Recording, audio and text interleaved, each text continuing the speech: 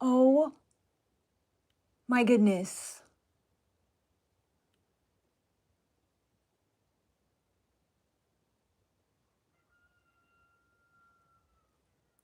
I found them.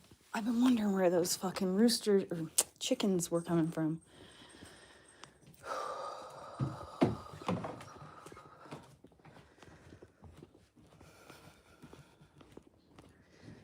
It's okay, body. I hear you. I hear you. I hear you. I hear you. I'm on it right now. The huge bags under my eyes right now. Gee, I wonder where this weed crumbs came from.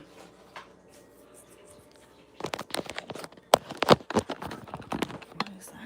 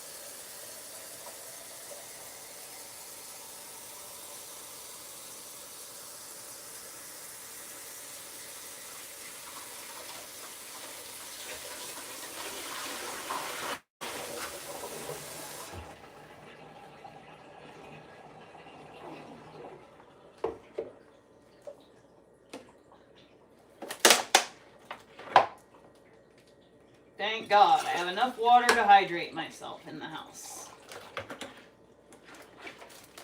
Jesus. Where's my straw in my cup? It's upstairs.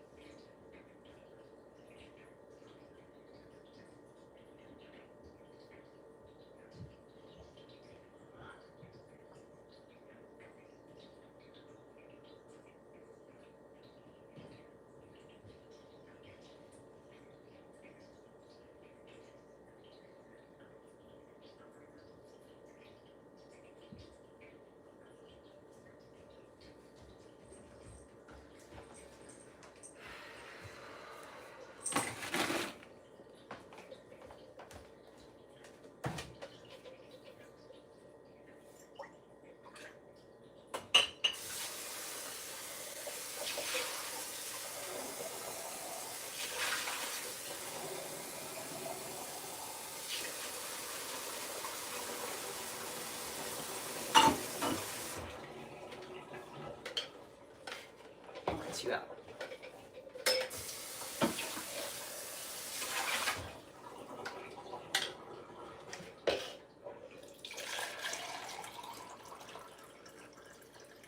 Did I nail? Oh, look at that! I nailed it. Exactly how much liquid I was like guesstimating. I was like, well, this cup is perfect for liquid IV. It's the perfect amount of liquid. And so I was like, all right, well, I'm gonna drink out of this, I guess. So how much liquid should I add? All right, that looks about right for this size vessel. I did it. Okay, so I only have one liquid IV. That's a bummer. but I have 3 of these, so that's okay. 3 of those equals 1 of these, the same fucking price. They're not Liquid IV either, it's LMNT.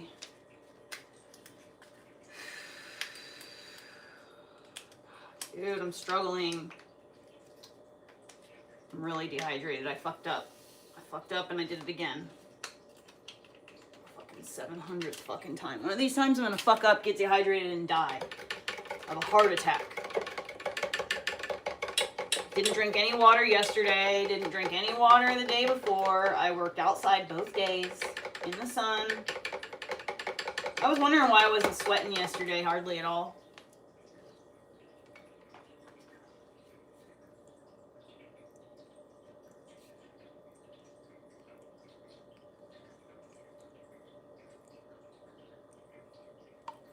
No, I'm not a vegan.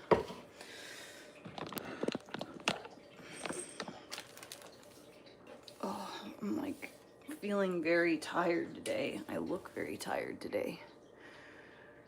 Very, very like old lady today. My age is showing today. I should sit down and drink this shit. I want to exercise right now. This is what I planned on doing this morning. Plan on exercising, but I guess I didn't sleep very well last night. I think I died in my sleep a couple times.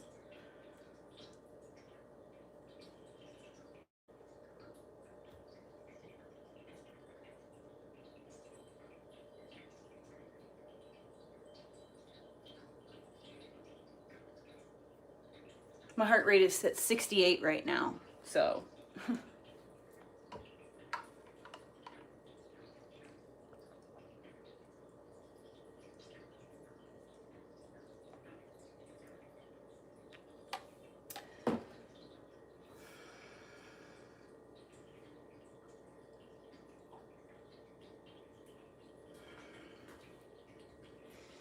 Dude, I don't want to have heart issues in today's fucking world.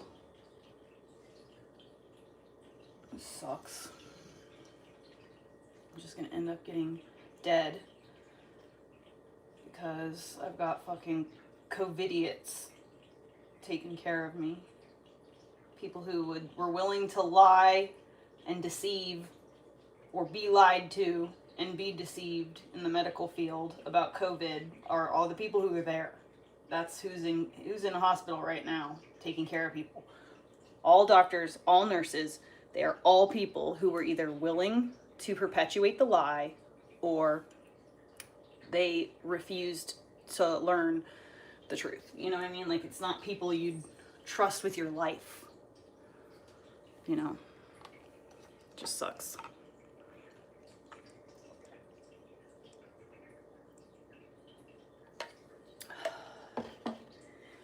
I need to sit down, but I'm scared to sit down. I don't want to sit down. Then I won't get back up. I'm going to be lazy. All my muscles are so sore. I've been exercising every day, too. I guess I did drink water last night. I drank water when I got home. Don't tell yourself that, Heather, because if you find out that what you're feeling is not related to dehydration, you might get scared. So I'm convincing myself this is dehydration.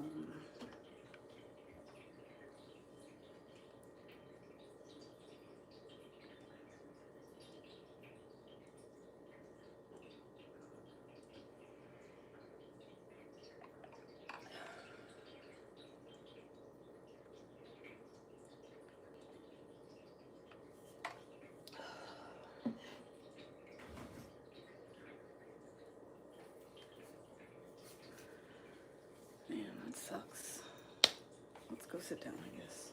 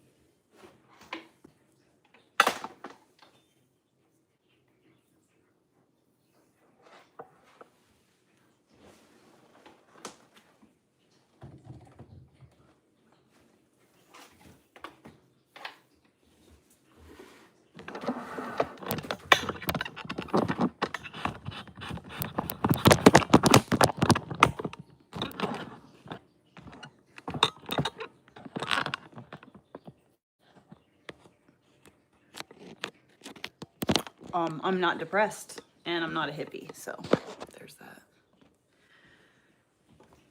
I'm having heart issues right now.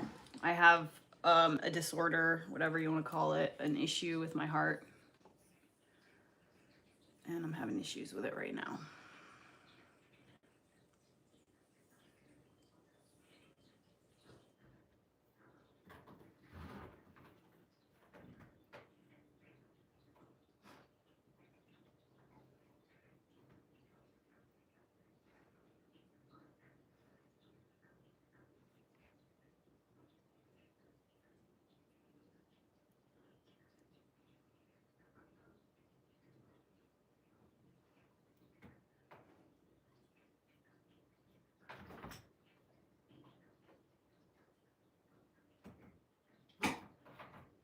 Are you good, homie?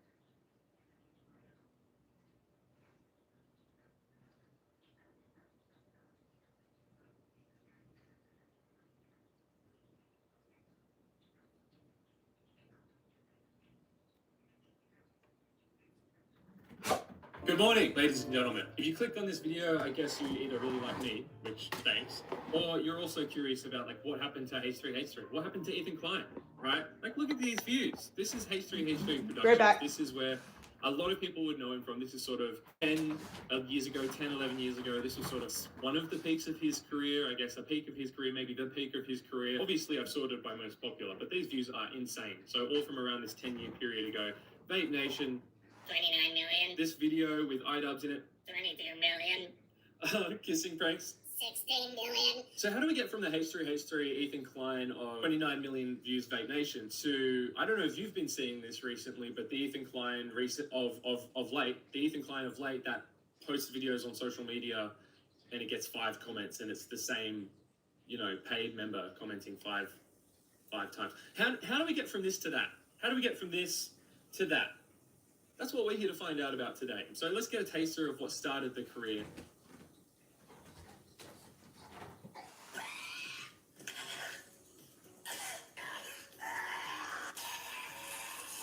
$4.20 every day. This is a good bit. Every day cures cancer. Smoking cures cancer. No, it's good. Trust. Vape Nation. Appreciate it.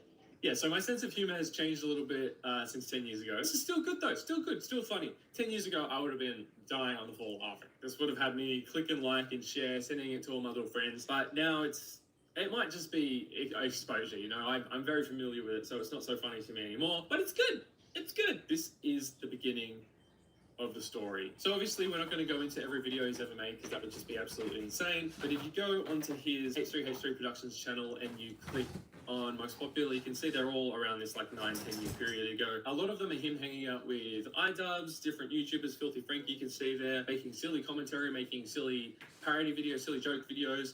It's fun stuff. There's even a period in their early career where one of the people that they reacted to and made fun of in one of their videos tried to sue them. Matt Hoss. He tried to sue them for copyright infringement. They fought that and they won. And they actually, as a result of winning that lawsuit, established precedent on this sort of copyright issue. The Klein versus Hoss case is something that went on to be quoted in cases like it in the future, which, believe it or not, will come up again later in the story. But just to briefly touch on here, we're just going to see them joyously celebrating their victory in being able to retain their free speech.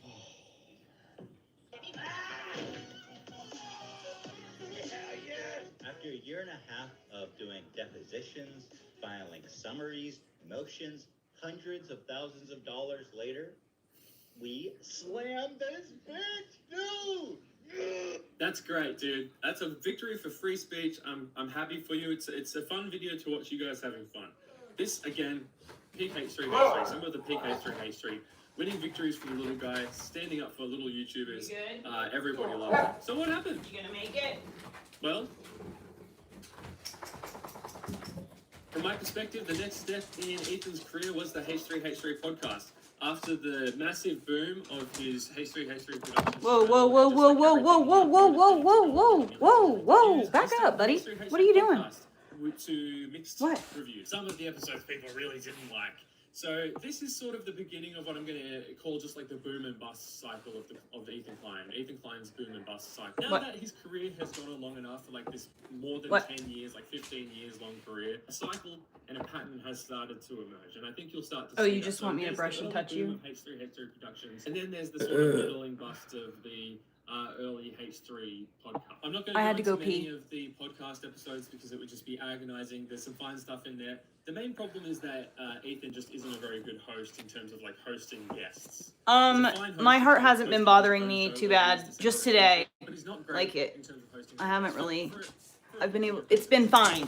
The problem is that I let myself get dehydrated, and I know better than that. There's nobody here, dude.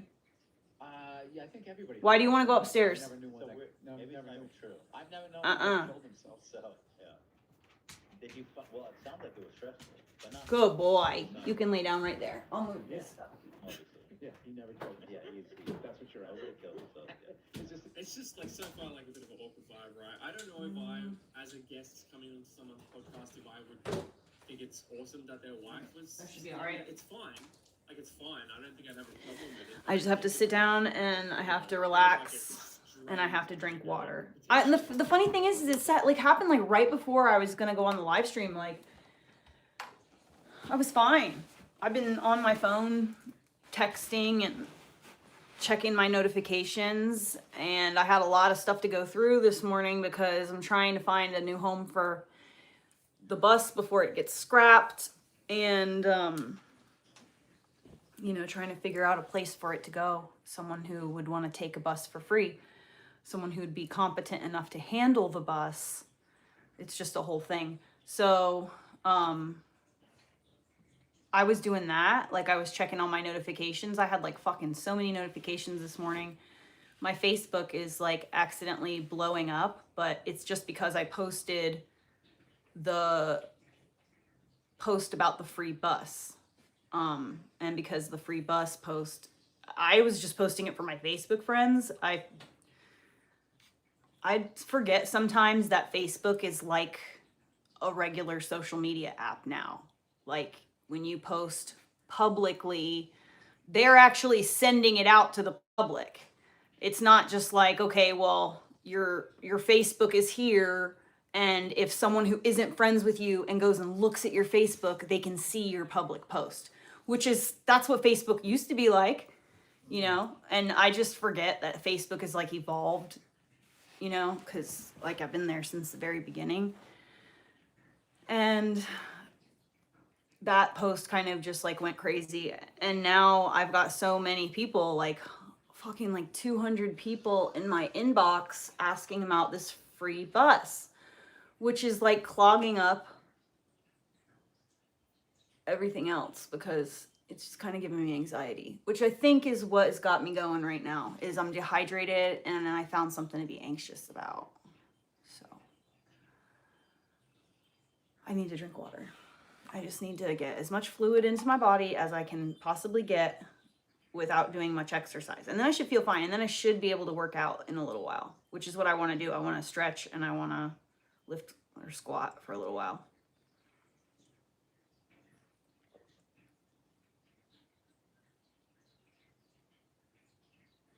I'm just trying to force muscles that are not getting used at work to work, or reinforce and strengthen even more muscles that I sometimes use at work. Just want to be stronger. It sucks when your heart won't like let you cooperate, or like won't cooperate with you. What are all these fucking notifications?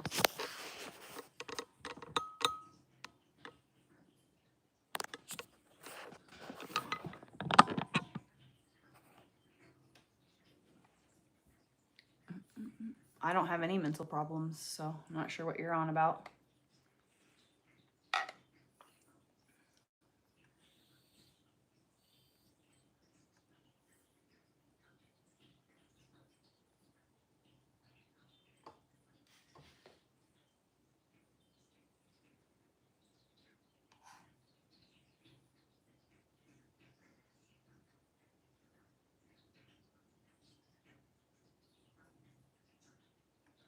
Hi, welcome to my home tour. I'm Mimsy. Come on in. Here we are just inside of my foyer. It's a small foyer, but it does the job.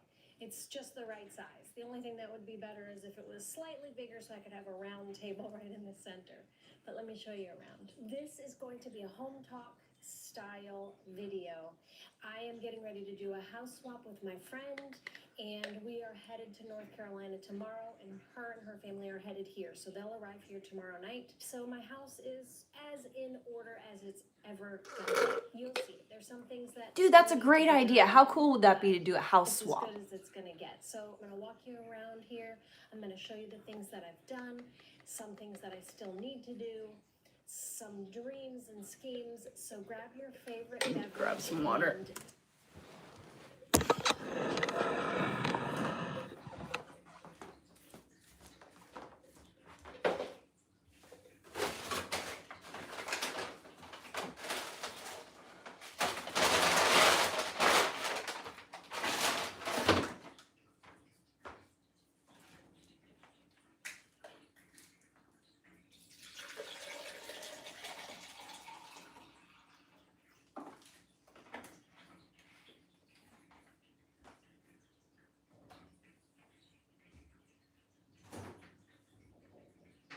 One, two, three, 4, 5, 6, 7, 8. How many come in that? 18. Okay.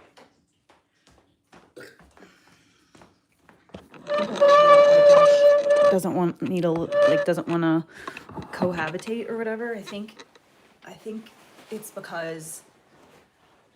because he does not want me to. Hey baby, what's going on?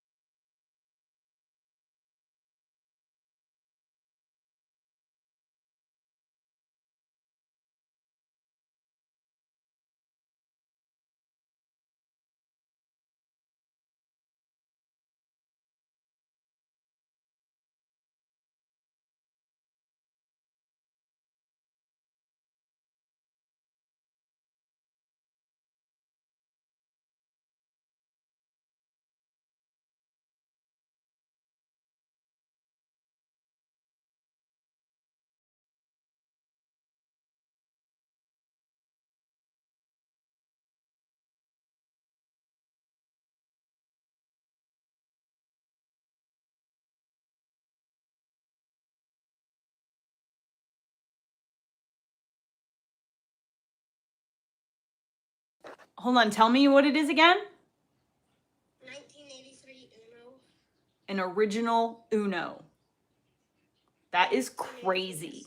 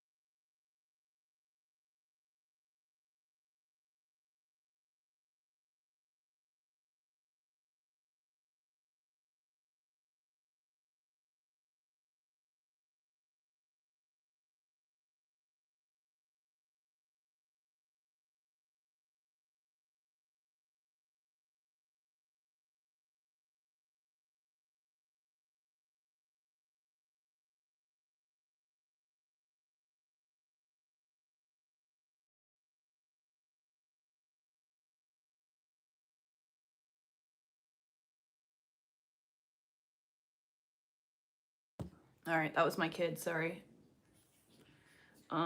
This live stream isn't going to be very interesting because I don't feel very good right now. So I fucked up and I made myself dehydrated again. So I'm pretty much just going to be sitting here watching a YouTube video and drinking water until like I feel better. And then once I feel better, I'm going to go upstairs and sweat. Because this is going to be a long video. Right behind me is a piece of art that I created a number of years ago. I actually did this piece for a job that I had in downtown Tampa. It was celebrating. You know what I should do today?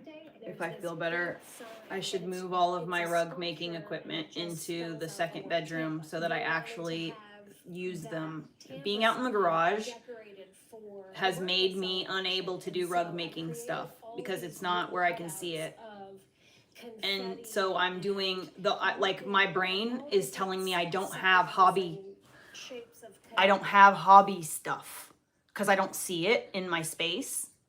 If I don't see the stuff in my space, when I'm like seeking something to do, I'm just going to use whatever, like I'm going to entertain myself with the toys that I can see.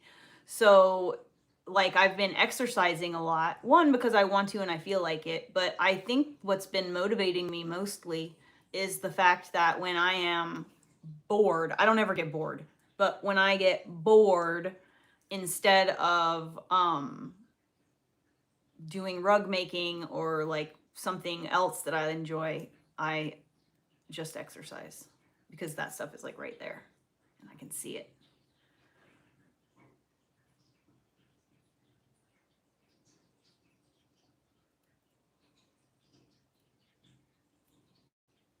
Confetti and ribbon and just like it had just I don't care about exploded this out. random YouTuber's house tour, honestly.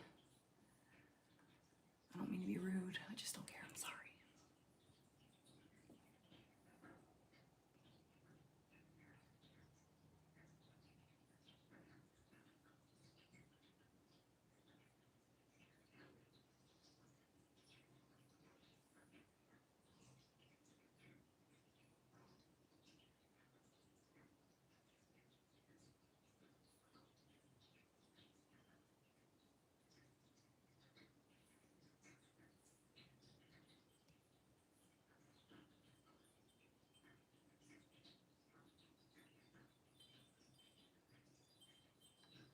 Who needs KFC if they have this chicken drumsticks recipe? Make diagonal cuts on the chicken drumsticks. Drizzle with vegetable oil. Season with salt, black pepper, grate a carrot and put... No, you're not. Put the tray with the glasses and the chicken drumsticks in the oven. Bake for 45 minutes. Grate a carrot and put it in a bowl. You could just put glass in the oven like that. Mix the salad. Bro, you're not gonna get... Very fatty. The chicken drumsticks... Yeah, you lying ass bitch. Let me check the comments. 6 shattered glasses, yeah. Okay, good. Okay. It's fucking rage bait.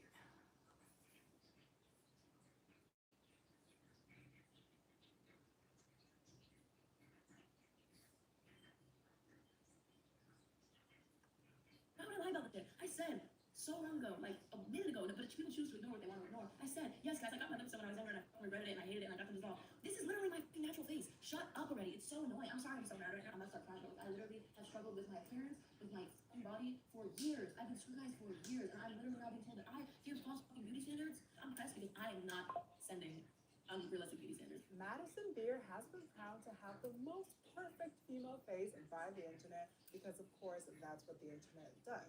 There are several looks maxing forums out there that rank faces based on a numerical scale, and they use hers as the benchmark for what a woman is supposed to look like, how we should all strive to look like. Looks maxing is stupid and it's for people who are chronically online and have very low self-esteem. So she's considered to be a PSL 8, not a 10, so she's almost perfect. And PSL means pretty scale list. And PSL is basically a rating system used by these people in the looks maxing communities. And I'm sure you guys know about the looks maxing communities. I mean, Kavacular, whatever his name is, he's probably one of the main looks maxers out there. But we'll get into the looks maxing mess later in today's video. And you would think that being considered one of the most beautiful women on the internet is a good thing, a privilege even. You would think that having strangers on the internet agree that your face is essentially flawless would feel like you are winning something.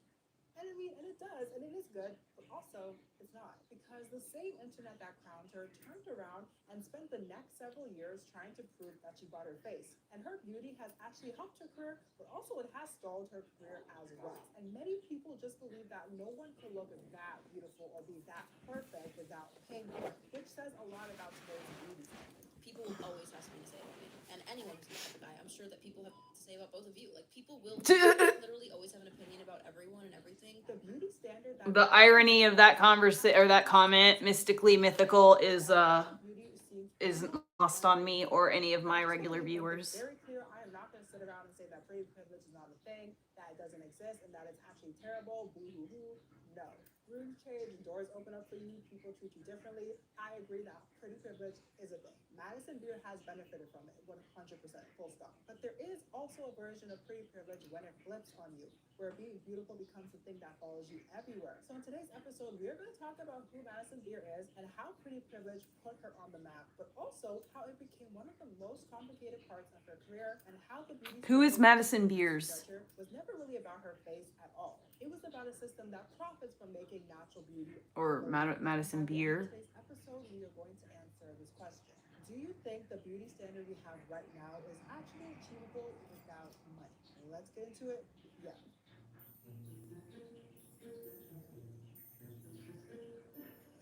Listen, I am a proud Nigerian. I'm a Niger babe, period, you know what I'm saying? But I've always been curious, like, am I 100% Nigerian? Like, what exactly are my roots? So I partnered with My Heritage because their DNA kit is only $25. So I can dive deeper into my history and see if I'm actually scared, but I'm 88, not 100%. Oh, 11.7 Central African. You can even see my breakdown too. And I guess the breakdown is from Suriname, Paramaribo, and the Netherlands. The Netherlands? How? What the? I mean, I'm pretty sure the Netherlands like colonized Suriname, so that's some tea. And also from Barbados and Trinidad and Tobago? What the? And it also doesn't stop at the ethnicity estimation. Madison L. Beer was born on March 5th, 1999 in Jericho, New York. Her dad is in real estate and her mom is an interior designer. She grew up on Long Island, and by the time she was 12 years old, she was uploading covers to YouTube from her bedroom, which is something that I also did as well, but I was terrible, and I'm happy my videos never went viral because I don't know if I would be on YouTube because I'd probably be too embarrassed to my face. Don't you hesitate, girl, put your records on. Anyways, that's beside the point. Anyways, during that time, this would have been, I think, around 2011-ish or 2010, roughly around that time. You know, a lot of kids, they would make random videos, post it on YouTube, and usually it would only get like 200, 300 views, and then would move on with their life, but that did not happen to Madison. In May 2012, her mom shared a video of her singing Etta James at last on Facebook, and a Facebook friend saw it, they passed it on to Scooter Braun, and then Scooter Braun showed Justin Bieber.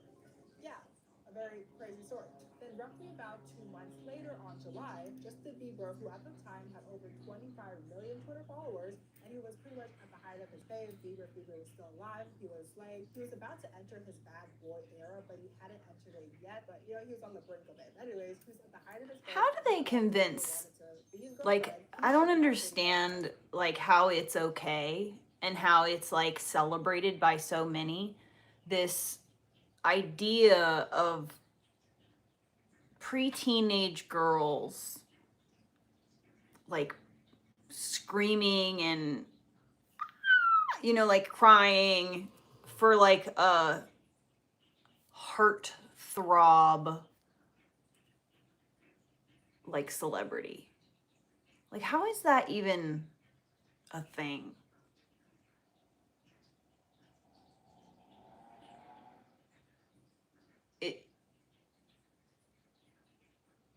What?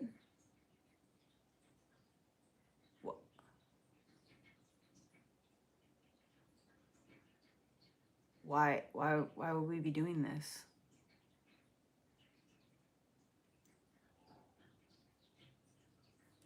Singing on his Twitter, and he said, I don't feel well enough to.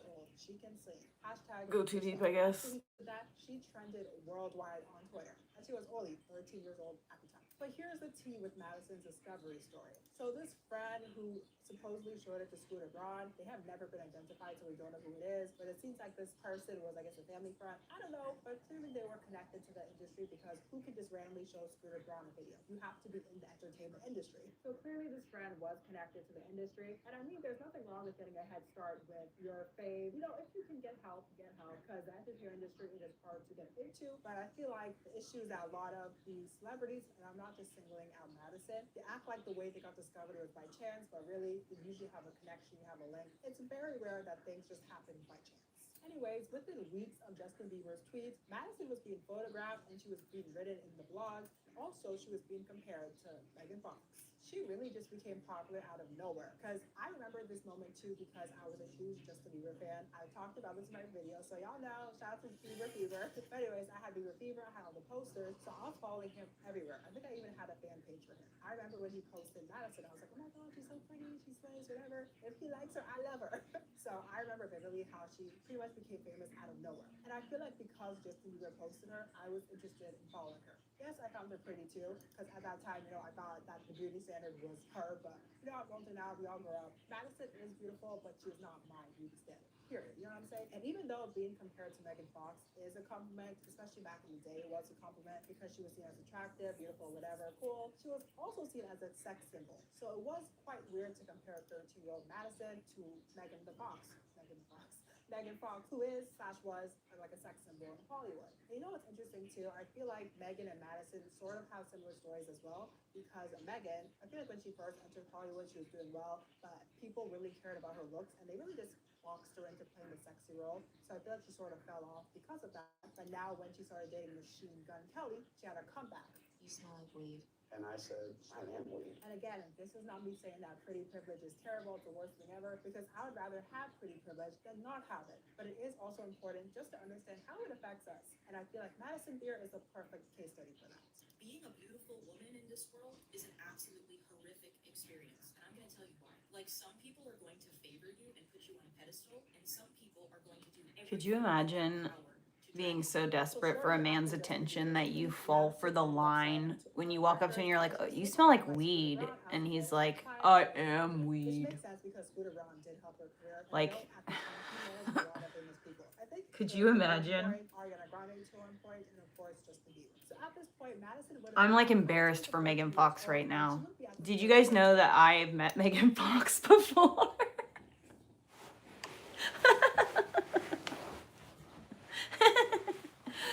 Megan Fox used to go to PSL High School.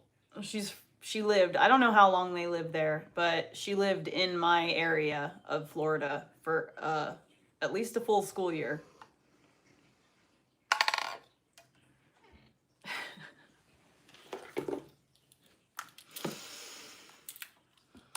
But anyways, the issue is that we know how women are treated in the entertainment industry, especially if you are a girl. Because at the time, Madison was not even a lady; she was a girl. In a 2025 Cosmopolitan cover story, she described her experience in the industry like this. There was a conversation around me when I was 14 years old. I remember people being like, she's too sexy, and we can't see the sex because she's so young, so we'd have to wait.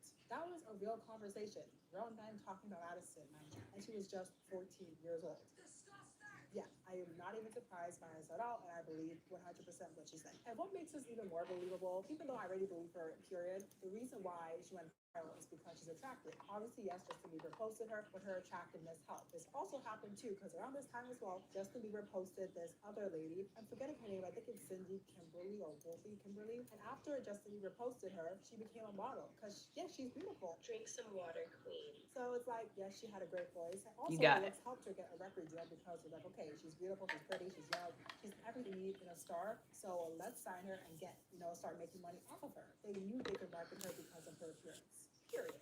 Also, imagine what they were saying about her when Hey, Gloria. The fact that they were saying this while she was listening is crazy. Gloria, nuts. Yeah, I did it again. Yeah, we have to be patient because, she's too young. We can't market her that way yet. There's going to be an uproar, blah, blah, blah. It's just crazy. Like, it's giving... When I'm sitting down, it's not very good. Similar to countdown culture, how these weird people, the industry I'm gonna go get some. This is just regular water. I already had some LMNT, like a full cup of this. And so this is my second full cup. And I'm gonna go get another full cup here in a second.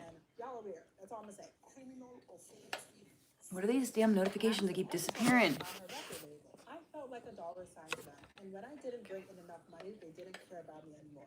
Which is literally what I've been saying. Like, the industry, these record labels, they don't care if you have talent, if you work hard, they don't give a damn about that. If you are bringing in a dollar bill, that's all they care about.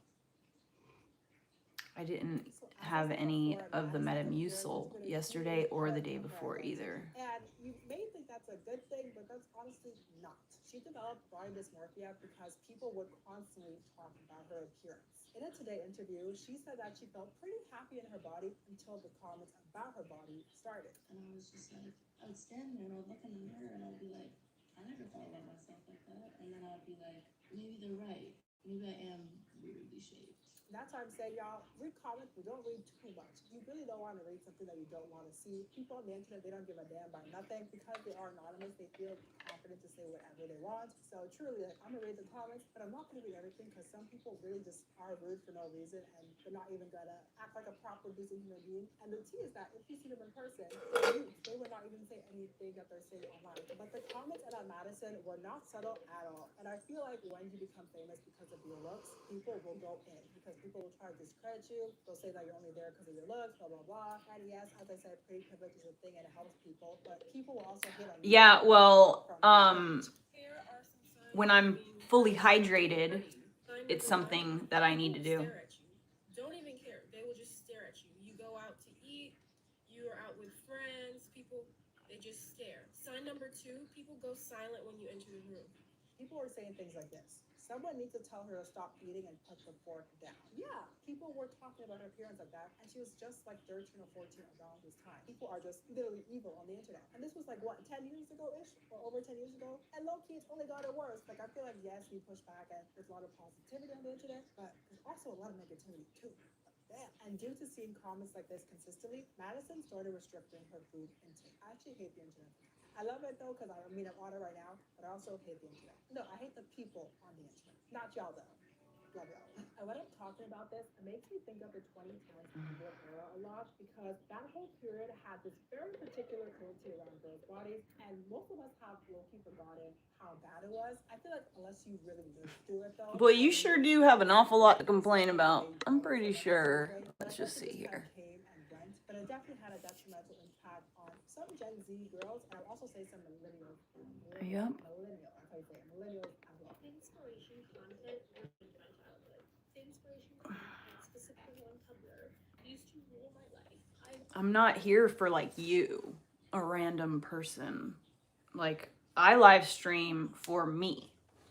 I am putting what I'm doing in my real life up on a daily basis, or mostly daily basis, right? So if I happen to be sitting down doing whatever I want, I mean, like, I do whatever I want. I'm not here for you. I'm not here to please you. I'm not here to do any kind of song and dance to entertain you. You don't pay me. This is my hobby. It's not for you. I'm not doing this for views. I'm not doing this so people will watch me. I don't want to go viral.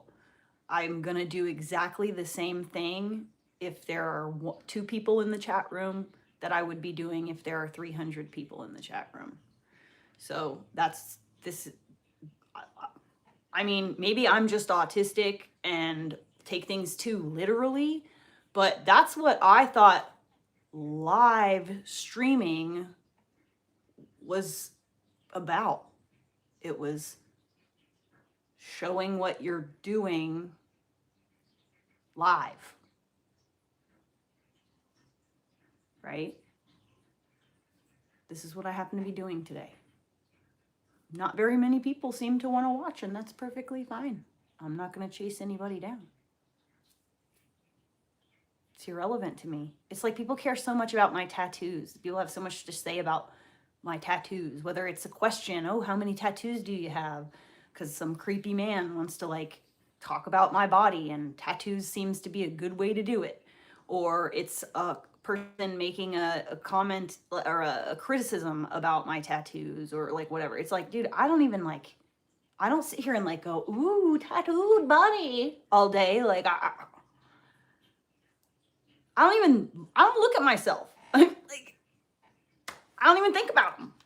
I never think about them. It's a part of my body. Do you like often think about your pinky toe?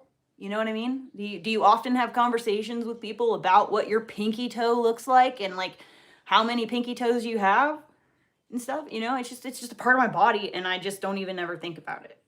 It just completely doesn't even, it's irrelevant to me. And I know that's a me thing. I mean, I get it, but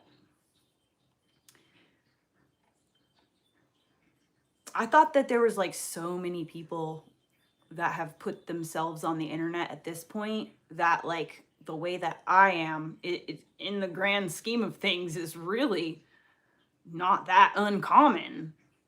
But I'm finding out that there are quite a lot more sheltered people out there than I had previously assumed.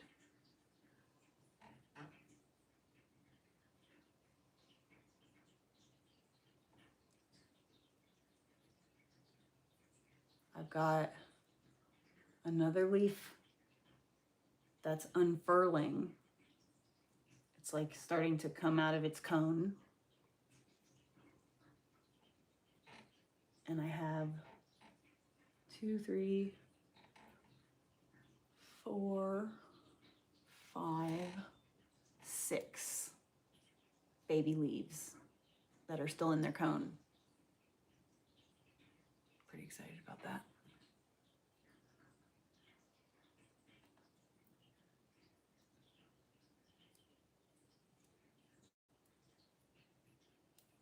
The tattoo on my forehead is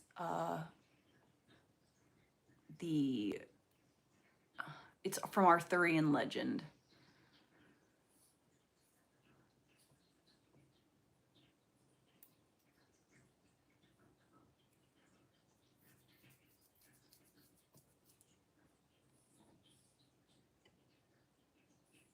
This video is boring too. I'm just like trying to be like, you know, a normal person right now, and like just sit down on my ass and scroll through YouTube, you know? But I like, it's annoying. I don't like choosing new videos. I just want it to automatically play whatever I already want to watch. Here we are back at the creek where we already know there's walusa and walusa leaves for greens, and our walusa at home is not big enough to harvest yet. So we came to the creek to get our greens and also our starchy walusa cocoa that's at the bottom here. And the good thing is we can harvest as much as we want, and it'll still grow back because you can never quite get it all. First of all, we're going to get all the leaves, and then we're going to go and get the bottoms out. There is so much good food in wild nature if you just go out and pick it. All right, now that we have all the leaves cut off, let's pull the plants out. It's big, huge. Okay, wash it in the creek. Take a look at what we're working with.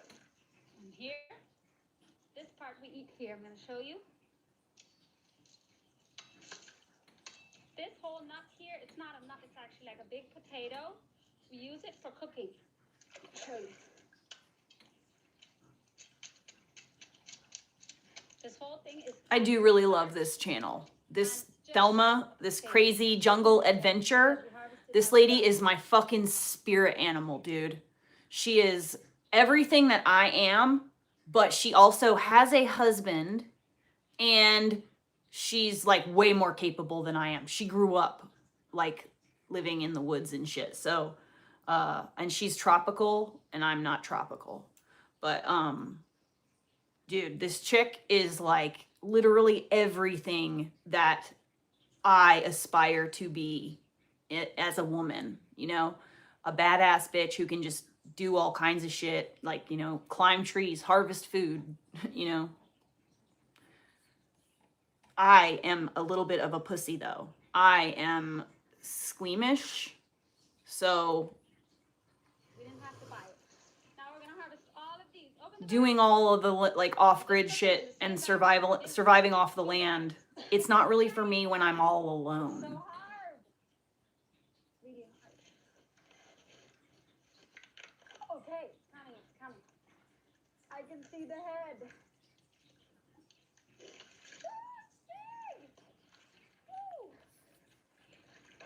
It's really big. I think it's the.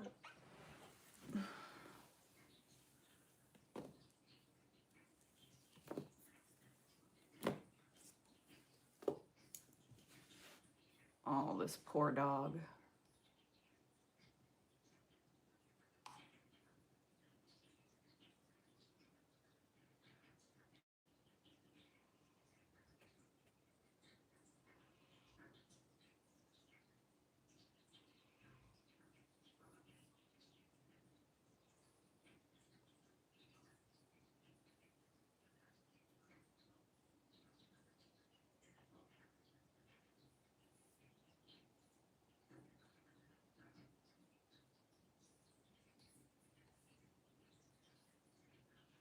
Investigation Chancla. I like her name.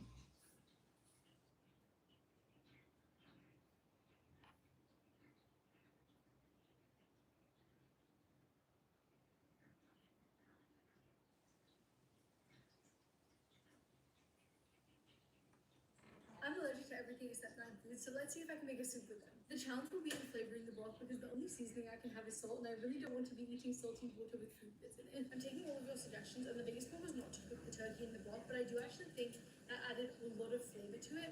So I'm going to cook some of the turkey in the broth, and then also do tiny little air fried meatballs for some crispy, crunchy texture, and also the caramelized flavor that comes with it.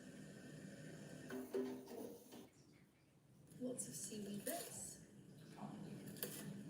Some salt. I don't know why I didn't remember that would happen. Small oil. Now for the broth turkey. Our soup is ready.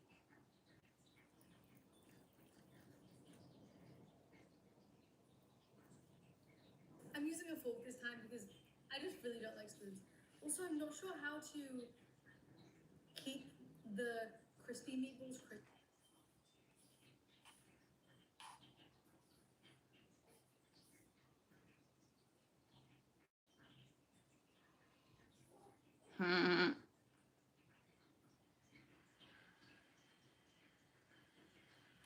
That's how it happens.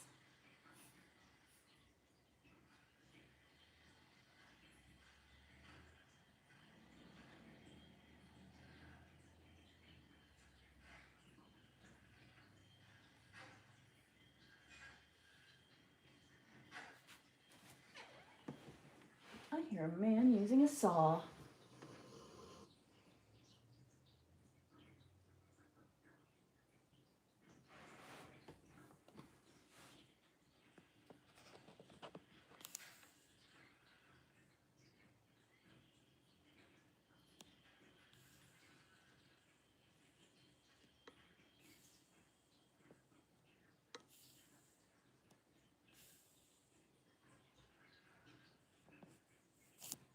I don't like horror movies. I don't think they're good for our psyche.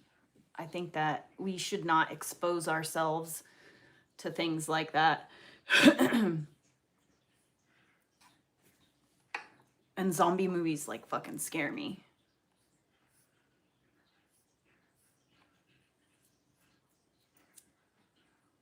But yeah, I heard that Obsession was really good. And so I had been thinking like, oh, well, maybe I'll watch Obsession, you know, like, I hear that it's a very good movie or whatever. So instead of watching the movie, I still haven't watched it, but I watched on YouTube I watched a bunch of people just like talk about the movie, break it down, you know, go over all of the parts of the movie, like spoilers stuff. I like those videos. I like spoiler videos. So I watched that and I agree. I think that it was so here's the thing. Okay, so good movie can mean so many different things, right?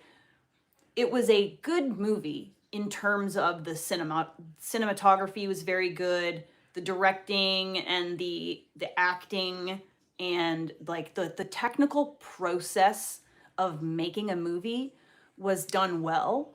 But the movie itself, like the things in the movie, I mean, it's new, it's interesting, it's not something that's been done before, you know. So it gets points in that regard, but well, I did watch the movie Substance. I actually did watch it.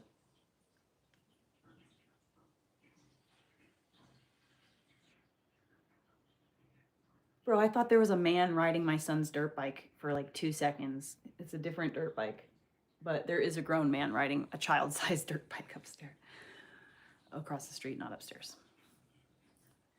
All right, I'm gonna go poop and we're gonna listen to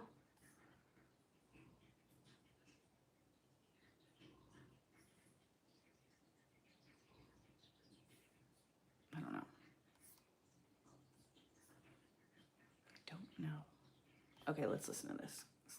Let's find it. Dip, and I'd be laying in bed at like midnight thinking like, okay, just one more clip and I'm gonna call it a night. And so now it'd be 2 hours later and I'm now watching the reaction to a reaction channel reacting to Ash Trevino. It was deep, y'all. All right, you can stare at the dog. Live streams, interviews, body cam footage, podcasts, I went through old Instagram posts, pulled up court documents because y'all know over here in Investigation Chonka, we dig deep, like all of it. I have gone so far down this rabbit hole that I honestly don't know if my algorithm will ever recover.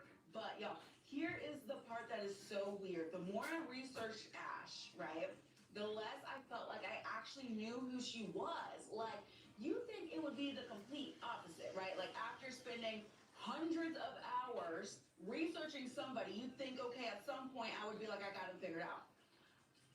No, baby. No. Because every single time I'd be sitting there thinking like, okay, I get it, I understand her now. I would just like find another clip and it would completely change my mind. 1 minute she would seem like seriously heartbroken, and the next she'd be like laughing through something that made absolutely no sense while eating her little bean dip and hot Cheetos, like the world around her wasn't actively on fire. And at first glance, this is just my opinion, okay? Ash Trevino comes off as somebody who desperately wants to be loved, like somebody that's just like fiending, craving, dying for attention. But then I kept digging and I like see other times where she looked like someone who would just burn every single bridge she had if it meant the public would keep watching her, right? So like I would stop and be like, okay, well maybe this is the real Ash. And then I'd watch another live stream and I'd learn about another relationship, hear another contradiction, and I'd just be right back where I started. And y'all, this woman has left so much of her life online that somewhere along the way, I had to stop asking myself the easy questions, right? Easy questions like, why is she the inmate hopper? Why do people think she's a bad mother? Why is everybody obsessed with her? Because y'all, that is easy. I can actually answer all of those in about 90 seconds and we could all go home. But I'm going to make y'all stay with me. The question I cannot stop coming back to is this one. Who is Ashley Trevino? And I mean that literally, y'all, because the name isn't even hers. Trevino is the last name of a man who is currently sitting in a Texas prison serving 25 years for murder. Yes, murder. And Ashley Garcia married him. And then she decided to keep the name. Ash Trevino was born a Garcia. That's her daddy's name, Jorge. So who's Ashley Trevino? Not the clips, not the live streams, not the internet's version. Ashley. Because after everything I've watched, I'm still not convinced all those people I see in the clips and live streams are the same person. And maybe, just maybe, that's the real story. I don't think this documentary is about an inmate hopper or the new or internet drama. Maybe it's about what happens when somebody spends years in front of the camera And then one day, millions of people show up to watch. Because eventually, the audience can't tell where the person ends and the performance begins. And I gotta keep it real with y'all. I'm not sure I can at this point either. Ashley is complicated. So, that's what we got to figure out today. Now, let me say this before we start. I'm not going to sit here and bully and diagnose and be mean. Y'all know we kiki kaka laugh and all that stuff. I'm not a doctor. And I don't want to be a bully. I don't want to hit the low blow. We keep it cute, okay? We can hee hee ha ha and laugh, and we all laugh together, you know? But we're not just going to straight bully and dog on somebody, okay? But also, yes, I am biased. Very much so. Personally. I think she's a horrible mother. I also think she's addicted to attention. And I think she has a serious, serious alcohol problem. And I don't want y'all coming for me on that. She said it herself, and it's very obvious. We'll get deeper into it for sure, okay? So, keep that in mind. I am walking in, and I am biased. I didn't go into Ash Trevino too blind. I knew who she was, but even when I started researching, I was like, I can't stand her, okay? But over here on Investigation Chocolate, we are the side-eye squad, okay? We're nosy, but we're nuanced, and that is very important. My opinions are my opinions. Your opinions are your opinions. The facts are the facts. And my job is to make sure that we understand the difference. And by the end of this, maybe we'll have an answer as to who she is, if we're lucky. Or maybe we'll end up with even more questions. Either way, if y'all are ready, welcome back to Investigation Chocolate. Investigation Chocolate is a series where I, Mama Chocolate, fall down some weird, chaotic internet rabbit hole, and I gotta figure out what the hell's going on, so some of y'all don't have to. And today, we're talking about Ash Trevino. So if you're not scared, let's enter the rabbit hole. In this hand, bean dip. You take the bean dip, this video is over. You close the app, you go about your day, and you never learn what the new is. You never find out what an inmate hopper is. Your algorithm stays clean. Your evening stays peaceful, and you get to go right on believing people are doing mostly okay out there. In this hand, hot Cheetos. You take the hot Cheetos, you stay right here with me, and I'll show you exactly how deep this rabbit hole goes. And I'm not going to lie to you, there's no coming back from these hot Cheetos. You take these, and about 3 weeks from now, you're going to be laying in bed at midnight watching somebody react to somebody reacting to Ash Trevino, and you're going to be thinking about me. And you're going to be pissed. That's what I thought. Hi. One more thing before we go in, and then I'll shut up. I went into this thinking it was going to be funny. It's actually not. What do you want? Okay. It starts. You want me to touch your belly? And then somewhere around the middle, we gotta be serious. Okay. You want me to touch your belly? Where that happens for me, because I want you to see me change my mind in real time. I'm gonna do it. There's a lot in here. I'm gonna touch your belly. Children. There's a lot in here about there's your people belly. who have passed away.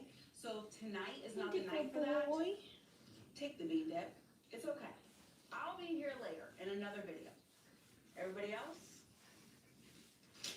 Let's get into it. Yes, I've had like 20 CPS cases. I've already seen his baby, and he's already seen my Nunu. Oh God, I'm so glad Ash Trevino isn't on TikTok like anymore.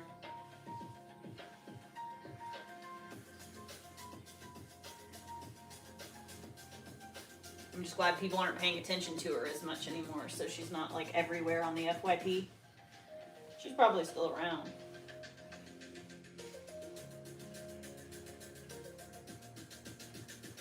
So, before Ashley became the inmate hopper, before the live streams and the bean dip and the new, before anybody online even knew who she was, we gotta figure out where she came from. And I'm gonna be honest with y'all, this ended up being one of the hardest parts of my whole investigation, because compared to everything that comes later, there's like almost nothing. Prepare Ashley yourself. Nicole Garcia, who would eventually become Ashley Trevino, was born January 17th, 1989 in Houston, Texas. And after that, the paper trail almost disappears. No childhood interviews, no classmates telling stories, none of her families like give interviews. Like, I was able to find some old prom pics and a yearbook photo. And I need y'all to Okay, let's go stop get and another think about how hydration weird that beverage. actually is. Because if you know, like, or have ever heard of Ash Trevino, this is a woman who has live streamed herself crying, fighting, drinking, getting questioned by police, showing her nip. Like, she's put her failed relationships online, marriages online, everything online. Like, a lot of the most painful moments or embarrassing moments of her adult life, she is just straight handed to the internet for the free. I have to. Yo, the first 20-something years, those are like behind a locked door. And I think this is why this foundational chapter matters so much. Because if we're trying to figure out how somebody becomes Ash Trevino, inmate hopper, new, hot Cheeto bean dip babe, we just can't start where TikTok did. We have to start where Ash did. Now, there are only a handful of things we actually know about her childhood, but I think one of them ends up mattering more than a lot of people realize. Ashley has said over and over that one of her biggest influences in her life was her dad. So, instead of me describing him, I'm going to let Ashley do it herself. You don't play with him. He's a OG. My dad does not wear jeans. He wears Dickies. Straight Dickies. My dad has tattoos. My dad is legit on purpose. He is legit a whole G.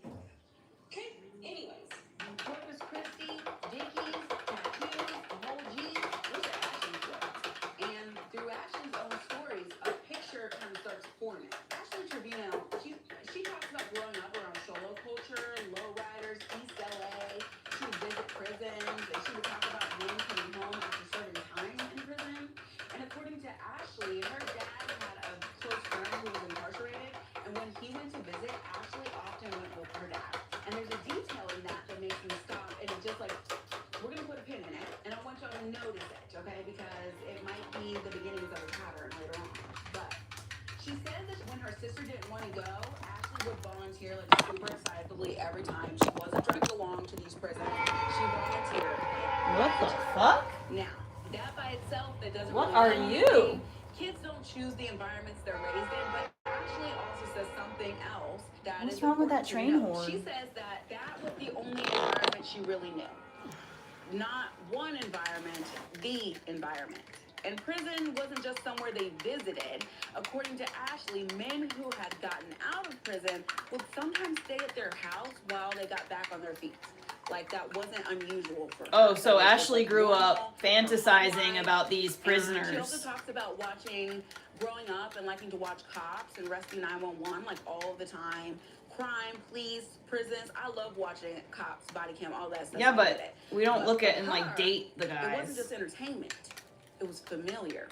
Growing up, I was always visiting prisons to visit my dad's best friend. And I would always watch cop shows like the TV I don't show know how Cops. much of this I'm gonna be able to get I would through. always watch that show. I always Dude, this is a watched, long fucking like, train. crime documentaries.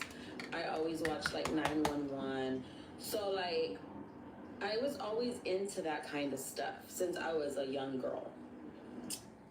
Now, I did just slow it down right here because this is where a lot of people start getting themselves into trouble. None of that means that Ashley was destined to date inmates. Like, none of it. There are millions of people who grew up around incarceration, who have incarcerated family members, who have incarcerated friends, who have never dated a single inmate.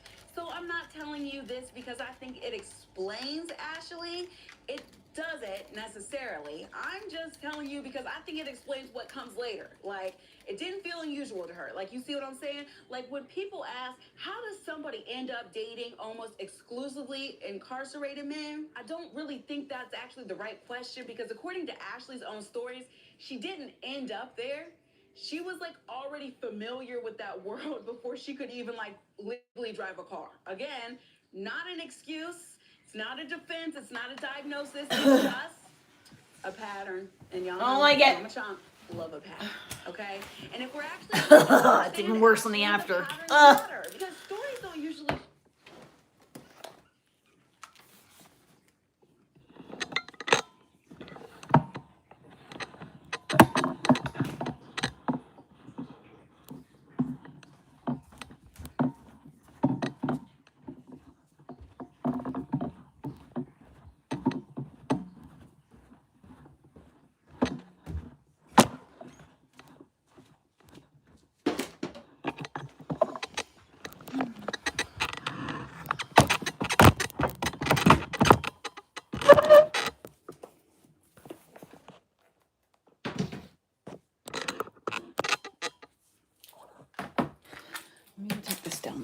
laundry room.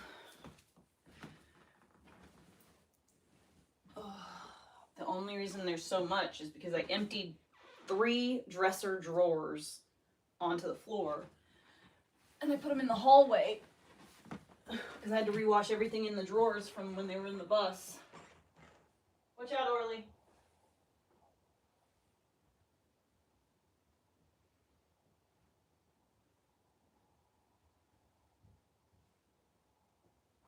Oh, watch out, buddy.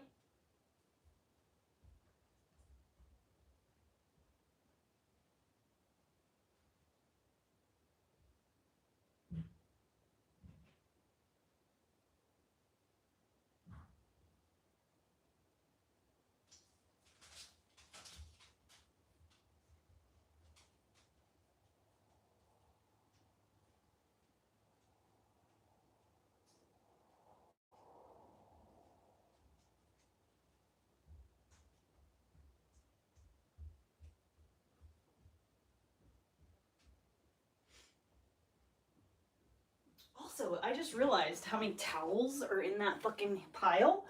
That means Elliot has gotten a new towel every time he's taken a bath. I guess I have to.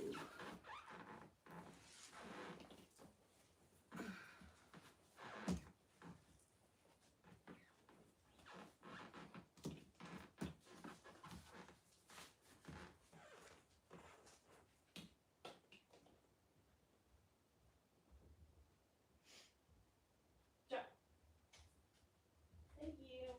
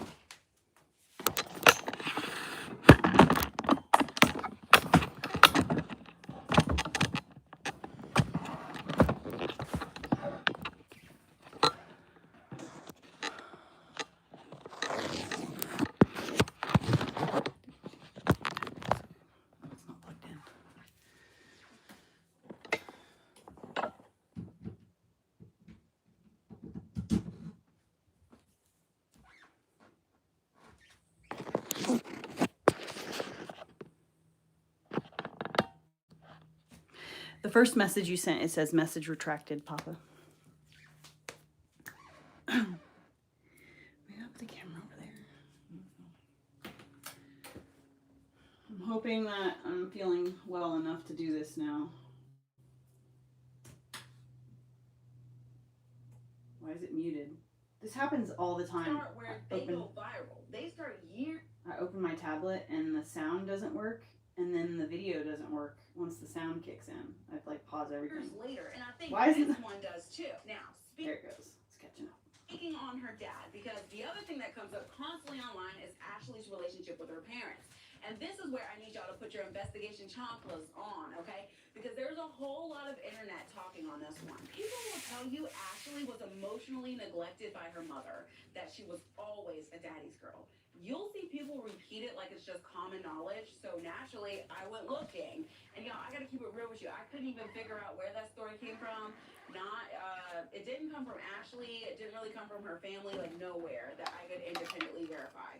So I quit listening to what everyone online was saying, and I just started listening to Ashley. Now, before we go any further, I do need to say one thing. Ashley has a habit of telling stories a little differently. Oh, it's so gross.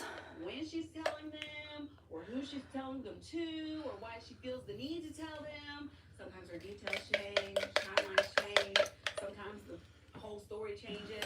So when Ashley talks about Ashley, I think it's less about taking every single word she says as gospel, and more about paying attention to the patterns that we can find, okay? Because whether every detail happens Salt water, yeah, but it's got or not, flavoring. so the stories Ashley tells about herself. And honestly, It's like those stories end up being just as interesting. cucumber When something. Ashley talks about her It's not parents, cucumber she melon. says I don't know what it it's is. a lot more complicated than what the internet turned it into.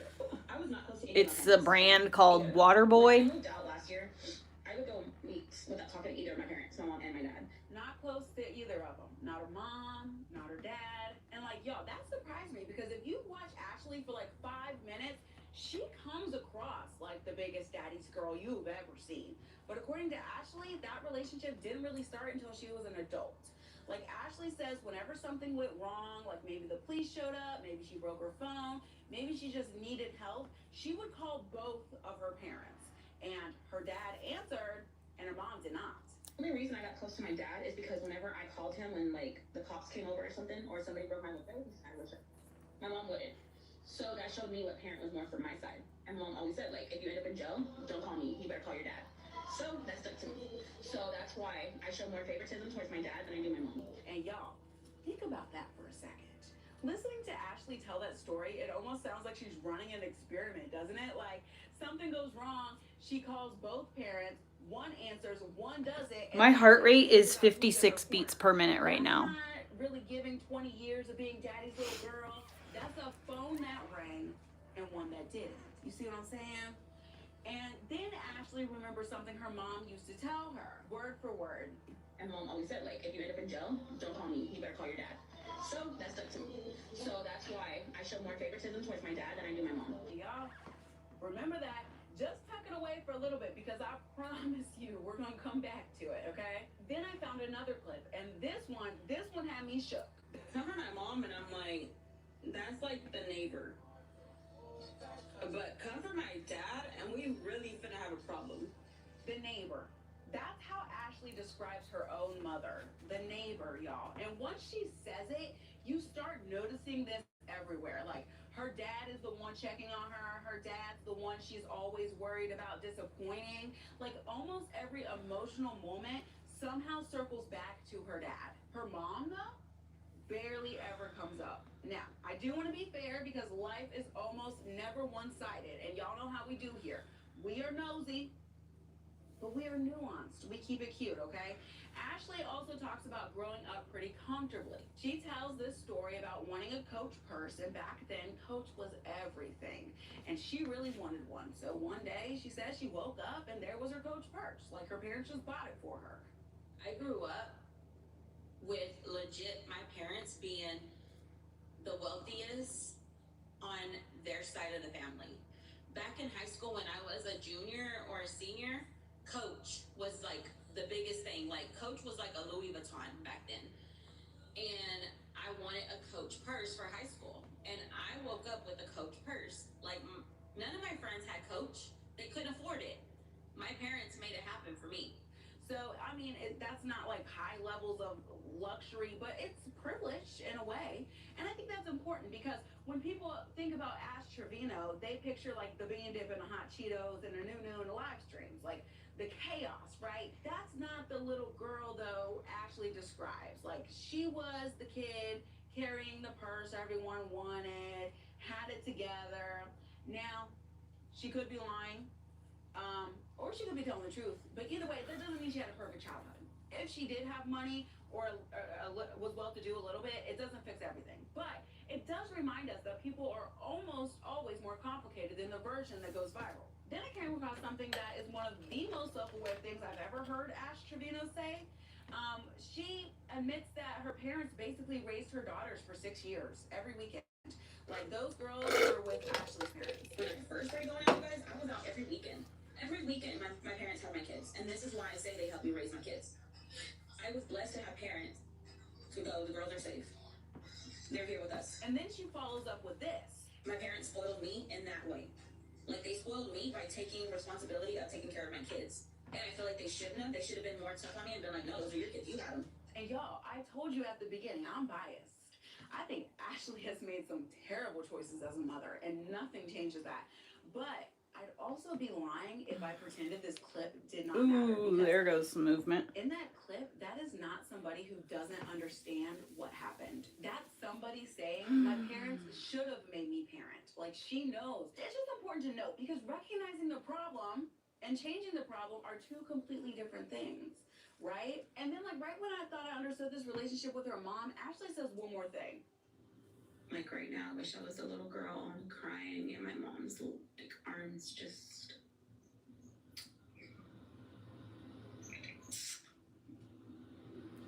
Someone trying to make a documentary about Ashley Trevino is going to have a harder time because she just says things.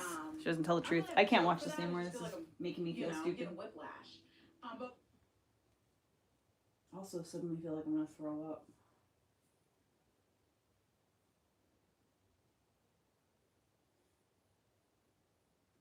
I recently had a friend of mine whose hair I've been doing for, I don't know, maybe 20 years. She was saying, I don't want to copy you, but I really want to make content. I think that I want to make recipes, but I just would never want you to think that I was like trying to copy you or nothing like that. I know that you cook and do stuff like that on your social medias, and I just would never want to make you feel like that.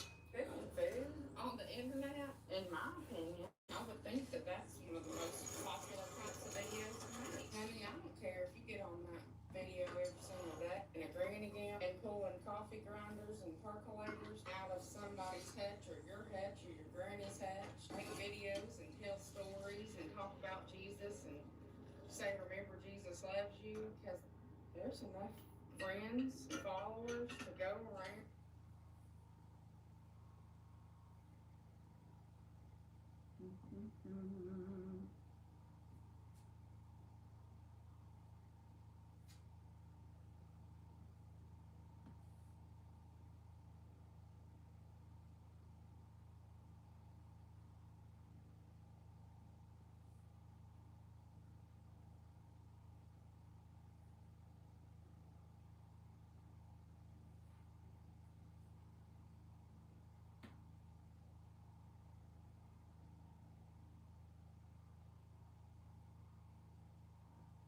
We've had Cat Williams on the show exposing dirty Hollywood, but Terrence Howard is one that we have not yet explored until today.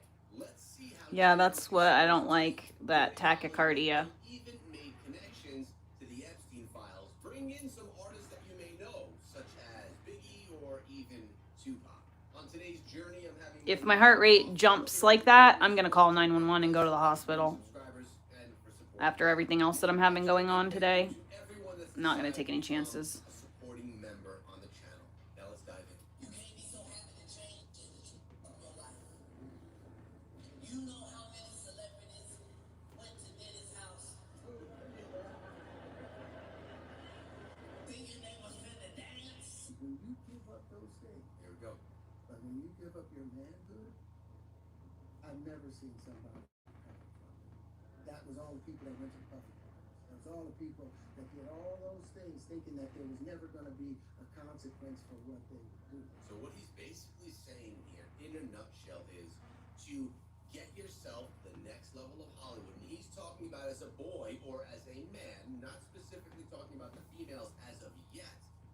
You have to give up your manhood. He's basically saying that you're going to be taken advantage of in every imaginable way of the word by the industry, specifically Diddy, Clive Davis, or anyone else that was in managerial positions that can get you that success. Got punked out and pimped out by some artist greater desire. You should have a greater desire than being a man. So I believe that's a big problem with a lot of the actors out there. Oh, this isn't just another Diddy scandal. This is two men, one a comedic prophet, the other a Hollywood A-lister, finally saying what everyone else only whispers. Cat Williams warned us. Terrence Howard lived it. And now they're done staying quiet. For years, they were called crazy, angry, difficult. But maybe the real reason they were blackballed is because they refused to play the game. The private invitations, the strange rooms at the mansion, the price no one talks about until now. The stories have circled for years, whispered in green rooms, hinted at in interviews, passed around like secrets too dangerous to speak out loud. A-list parties with no phones allowed, black SUVs pulling up at midnight, private rooms behind the private rooms, and a strange kind of invitation that didn't always feel like a choice. But for a long time, that's all they were, stories, until Terrence spoke up. Did you ever have the opportunity where you got invited and said no to it? Hell yeah. What was it? Hell yeah. I mean, Puffy invited me for weeks, asking me to come and teach him how to you know, wanted me to be his acting coach for a while. Go there and he's sitting around just looking. I'm like, okay, what's the material you want to work on? Just looking at it. Then next thing you know, okay, hey, will you help me? I want to hear your music, so I come over there and play the music. Sitting there, just looking at it. I'm waiting. Okay. So then my assistant was like, you know, he wants to hang out with you next week, and I was like, for what? He's like, I think he's trying to. That's what my assistant said. I was like, oh, okay. Now I get it. So now no more communication. See, he cuts it off right there. As soon as he realizes that this is not the direction, this is not the professional direction that he was going with this relationship, he cuts it. That's it right there. And he doesn't engage, which many people don't do because they will do anything for that success. Terrence has already seen the success. Now you know to be hands-off with somebody. In March 2024, federal agents raided Diddy's homes in LA and Miami. They found surveillance systems, dozens of NDAs, and according to reports, over 1,000 bottles of baby oil. Diddy's lawyer tried to explain it away, claiming he bought them at Costco. Costco themselves came forward and denied ever selling it. That detail, strange as it sounds, echoed something fans of Cat Williams had already heard. Why are we listening to AI? I just realized the person hosting the video is real, but like, I'd love to hear the information, but I just can't get over the AI shit.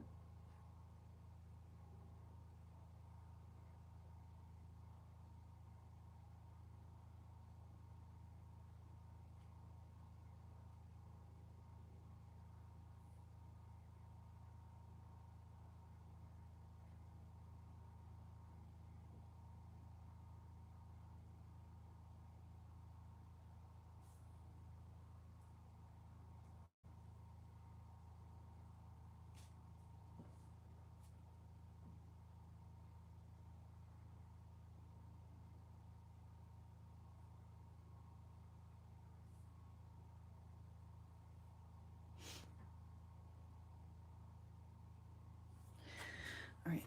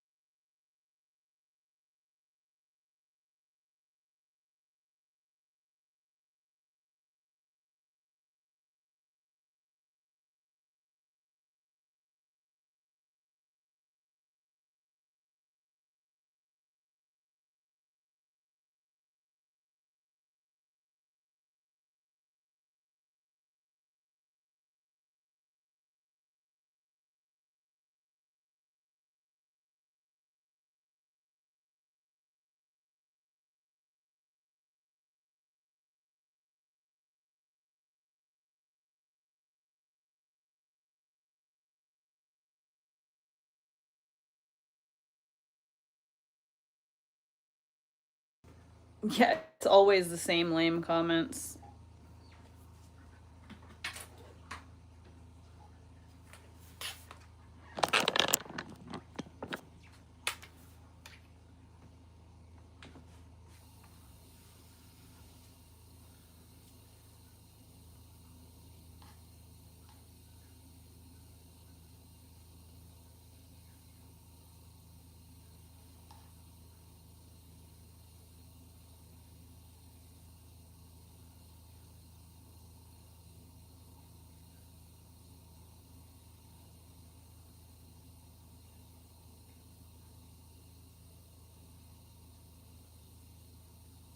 A lot of stories involving Ivanka Trump and her husband Jared Kushner start on a yacht, and This one is no exception. We were on our friend Nat Rothschild's boat. We were on a friend's boat and we stopped for a swim. So they say boat there, which makes it sound like something that you can load onto a trailer and park outside your house. But Nat Rothschild's boat cannot fit on a trailer. It's called Planet 9, and it's so big that it has 2 separate libraries and a garage to store other boats and a helicopter in.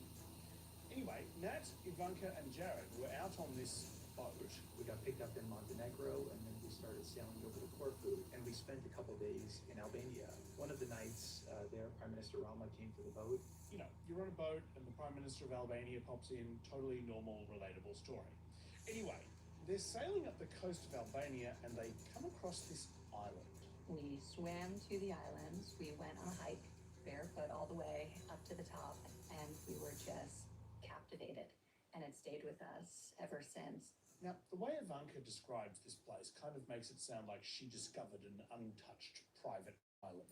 It's an unbelievable, beautiful 1,400 hectare private island in the middle of the Mediterranean. And we stopped for a swim. Effectively, that's how we found it. The reality is what she found was a publicly owned island, which was the site of a former naval base and is now a regular day trip spot for Albanians.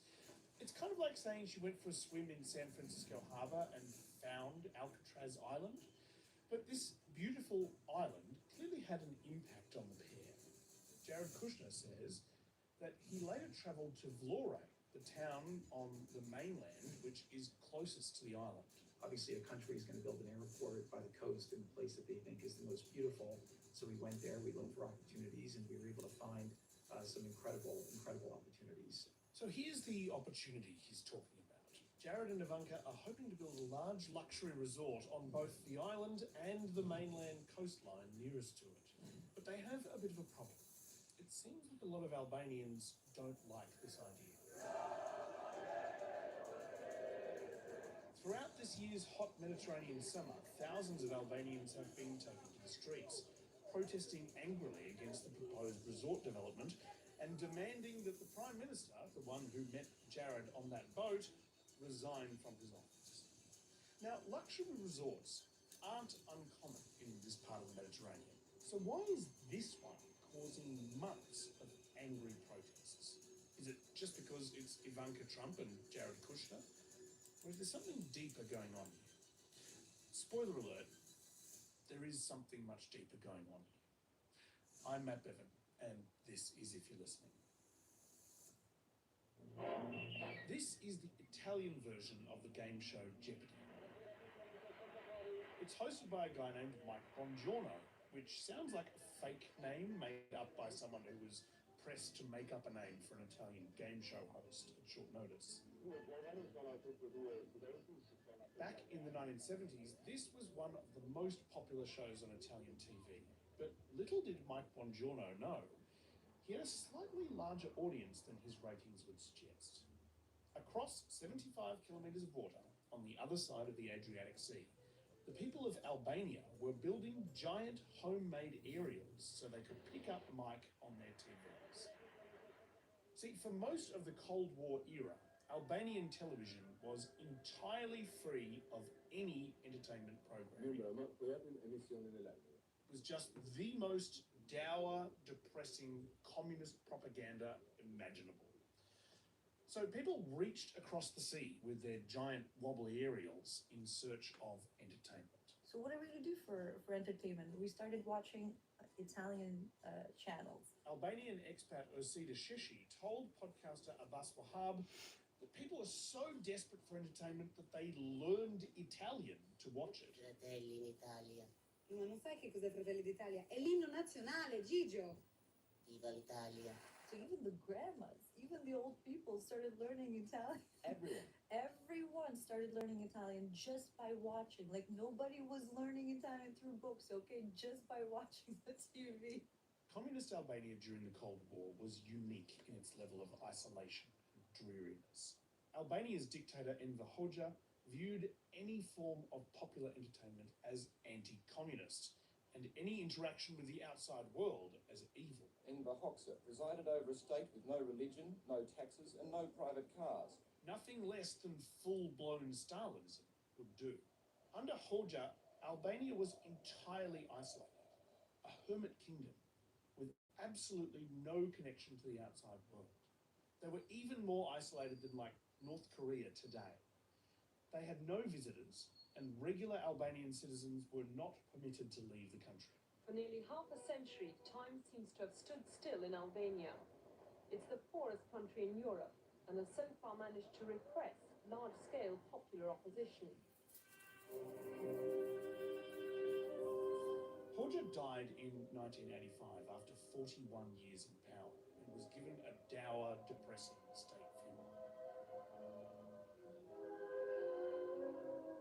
As the sun rises over Albania's capital city Tirana, nothing immediately suggests that this isolated nation is preparing to escape from the time capsule in which its leaders chose to place it. His successor had a slightly different vibe and wanted to turn things around for Albania, so he began opening up the country.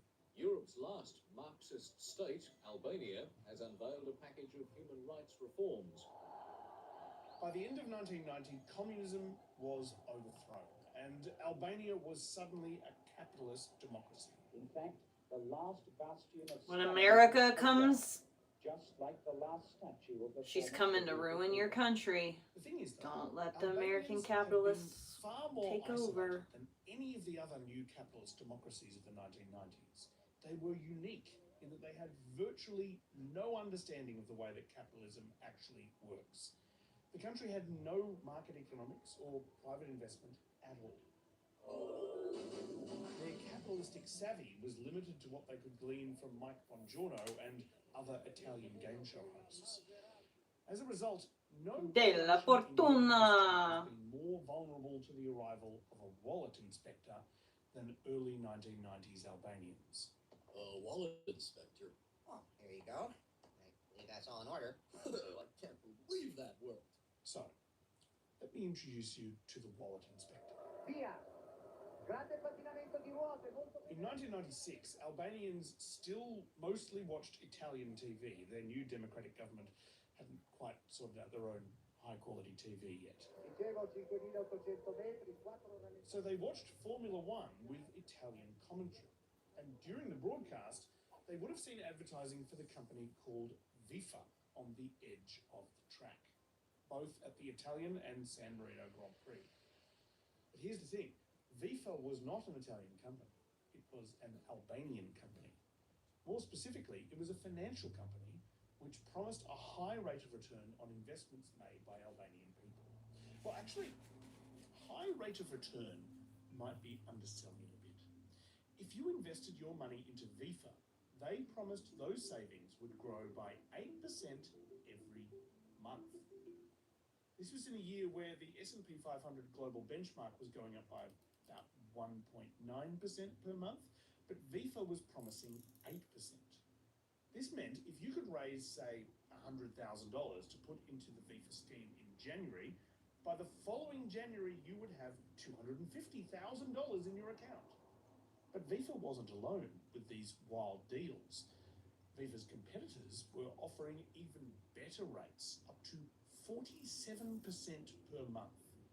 At that rate, your $100,000 investment would become $10 million in a year.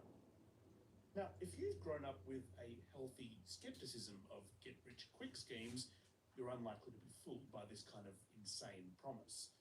But in Albania, where they didn't really have a whole lot of skepticism about these sorts of things, it seemed like the promise of capitalism had come true. 1 in 3 Albanians are said to have invested their life savings in the get-rich-quick schemes. It was actually more than half. According to some reports, it was 2/3 of the entire adult population. Albanians dumped their life savings into these schemes. They mortgaged their homes. They sold their possessions, all to raise as much capital as possible to put into their investment accounts. Now, it probably won't surprise you to hear that these schemes did not actually deliver on those returns. They were nothing more than Ponzi schemes, where early investors' returns were provided by a direct transfer of money from those who entered into the scheme later. In just a few years, The frenzy of investment into these schemes had put Albania's fledgling economy in an extremely dangerous position. By mid-1996, international financial agencies were starting to panic, sending delegations to Albania to personally warn President Sali Berisha that he was on the verge of a catastrophe. By then, more than half of Albania's GDP had been invested in the schemes. At the end of that year, the schemes started to collapse. Albania was the most closed, most backward of Europe's communist countries. And now it's finding that the path to capitalism is not always paved with gold. One after another, the schemes announced that actually they couldn't keep paying out their promised returns because all the money was gone.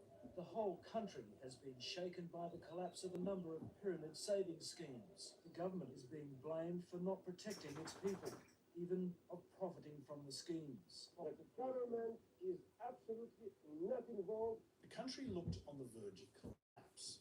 An exodus began with thousands of Albanians boarding boats to try and get to Italy. People were becoming desperate. This woman had sold everything she had and sank the proceeds into one of Albania's pyramid investment schemes.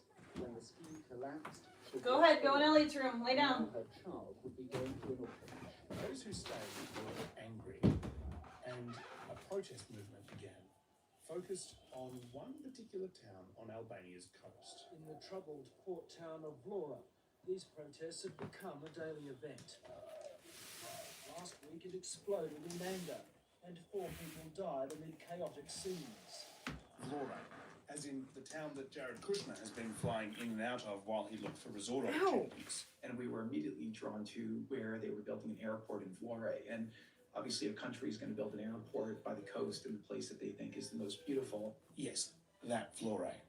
But back in the 90s, Vlore was a very different place. Vlore is the seat of the anti-government rebellion. Within a few weeks of the collapse of the schemes in early 1997, the town was under mob rule. Angry protesters have taken control of several Albanian towns. I have been working for 7 years and I lose everything. I lose everything. But now the point is that we don't want any political solution. I want my money. The people of Vlore weren't satisfied. They wanted President Berisha to resign too. They decided to make that clear by paying a visit to his villa just outside Vlore.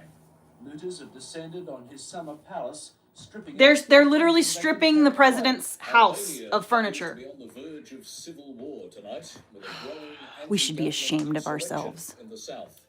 The focus is the Adriatic port of Vlora.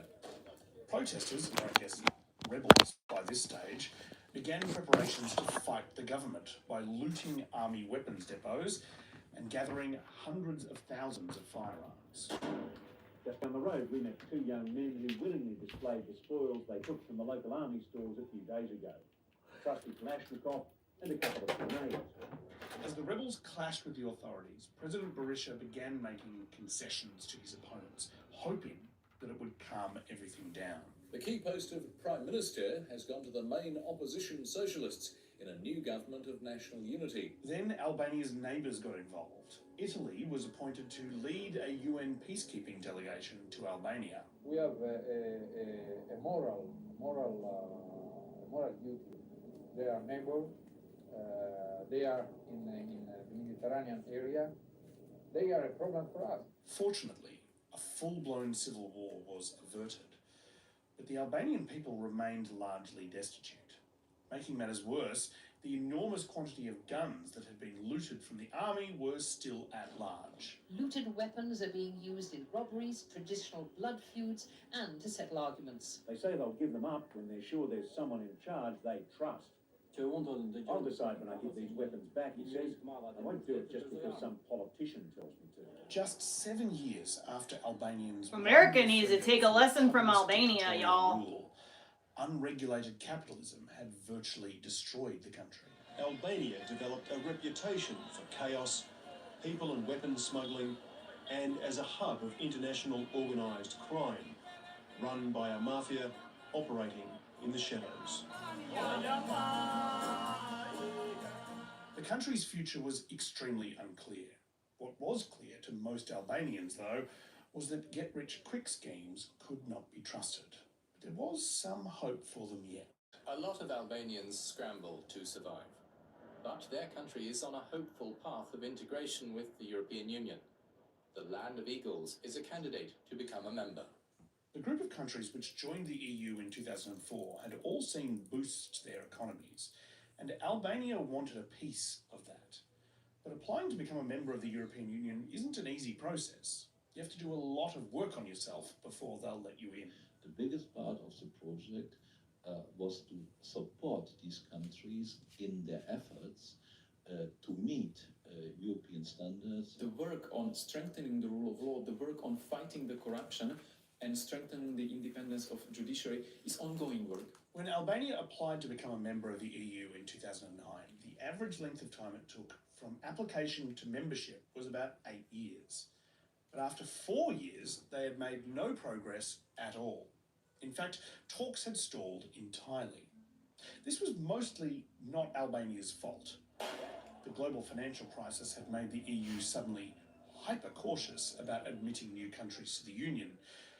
But still, Albanians were frustrated by the government's inability to make progress, so they started looking for a man of action to take over. His name is Edi Rama, and he's on a mission. Edi Rama has been at the forefront of Albanian politics ever since he became mayor of the capital Tirana in 2000. By any measure, Edi is no ordinary mayor. A rap-singing former basketballer who once lived the life of a painter in Paris.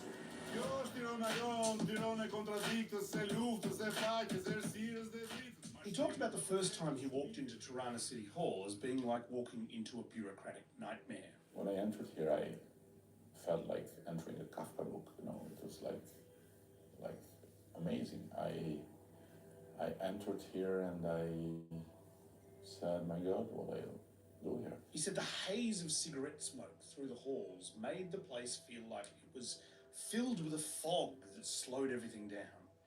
He banned smoking in City Hall, which was kind of a surprise because most of what he says kind of sounds like it's coming from a 70s bohemian with a cigarette lazily hanging from between his fingers. I never had been interested in the materialistic side of life, but in the other side, which is more thrilling. I don't feel that art is an angelic work, and I don't feel that politics is a devil work, by definition. Devil is everywhere, and angel is everywhere. Okay, Michelangelo, if you say so. Rama's most famous policy was painting the drab Cold War era buildings of Tirana in bright colours. With a painter turned politician as mayor, the city's drab architecture has had a go. He fixed Tirana? No, not entirely. But when the country was looking for a man of action as the process of joining the EU dragged on, this is the guy they picked to replace the long-time leader, Sali Berisha. Albania's opposition leader, Edi Rama, has claimed a landslide election victory. Rama is calling on Prime Minister Sali Berisha to concede defeat. A big part of Rama's strategy as Prime Minister was to promote tourism. Albania, go your own way. Tourist visitors to Albania have quadrupled since he took office, up from about 3 million per year in 2013 to more than 12 million He's now. still in power, the same But guy? while he's pushed hard to expedite the process of joining the EU, they still aren't a member of the club. Albania remains one of the poorest countries in the region, which is why when a very, very big stack of money arrived on a yacht with multiple libraries, Edi Rama was very, very interested.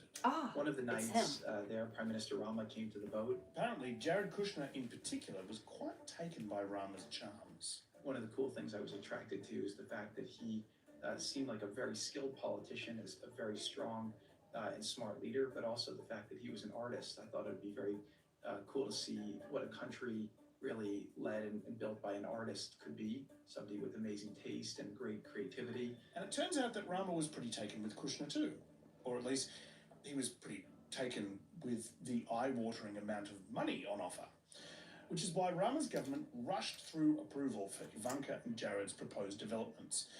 He declared that Albania needs luxury tourism like a desert needs water.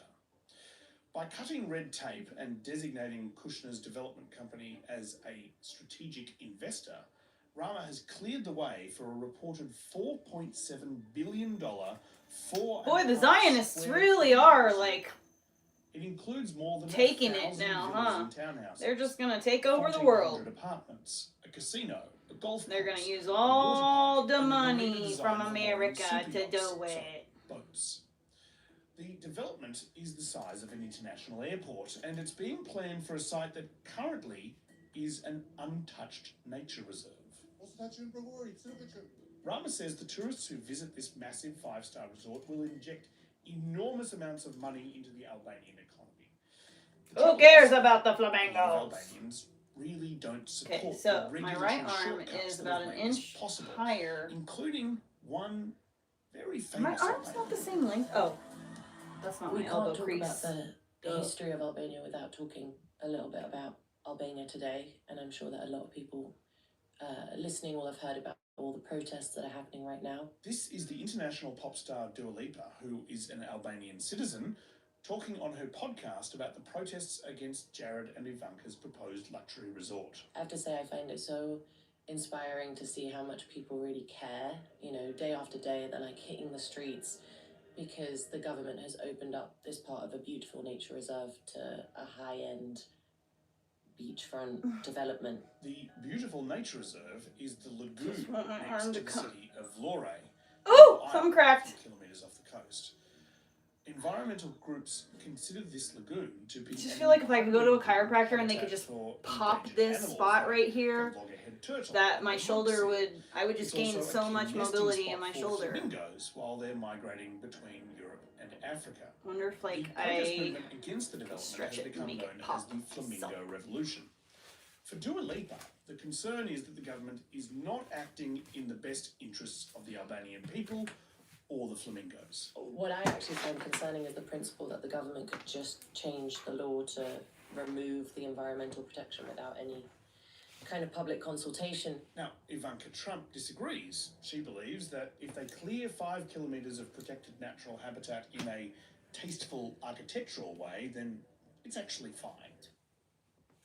We developed the opportunity to help realize its potential and transform it, but with a lot of restraint and care, because the land is so beautiful that I'm pressing buttons with my architecture toes. has to be fully integrated into it, almost rise from it. I guess the flamingos could just book some villas to stay at Too during far. their migration. For the protesters, though, it's not really about the turtles or the seals or the flamingos. It's about the government prioritising what they see as another shiny get-rich-quick scheme over the well-being of the country. This prime minister should leave, and it's not about anymore flamingos. It's about healthcare. It's about education. It's about people getting poorer and poorer every day. It's about people leaving their country because they don't want to live here. We need to take Albania back and to make it great again. We are here for justice. We are here to destroy this corrupt system. The reason they think that the entire system is corrupt is because support for Jared and Ivanka's project is actually bipartisan.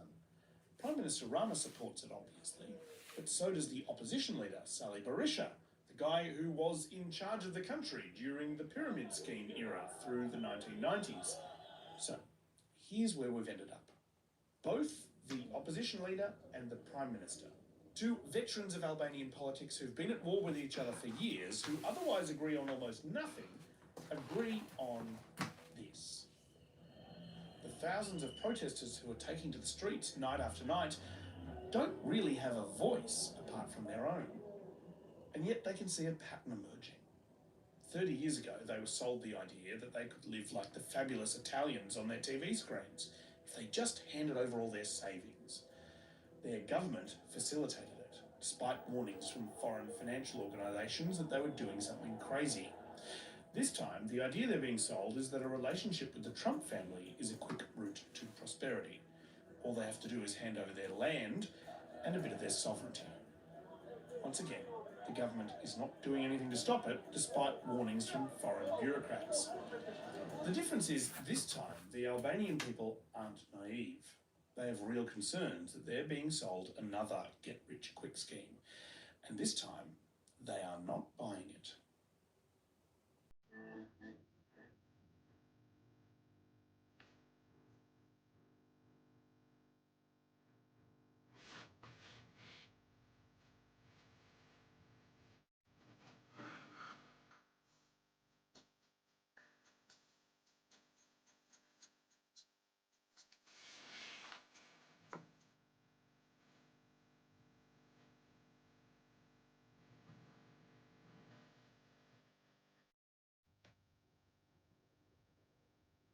That's it? Are you fucking serious?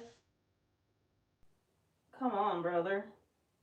When you imagine the White House, what do you picture? It's the big columns, right? The bit underneath the spaceship on the front cover of a DVD of Independence Day. You know, the bit they show at the end of the title sequence of The West Wing. Well, there is a bit of an irony to that, because that's not the West Wing at all. If you look at the White House from above, it's clearly three buildings connected by narrow colonnades.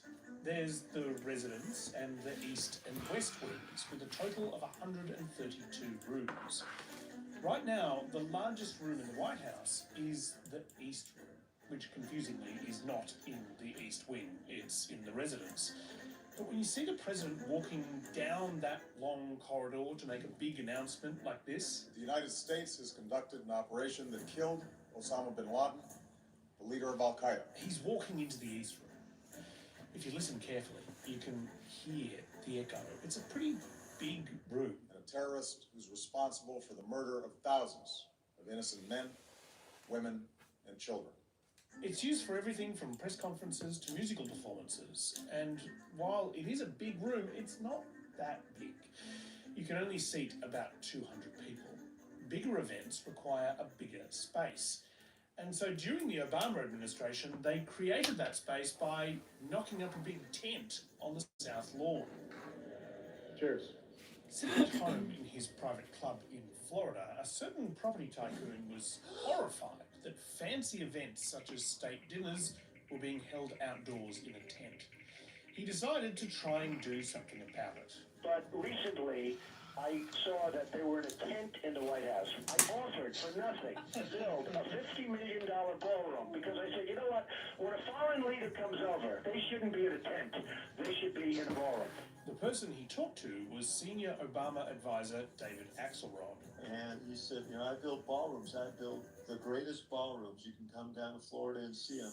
Needless to say, the idea of allowing a reality TV host to build a new White House ballroom was a little bit too complicated for Axelrod to deal with at that particular point in time. So he left Trump on red. They never got back to me. It's a $100 million gift. They never got back to me. They should say, Trump's going to give us $100 million. He's going to build the ballroom. He's going to be magnificent. And why wouldn't they get back to you? That's the problem with this country. Well, 15 years after Donald Trump made that call, he's addressing the problem with the country and finally building the ballroom. You probably hear the beautiful sound of construction to the back. You hear that sound? Oh, that's music to my ears. I love that sound. When I hear that sound, it reminds me of money. Over the last few months, the east wing of the White House has been ripped down, and an enormous area has been excavated to build not just a ballroom, but a security complex underneath. Donald Trump is eager to... Oh, they're just admitting about the security money is being place spent underneath on now? this project. He often says he's paying for it himself. In fact, a collection of wealthy donors have put up the funds, but we don't know who, we don't know how much, and we don't know what they might get in return. Now, this ballroom project isn't popular. In fact, President Trump is suffering serious pushback from the public, with only 28% of Americans supporting what the media and Democrats are calling Donald Trump's ballroom vanity project. Trump's vanity project. Donald Trump's vanity ballroom. This is $1 billion, and it's taxpayer money, and it's for a vanity project that no one needed. $1 billion? I've got a slightly different take on this. I think the saga of the ballroom is in fact far more interesting than just a story about a building project. I think it would have actually been relatively easy to build this project back in 2010 when Trump first started campaigning for it. I think what's really happening here is that Trump is struggling to swallow his own medicine.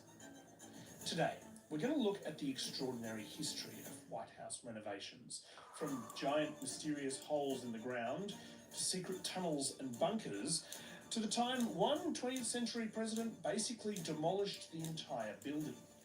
Everyone has decided this is Trump at his most unhinged, but I think it might actually be one of the more normal things that he's ever done. Oh.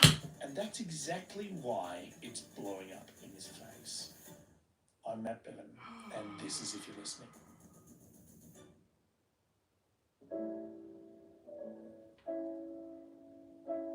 This is President Harry Truman playing Mozart's Piano Concerto No. 11 on a piano in the East Room of the White House. Truman had become president in 1945 when Franklin Delano Roosevelt had died suddenly of a stroke. He had inherited a building that Roosevelt had spent his presidency quietly reshaping. Roosevelt made alterations to the West Wing and built the whole East Wing to cover up a bunker he had dug to protect the president from air attacks. But he'd left the residence, the original building with, the columns, totally untouched. That was a bit of a problem for Harry Truman. Thank you very much. See, Truman loved playing the piano in the East Room. He would hold concerts there where he would play alongside more accomplished pianists like Eugene Liszt. And there's a story about one of the concerts by Eugene Liszt that you've just got to hear. Harry's grandson, Clifton, told it at an event at the Truman Library. Mr. Liszt gave a concert at the White House in the East Room, and during the concert, engineers came to my grandfather and told him that the 1,200-pound chandelier hanging over everybody's head was about to let go. See, it was a well-known fact around the White House in the late 40s that the residence wasn't in good shape. In fact, it was starting to fall apart. It worked! And Grandpa had a choice to make, and he took what, for me, seems a rather I just popped my back because there was my spine, I could feel myself, like, the weight of his mother's piano when I put my of the pelvis sitting room started causing the house back here on the ground, collapse. I could feel that my bone was pressing extra hard. It felt like my hips needed to open up and that my spine needed to just go. Dining room by 1.5 feet. The floor just sort of caved in under the weight of the piano. And that was kind of the last straw. Truman moved the entire family out of the residence and into a nearby building reserved for VIP guests of the president. And then he ordered the entire interior of the White House residence to be demolished.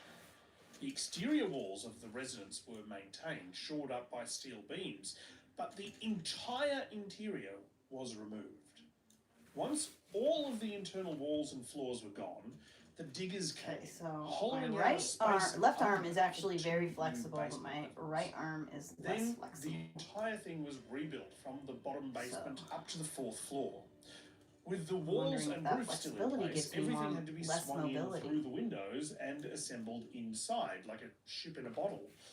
The family were out of the house for 3 years. But when they returned, Truman invited camera crews in for the first ever televised tour of the White House. Point right here is where Mrs. Truman and I stand when we have state receptions. He showed the news reporters through the ornate, beautiful, and seemingly historical rooms. Mr. President, might we take a look at the East Room now? Yes. He played Mozart on the East Room pianos. But none of it was real. Truman had kind of broken the seal here. He'd turned the White House into essentially a museum replica of itself. None of it was actually original anymore. So really, renovating the floor plan became a free-for-all for all future presidents.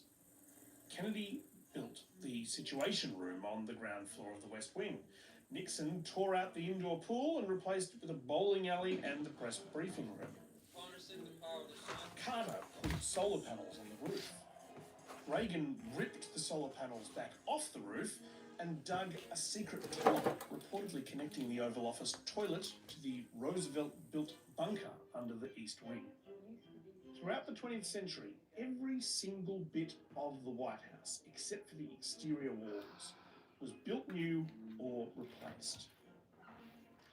It's the White House of Theseus. President after president had poured Why are there 300 people in here? into improving the security I and expected functionality 30 of the building. people. But one particular crisis proved that after all that investment, the White House was still entirely inadequate. Panic in the very heart of US democracy at the State Department. Can't you just move back so I can go through? On Capitol Hill, the home of Congress. Everybody back. Everybody back. Now let's go. And outside the White House. On September 11th, 2001. Washington, D.C. was in chaos following the terror attack on the Pentagon. Just after 9:30 on a warm autumn day, hijacked American Airlines Flight 77 plunged out of a bright blue sky into the northwest corner of the giant five-sided building. It was a real severe intention is what it had to it. Oh, you could tell it was like a suicide bomber. President George W. Bush was in Florida at the time, but Vice President Dick Cheney was in his office in the West Wing discussing the situation at the World Trade Center in New York with his aides. All of a sudden, the door burst open, and my lead Secret Service agent came in. Don't push the door. Watch And came over to the desk where I was sitting, and he said, "Sir, we have to leave immediately." Put one hand on the back of my belt and one hand on my shoulder. Literally propelled me out of my office. Cheney was propelled down to the Presidential Emergency Operations Center, or PEOC, which was a fancy modern term for that bunker built by Franklin Roosevelt under the East Wing in 1942. Yeah, that is a fortified structure within the White House compound where we know the Vice President was when everyone else was evacuated from the premises earlier. The Secret Service genuinely thought that a plane was about to hit the White House, and there was only room in the PEOC for a couple dozen people. So they announced an emergency evacuation of the building to get everyone else out. In the Secret Service, everybody had automatic weapons, and they were yelling in bullhorns for the staffers to take off their shoes and run. There's another plane inbound. White House Dr. Robert Darling was one of the people who made the cut for the bunker. So he was watching on as almost everyone else ran in terror. Seeing these young, professional young men and women who I dealt with on a daily basis sprinting for their very lives to get off the White House complex to save their life because supposedly there was another plane inbound was really a surreal moment for me. Now, for obvious reasons, no one knew if the PEOC could withstand getting hit with a Yes, I did used to be on Vigo, but that place is basically but what everyone did an extension of the prison system. woefully inadequate. Pipes hung from the ceiling. The communication systems were archaic. As more officials began to cram into the bunker to talk to Cheney, the air supply system began to struggle. CO2 levels began spiking. The room began to heat up. By the time President Bush and First Lady Laura Bush arrived, it was getting unpleasant. When we reached the PEOC, I saw the outline of a military sergeant unfolding the ancient hideaway bed and putting on some sheets. She said the bed looked like it hadn't been updated since FDR's presidency. President Bush said he would be sleeping upstairs. Thank you very much. He had said, we're going to sleep upstairs in the bedroom, but if you need to, come get us. It's unclear how deep this bunker was. That kind of thing is classified. But it's clearly not that deep. On 9/11, nobody who went to the PEOC even used a lift. But perhaps the biggest problem with the PEOC's design was if the White House was actually hit by a plane, there was no way out. No escape tunnel. The Army Corps of Engineers at a nearby military base were put on alert in case they needed to come and dig White House officials out from the rubble-covered bunker. Cheney emerged from the experience convinced that something needed to be done. The facility wasn't up to scratch. A week later, the US Congress approved a law that transferred $40 billion to an emergency response fund, which the White House could spend on whatever it wanted, as long as it was connected to responding to, preparing for, or preventing terrorist attacks. A decade later, construction equipment arrived on the north lawn of the White House. It's an expanding zone of banging and digging, heavy equipment, earth moving and concrete pouring. Workers began excavating a massive area of lawn right between the White House press briefing room and where the TV reporters set up for their live shots. I don't take just 1, 2, but 3 steps to clear this 8-foot fence behind me so you can see the White House when we do our stories. Reporters were understandably intrigued by what all this was about. Officials describe this as an overdue upgrade of White House utilities, like water and sewer lines, electrical and other conduit, HVAC and storm drains. But the scale of the work seemed to indicate that this wasn't just a routine utility upgrade. It's a 4-year renovation project. Estimated cost, $376 million. There are lots of conspiracies. They're saying, come on, could this really be electrical? Is this really phones? Or is it a secret tunnel that they're digging? Yeah, you know, all I'll tell you is you can imagine it is a very secure infrastructure project. That's as much as I can say. The secrecy of the work was notable. They won't talk details. They told workers not to talk either, even ordering subcontractors to keep their identities secret. Mark Smith from the Associated Press didn't believe the official story about this just being for utilities. Those of us who work here saw was tons of steel I-beams going in and truckload after truckload of concrete being poured into this big hole. Whatever was built goes multiple stories deep underground. See, the problem with building a secret underground facility to protect the president from attacks is you have to do it secretly. Any information about any security facility could be used to identify a vulnerability. The depth, the thickness of the concrete, how the air and water supply works. The PIOC has been under the East Wing for 80 years and we still don't know how deep it is. We're also still not entirely sure what the hole under the North Lawn was all about. What we do know is it was only part of what the government planned to do. At the time CNN interviewed the project manager, Bob Peck, in 2011, he was described as overseeing the massive makeover of the East and West Wings. The hole under the West Wing reportedly only cost $86 million out of a reported total of $376 million. The rest of the work, presumably to the East Wing, was left for someone else to finish. The thing is, through 2011 and 2012, there wasn't all that much pushback from the media or public about what exactly was happening with this very costly underground work, apart from this line of questioning from CNN to the project manager, Bob Peck. Some would say, really? Why would you spend that kind of money simply on a makeover for the White House when there's so many folks who are not doing it well? It doesn't do a whole lot of good to have a building that's a sort of the image of the free world standing up there and not functioning well. And most Americans seemed to agree, or at least didn't care. And that's because this was all happening during what we like to call on this show The recession? The normal times. Before the collapse of traditional norms, verifiable facts and rational decisions drove us into the jungle times we're living in now. This story about the enormous amount of work going on under the North Lawn of the White House was kind of a last thing before the weather news story. It wasn't a massive deal. There wasn't much of a conspiracy theory back then. But now, everything's a conspiracy theory.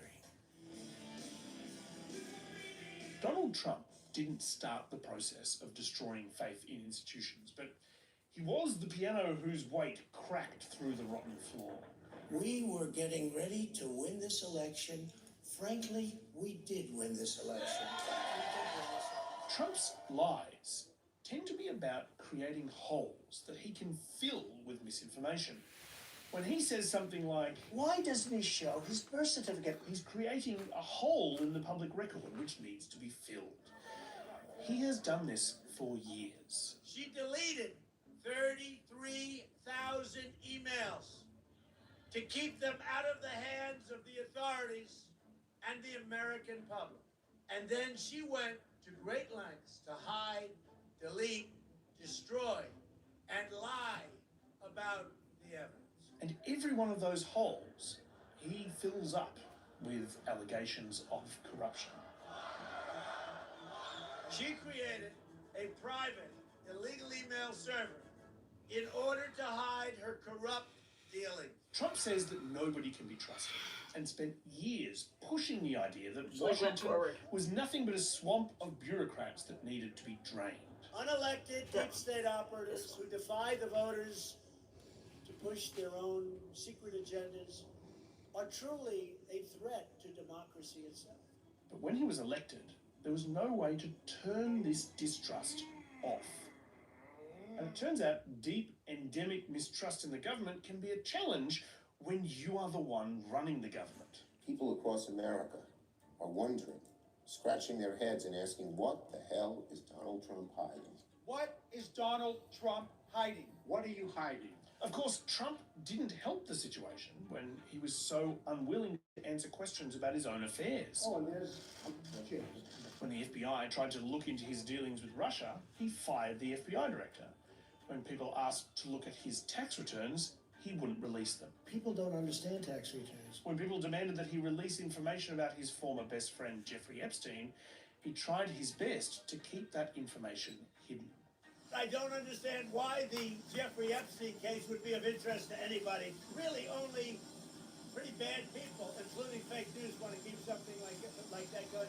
Trump's habit of constantly making accusations against others while keeping secrets about himself makes everything he does seem suspect. The world is now full of metaphorical holes, which are increasingly filled with nonsense.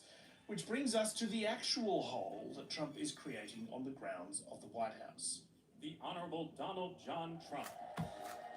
When Trump returned to the White House in 2025, all of the structural and security problems we've been talking about with the building were still there. Most of the $376 million worth of work that needed to be done to the White House in the Obama era had not been completed. The bunker underneath the East Wing still hadn't been updated. It may still have that fold-out bed that George and Laura Bush would rather die than sleep in. And it still didn't have that ballroom Trump called David Axelrod about back in 2011. So Donald Trump decided to do something about it. For a long time, they wanted a ballroom at the White House for more than 150 years, but there's never been a president that was good at ballrooms. I'm really good at building things, and we'll get it built quickly and on time. It'll be beautiful, top of the line. Why is Triple H, the wrestler, standing next to Donald Trump while he's doing that the fact that he has demolished the East Wing to make way for it. Like, you remember Various Degeneration organizations have X? tried to stop him from doing this by launching legal challenges. In March 2026, one of those legal challenges led the White House to claim that halting construction on the ballroom would have significant national security implications. Trump, annoyed by the lawsuit, then went out to the media and explained exactly what was really going on here. Now, the military is building a big complex under the ballroom, which has come out recently because of a stupid lawsuit that was filed.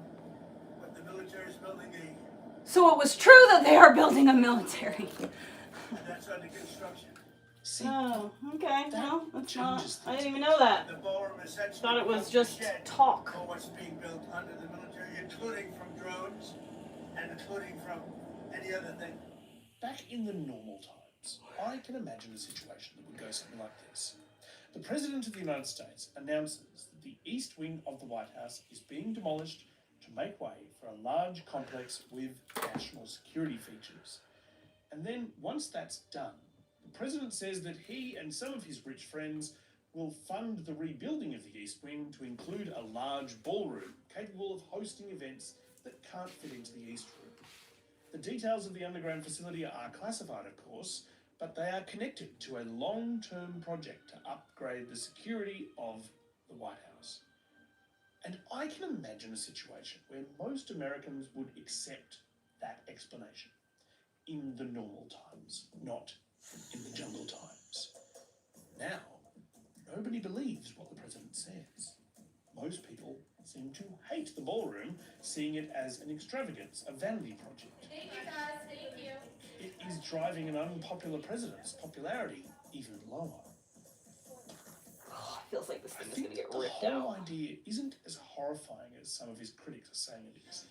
In fact, I think there's far more concerning things that we should be paying more attention to. Things that Donald Trump isn't hiding under a ballroom. Things that he's doing right out in the open. And that story's next on If You're Listening. Isn't that the famous Gilbert Stuart portrait of George Washington? That's right. That's the oldest thing in the White House. The only thing that was here since the very beginning. Oh, is that why he liked Marilyn Monroe so much? Because she sounded like Jackie? Marilyn and Jackie both talk like this. I wonder if it's been practiced. Or if it was intentional. Do we think Marilyn Manson? Or Marilyn Manson.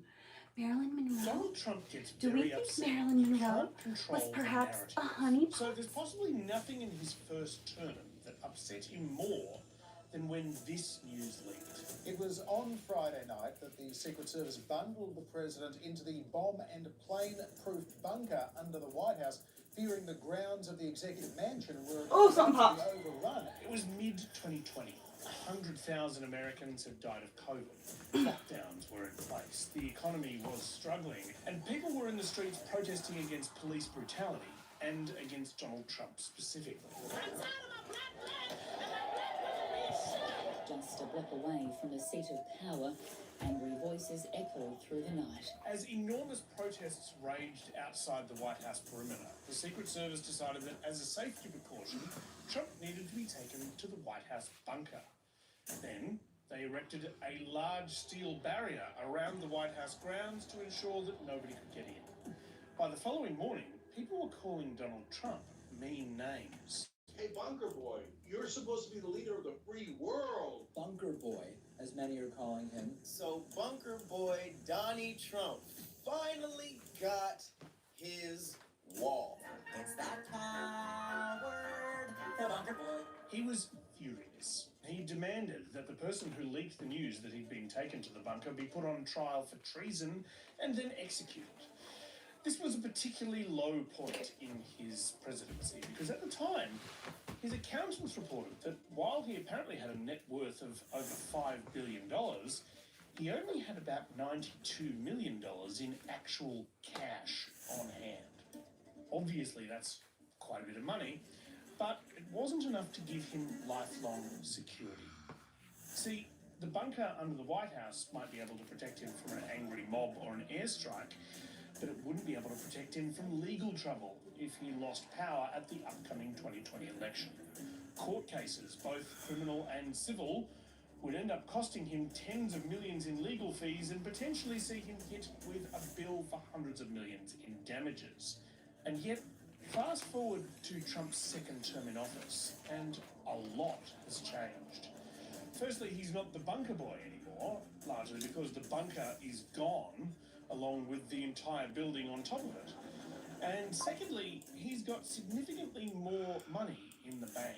Newly released financial disclosures show the US president raked in more than $2.2 billion last year. Now, in an average But he doesn't take a salary. Twice as much money as he had in total back in 2020.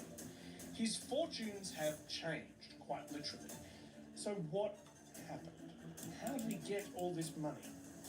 Well, last week we talked about the secrecy surrounding his White House ballroom project. This story is very, very public. It involves podcasters, pickup artists, and the one commodity that never loses its value: access to powerful people. Proximity to power. It's a lot. That is how they get matter, all and these this is people to lie without paying them. Okay, Oh, so you could have lunch until with the president. Very recently, Donald Trump didn't spend a whole lot of time talking about cryptocurrency. In fact, he thought the whole idea was a scam. Bitcoin, it just seems like a scam. I don't like it because it's another currency. I don't like it because I didn't think of If it you don't first. know anything about cryptocurrency, don't worry. Neither does Donald Trump. We will create a framework to enable the safe, responsible expansion of stable coins. Do you know what a stable coin is? Does anybody know? Please raise your hand. Now, fortunately, most of the story is about people.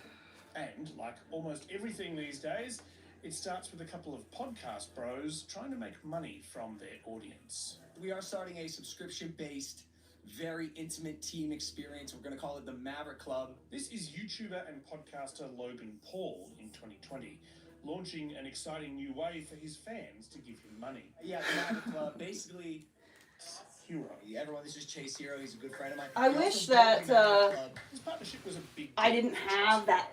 While I mean, I he don't was wish I selling didn't have it, but access I to Logan sometimes Paul, my he was bank also wishes getting access to that Logan. I had whatever it is that makes you capable of hawking crap to people who don't need it. Doing online marketing Like I don't for take, various I don't do products and sponsors. dabbling in I don't crypto do, trading to fund his, you know, let's I don't say, like hawk lifestyle. stuff or For whatever. years, I lived in the Caribbean people. half the year. And I lived, 6 months apart from my wife. But because man. I missed my second daughter's birth because I was in Puerto Rico tripping on LSD. But after he linked up with Logan Paul, Chase's day job became spending every day with his new buddy. And I realized that your guys' help in showing me this industry and how amazing it is. Maybe I'm wrong. How powerful was to meet him? Huge. I would Hey, say survival. changed my life. Absolutely. All of us. Everybody at this table, for sure. He started producing videos of himself doing martial arts and hanging out with Logan Paul and his... I am going to finish this here in about 10 minutes or something. I'm motivating myself now. I'm trying to get myself to do the thing I need to. But I'm going to go to the garage and start packing everything up. And then I'm going to move it all into this room. And the answer is he had help. Chase Hero's business partner was a guy named Zach Folkman, whose previous job was giving talks to dudes on how to pick up women. His business was called Text Grandpa Josh. I need cat litter. Giving talks like this. Do you guys know those girls? The ones Okay, that, like, they walk in sending. like, oh, this girl's just too hot not to approach. Doesn't matter that her mom's there, her dad's there, whatever. I was like, go up to this Text girl. Grandpa Josh. You should come here and pick me up at the end of the day so that I can use the car tomorrow to go grocery shopping and stuff. Okay, look. Okay. To be fair, I imagine this is a great way to give a girl your number if you want her to give it directly to the police. So these two guys, Chase and Zach, ran a business where they sold access to podcast bros. Well, they did for a while. By late 2023, the Maverick Club's social media accounts had gone dark, and Logan Paul had stopped mentioning it on his show. It probably won't surprise you to hear that during this time, Chase and Zach also dabbled in cryptocurrency. They didn't have a whole lot of success themselves, but they'd seen people in their orbit make a great deal of money, and Chase was sure that if they could crack the code, they could make a lot of money too. You can literally sell in a can, wrapped in piss, covered in human skin for $1 billion if the story's right. Because people will buy it, and that is what is going on in the crypto space. Chase knew that cryptocurrency trading was all about stories and hype, getting people interested in buying something with no inherent value through the power of marketing. I'm not going to question the right and wrong of all that. All I'm saying is, as a human being, you have the ability to make a ton of money right now. He would need to find someone who could help create that hype. So he went to the golf course. That's funny, Chase. Good hold up. In the summer of 2018, while golfing at the Shell Bay Club in Miami, Chase Hero bumped into the son of the club's owner.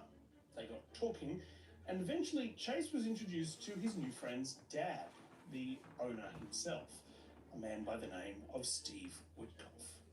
Now, we've done a whole episode on Steve Witkoff because he's one of Donald Trump's oldest friends. The two have been friends ever since Witkoff bought Trump a sandwich at a New York deli in the mid-80s. They have a shared interest in being rich, property development, golf, and meddling in the Middle East without knowing a whole lot about how it works. Witkoff was impressed by Chase Hero and Zach Folkman. They look a little different than us. They dress a little different than us, because that's the trap. A few more tattoos. But I was introduced to Chase and to Zach.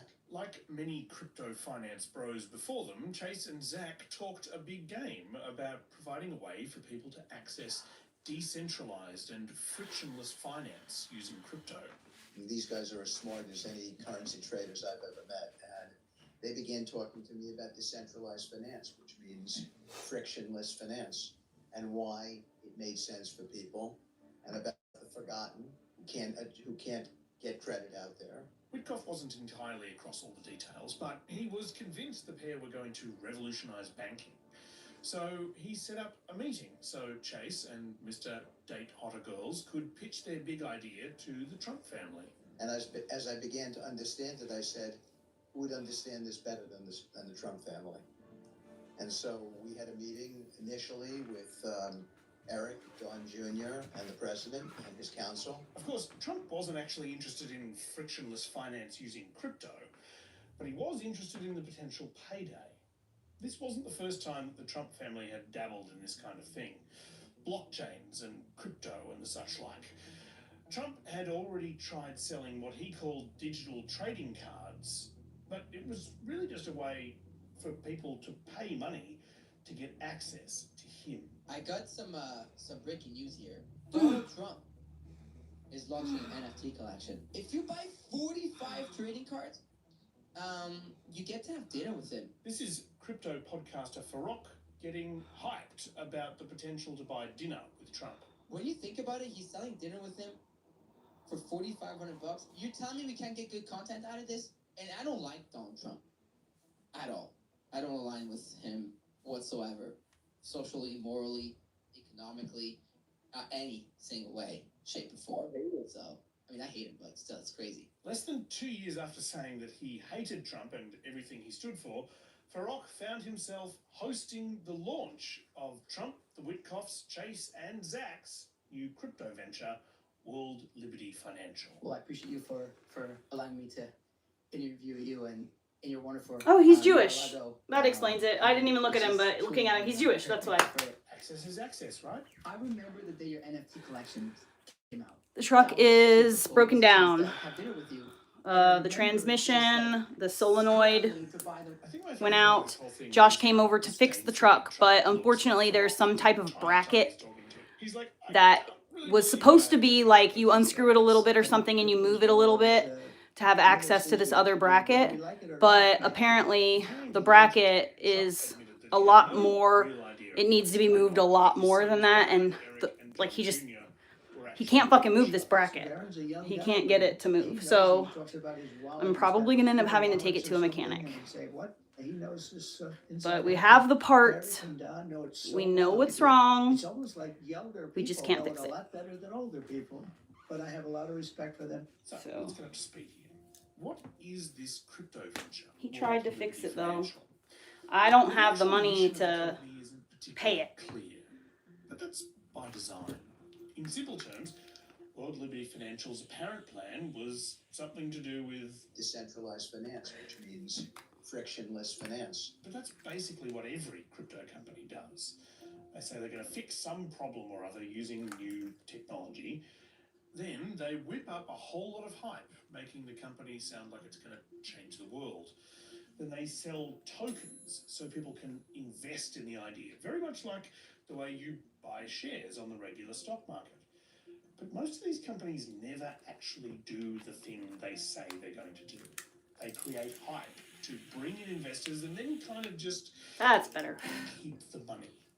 The system only exists to turn hype into cash for the people starting a business. It's why, in order to make a profit, they really needed Trump's backing. So, in exchange for his enthusiastic vote, I don't see your question at all. Trump would own a 38% share of the company and take a percentage of the sales anytime someone bought a token. So it suddenly became very much in his interest that people invest in World Liberty Financial. You're going to be happy and you're going to love your crypto. And as long as you have crypto, you're happy. Now, for Trump, this was a pretty good deal because he took on basically no personal risk, aside from trusting Zach and Chase not to screw the whole thing up in a way that might embarrass him. Initially, the World Liberty Financial tokens did not sell well at all. But then, Trump won the US presidential election, and everything started to change very quickly. The tokens began selling in their millions. World Liberty Financial, despite not providing any services or releasing any products, was raking in millions in investment. Through his share in the company, Trump was making a great deal of money too. There was clearly a lot of money to be made in the crypto world, so why not cut out the middleman? A few days before he returned to the White House, he decided to double down and launch a cryptocurrency of his own.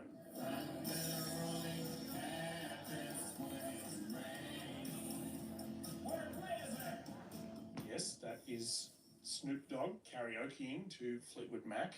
It's the 17th of January 2025, and he's one of the headliners at the Crypto Ball in Washington, D.C., celebrating Trump's upcoming inauguration.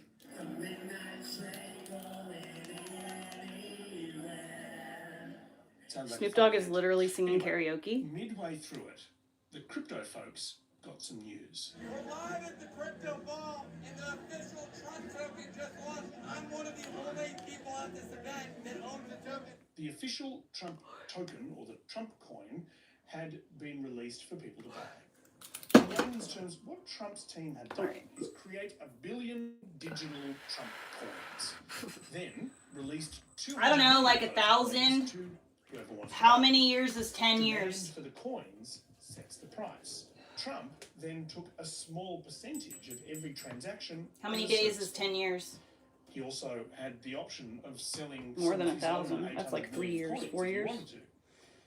This kind of thing happens semi-regularly. They're called meme coins. People buy them for multiple reasons.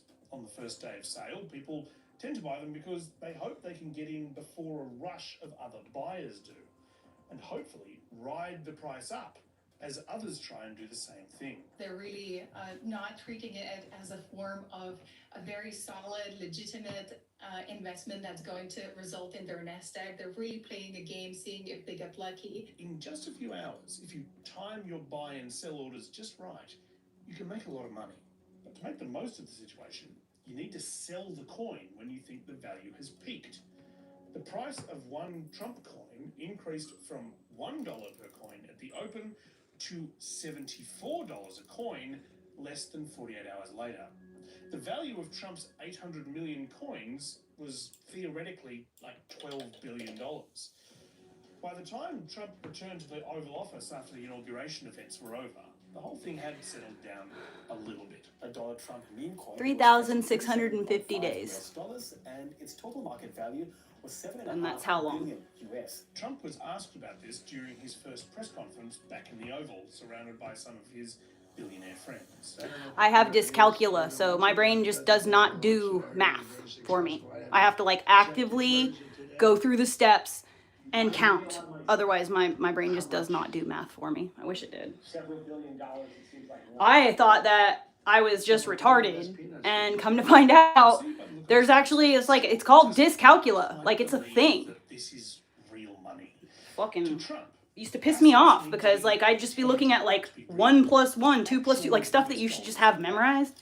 I eventually just memorized the basics, but I like, anything more than, like, your 2s, 10s, 5s, I didn't even think about the 10 factor with that, but, anything with, well, you know. Oh, and 9s, guys, listen. See, I'm the trick. I learned a trick. If you have to multiply by 9s, you just go like this. You go, okay, so 9 times 4. 1, 2, 3, 4. 37. 9 times 5. 1, 2, 3, 4, 5. 45. 9 times 6. 1, 2, 3, 4, 5, 6. 54. How cool is that?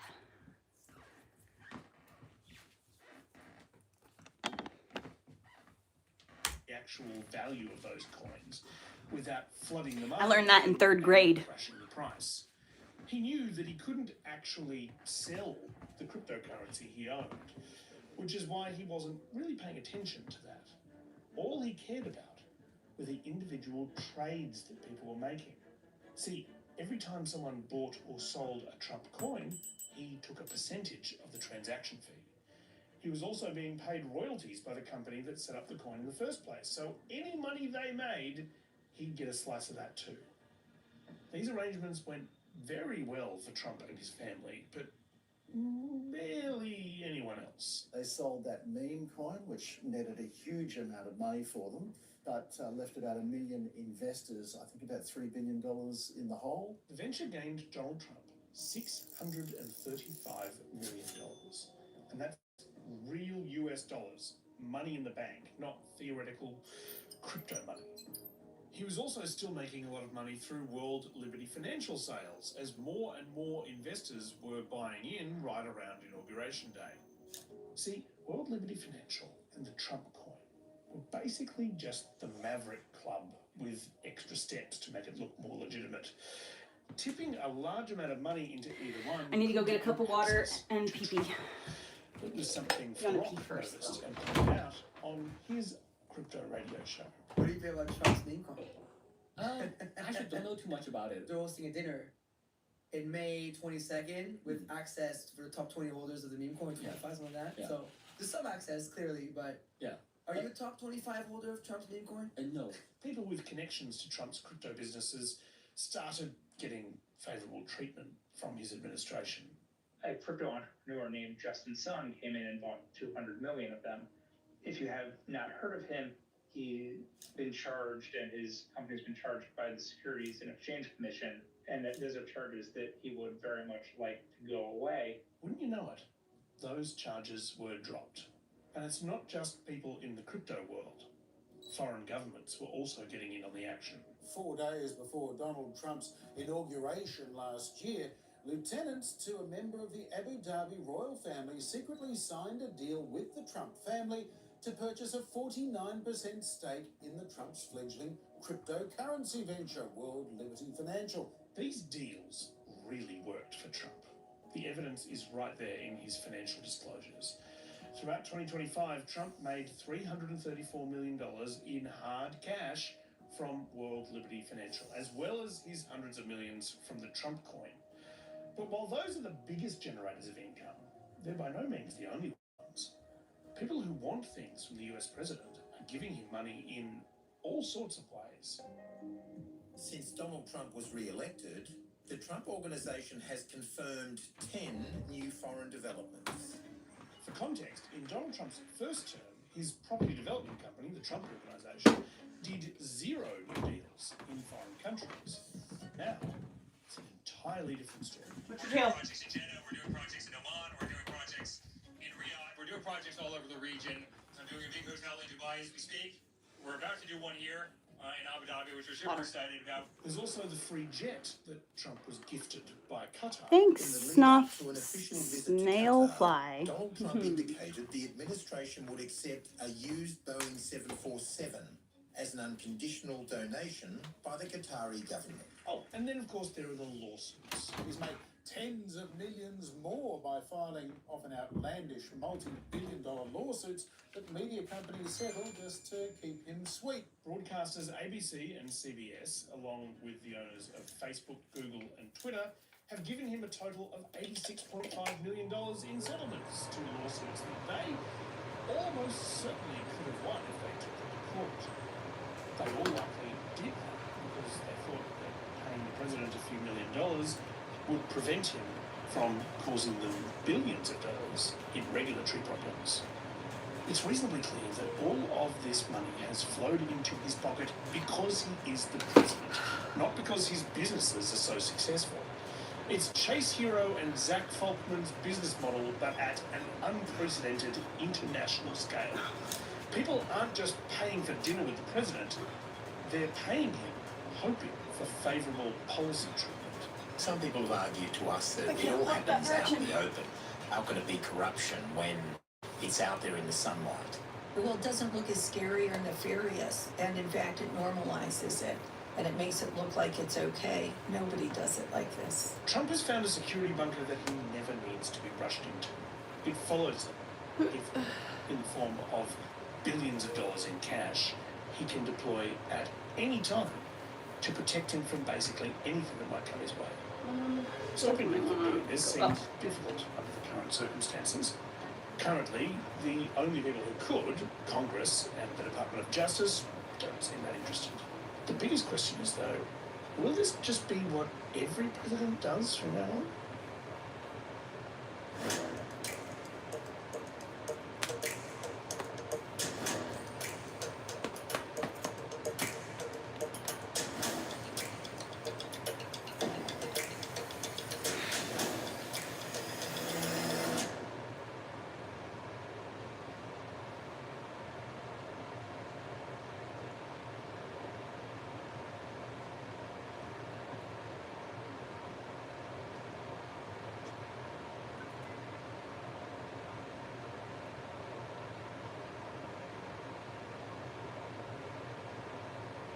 How closely do you watch big speeches by Donald Trump? Mr. Speaker, the President of the United States. I must admit, I don't watch them that closely these days. If something important happens, I'm sure someone will let me know. Well, thank you very much, everybody. It's really an honor. But on the prediction market websites Polymarket and Kalshi, there's a small community of people watching speeches like this year's State of the Union very closely indeed. See, both those websites offer what's called... I forgot all about you.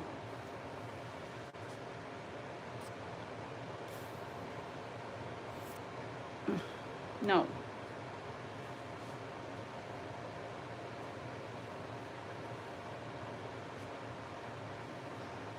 I had to put my rent money in my savings account so that my bank didn't accidentally, pay for something. No. Nope, nope, nope. No ma'am, not you, no sir, no how, mm-mm.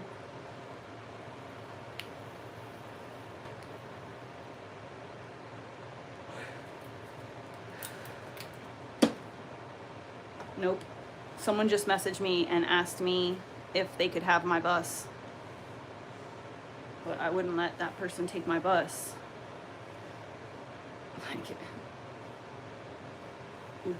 My bus needs to go to someone who knows what to do with buses, like knows how to handle it, is going to be able to put a little bit of work into it, and their expectations are tempered. Like, it's a free bus. It's, if it was, everything was perfect, then, like, I would sell the bus, But I ain't got no time for all that. All right. I got sidetracked for 10 minutes, so let me finish what I'm doing here.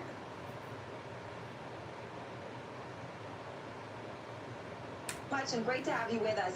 He was the boss of the company InTrade, which gained a lot of attention about 20 years ago for its apparent ability to predict the future. Would you like to predict the future? The numbers of people in my chat literally makes no sense to me. That makes more accurate predictions than any I've If ever you're a come human across. being, can you just comment something so that I know you're an actual human being? I am guaranteed there's only like 10 people in here. Obviously, you can bet on political races, weather events, everything. I don't believe for one single solitary second that there's 121 people in here. Like CNBC, talking about what his members were betting on. About a month ago, the market was trading at around 48, less than a 50% probability that the US would enter recession in 2008. Earlier today, it reached an all-time high of around 75. He pitched his website as Okay. not only something Wow. you could use to make money, Already more humans than I believed. but use to help predict the future. Oh, Ricky, I know What I'm he right. called the wisdom of crowds. When you aggregate information from a very diverse, large community or crowd of people, then typically the information that you aggregate has the opportunity to be smarter than any one individual. InTrade became the world's largest prediction market, which was a Whoa, deliberately dude, it's like a chosen game phrase changer. to Now, if I differentiate put my it hands from here, it makes me gambling websites, tighten my which abs. in America is heavily regulated. That's a The game lady changer. argued Let's that get the his weights. company was different from traditional gambling operations because there was no house. In traditional betting, people bet against a licensed bookmaker, whereas on InTrade, the users were just betting against each other. Woo. But US regulators weren't convinced. The trouble is, betting like this is ripe for corruption. When you're betting on sports or election results, the outcome is generally inherently unpredictable. But when you bet on the outcomes of things that a few people already know, it starts to get a little weedy. Regulators said they weren't necessarily against the idea of betting on things other than sports, as long as it was fair. To me, there's no reason why shouldn't be able to bet on the Oscars or bet on the presidential race, because it's regulated, and as long as the system can't be gamed. But InTrade wasn't regulated, and the system could be easily gamed. They had to base themselves in Ireland, and Delaney himself was told he would be arrested if he entered the United States. If you came to the United States, you might be locked up. I've been told I don't look good in an orange jumpsuit. So InTrade had a few Woo! One being that despite That's a lot more work than I thought it would be. it was surprisingly Do one. small. While it had a lot of users, they were spread out across so many different types of bets that there wasn't all that much money to be made in any of them. In economics terms, they didn't have a lot of liquidity in them. While Delaney may have been promising that the website was based on the wisdom of crowds, that only works if you've got a crowd of people betting. Most in-trade markets were very small, and odds could be moved by one or two relatively small bets. Another problem was the money. While in-trade was handling a lot of money, transferring it through their system and to and from their users, wasn't actually making very much money. So how do you solve these problems? Well, becoming a white-collar criminal is definitely an option, and it seems that John Delaney did just that when he started to transfer money out of the accounts of people betting on his site and into his own. A bit more than $2 million in total was apparently pilfered. Keep your spine straight, girl. Anyone found out what he was up to, Delaney joined a Russian expedition to climb Mount Everest and died 50 metres from the summit. The following year, the company collapsed. InTrade is leaving the US market. The decision was announced on the 26th of November in a letter to US account holders. InTrade cited regulatory concerns and mounting legal pressure in their decision to pull out. So, that's the story of the OG prediction market company InTrade. Polymarket and Kalshi are incredibly similar to their Irish predecessor, apart from a few tweaks to try and fix some of InTrade's inherent issues. Kalshi is essentially just InTrade, but based in America and extremely transparent with government regulators. They gleefully dob on people they suspect of any sort of dodginess. Polymarket, though, is technically based in Panama for legal reasons, but its bosses live in the US, lobbying government officials and regulators in an effort to stay in business. To fix the small liquidity and revenue problem, Kalshi and Polymarket have been spending Good Lord, my butt's on fire. marketing themselves to Americans in order to try and pull in users. Both Polymarket and Kalshi have used outlandish marketing tactics to cut through, including giving away groceries. And God, when you're using just your butt muscles? Good God. Kalshi lets you legally trade on anything. And the marketing seems to be working. The industry is worth, more than $20 billion a year in the US, despite the fact that it barely existed just a few years ago. And both companies have taken steps to stop unscrupulous Irish mountaineers from raiding their tills. Kalshi has invited regulators to examine their books, and Polymarket has enabled users to trade directly with each other using cryptocurrency. So Polymarket and Kalshi have addressed most of the issues that led to the downfall of InTrade, which is great. But Polymarket in particular has created an entirely new problem.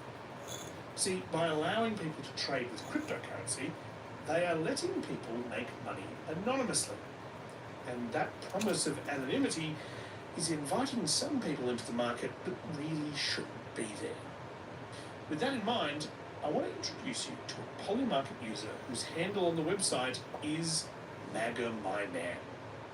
See, while Polymarket does allow users to set up anonymous accounts, the activity of each of those anonymous accounts is available publicly on the internet for anyone to look at. So while I don't know anything about MAGA My Man personally, apart from potentially his political tendencies, I do know all about what he's been betting on since starting his account in October 2024. In that time, MAGA My Man has made bets on dozens of different things, generally to do with geopolitics and financial markets. But the interesting thing is, his success varies wildly by topic. He isn't good at predicting what the stock market will do, or whether Bitcoin will go up or down, or who will win the elections. One thing he is exceptionally good at is predicting when Iran is going to get bombed. In the first week of October 2024, when he opened his account, he put on a bunch of bets that Israel would not launch a military strike on Iran that week. This was an interesting bet because just days earlier, this happened. Bright lights streak through the sky as dozens of missiles rain down over Israel. After After earlier Israeli attacks, which decimated the leadership of Iranian-backed militias Hamas and Hezbollah, Iran had been firing missiles into Israel. It was extremely scary, nothing that we could have anticipated. And a lot of people expected Israel to respond, but not MAGA my man. In fact, he was so confident, he put about $20,000 down in bets that Israel would not retaliate that week. So not fair that we What can't his just be bets born were with like is strong you're buying glute muscles. shares in a contract Just that will pay $1 to whoever Amy! answers the question correctly. In this case, the question was, will Israel respond? It's like you just like read my mind. to Iran by Sunday? Thank you. You can either I bet take it. yes Hold or on. no Let me to just that visualize it. When MAGA my man bought his first tranche of no shares, I can see it now. he bought them at Pretty soon I'm not gonna have two butt meaning cheeks. that if Israel did When not my follow underwear Iran cuts that me week, up. he would get $1 Pretty soon back it's just for gonna be every one $1 strong. he spent. Bad And nothing strong. happened. The account made about $3,800. Not Just bad for a bet on nothing want happening. to In the second week be of strong. the account, he didn't make any bets at all. But then at the start of the third week, he bought $40,000 In my entire worth life, of yes like pretty much for my entire life, predicting except for when I Israeli was a strike kid and I was a gymnast. But you know, I was a kid anyway, so it was different. But in my adult life, I have not once sat down on a hard surface and felt comfortable. This time, he won I went to jail when I was in my like early 20s, By the end of the year, he was up to and 93 I grand. ended up spending in Florida. What happens is you get arrested, and even if you have a bond, like if you don't have someone to bond you out, or like nobody will bond you out, you just have to sit there and wait until court. It takes 90 days from the time that you're arrested until you see a judge. So 90 days is what you spend in jail, even if you didn't really do nothing and you're gonna get released. So I did 90 days. After that 90 days, okay, so the only surfaces there are to sit on are concrete, okay, and metal. After being in that situation where I sat on like concrete and metal, just concrete and metal, I actually had a fucking callus on my ass cheeks where my sits bones go. Account sprang to life again, dumping $400,000 into an interesting mix of bets. Florida. One was a series of smaller yes bets that the US would begin striking Iran that month. The other was a series of comparatively larger no bets, saying that Israel would not strike Iran that month. So he was betting that the US would launch attacks, but Israel would not. By the end of that month, nothing had happened. No attacks were launched by either side.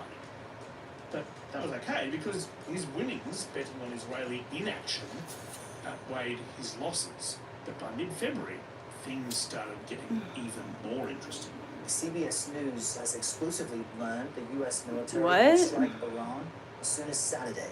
Could happen this weekend, could happen next week, might not happen at all. Okay. Despite increasing Jeffrey is high definitely potential in his February 60s attack, or older. MAGA my He's man doing that was thing confident that like wouldn't boomers do on the keyboard where they dot dot In fact, dot he dot was dot. so confident that he started laying on some big bets, including 224 grand on the strike not happening in February at all. I can just see him. And then he placed another bet of 61 grand. I mean, I know he's on his phone right now, but by the end of March.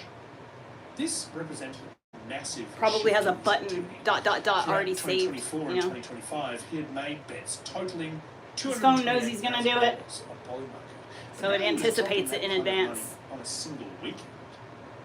By the Oh, afternoon thanks, of the Mike. 26th of February, Donald Trump still wasn't quite sure what he was going to do. But he wanted the military to be ready for it if he decided to attack Iran. It'd be nice if we can do it without, but sometimes you have to do it with. He told the military to make preparations and wait for a final go order from him. Didn't realize it was supposed to look good when I was working out. Started putting an Shit. additional 200 grand on the strike. Man, I should have put a whole face on, done my He hair took up. money out of his other bets in order to maximize his position. The funny thing is that like, not accounting the tattoos, but like most women that you see, are equally, Then, at 3:30 they're like on my level when they're not wearing makeup, but they wear a bunch of makeup. the trigger. So if I put on a bunch of makeup, I'd look like a fucking model too. That shit's retarded. luck, close quote. And the thing here is, most of the I don't need a bunch of makeup to enhance my beauty. All I need is a little color to my eyelashes and my eyebrows. My man, That's it. just before midnight Washington time, he began frantically placing bets on the February strike. He started buying up shares on before the end of March too, because February technically is before the end of March. Over a period of half an hour, he dumped an extra $100 grand into a market that had no idea that anything was happening. As dawn crept up across the Central Command AOR, the skies surged to life. More than 100 aircraft launched from land, sea, fighters, tankers, airborne early warning, electronic attack. Fucking internet has bombers men's from brains space and unmanned pickled. platforms, forming a Absolutely simple, pickled. synchronized wave. As the bombs rained down on Iran, MAGA, my man, and a few other people who just happened to place bets at the exact right moment. Yes, Dank, that's exactly right. Literally, you just took it out of my mouth. Have reportedly made about Exactly. $1 million Exactly. by correctly predicting when the United States would strike Iran at the weekend. And I quote. Maybe And they I work in quote. intelligence agencies. Maybe they work on US military bases. Maybe they work in the White House. I mean, have the men just, they don't understand, like, there's, you know, makeup makes women look like that. Understandably, Just there watch were the Get Ready with questions Me about how these folks video. managed to get so What they show you when they're, like, washing their face As and of shit. July Like, 2026, nobody has been charged in relation to this. some of them show You it might off. say, well, maybe MAGA My Man is just really good at this stuff. But when you look at his account in its entirety across all I of cannot the trades fathom that he's made over the last sitting and 20 years, staring at myself in a fucking mirror and admiring the way that my eyelashes look, the way that my eyebrow is arched, the way that my mascara wing or my eyeliner perfectly fucking cat eye wing, they match. Look at the way that my eyes look with this color. Wow, this enhances my cheekbones. Ooh, this color is so good on my lips with this liner. Ooh, these earrings really would make it go so good together. Blah. He's lost about 20 grand. Sorry. Now, most polymarket I've got real priorities like staying alive, working hard, being a good mom. random things based largely on vibes and end up losing money. In fact, barely anyone who uses these sites makes any money at all. Bro, I need to message Ashley and tell her that this straw is literally amazing and I love it. Users lose money, with just 0.1% of accounts taking 67% of the profits. In fact, MAGA My It was Man's her like one of her success first in straws running ever. bets I asked her, I was like, can you make straws? She was like, yeah, maybe. Let's see. 0.05% So she of put the most an successful H on it for my name and a little MAGA My plant. Man isn't alone in his betting trends. Many of the accounts. It was before she was doing the, I think before she was really doing Making straws. a whole lot of coin, making similarly niche and specific bets, generally hidden in a forest of normal, uninformed trades. Anyone who isn't just blatantly opening an account exclusively to do a few naughty trades on the one thing they know about is pretty much flying under the radar. So what are the rules here? Are there even rules? Well, theoretically, yes. If there's one thing that traditional betting companies It is and not a government coke snorting gambling pipe. regulators Who would? could agree on over the last Why would you few ever decades use is something that this long to prediction snort markets coke? like You're gonna interest have rate all of inflation your coke and in the polymarket straw. are That's just dumb. gambling companies wearing a fake See, you just piggy don't even know what you're glasses talking to about. avoid I don't do having to coke, buy and I've done it in the past. But like everybody's tried shit in the past. I'm from Florida. You can't. including Australia.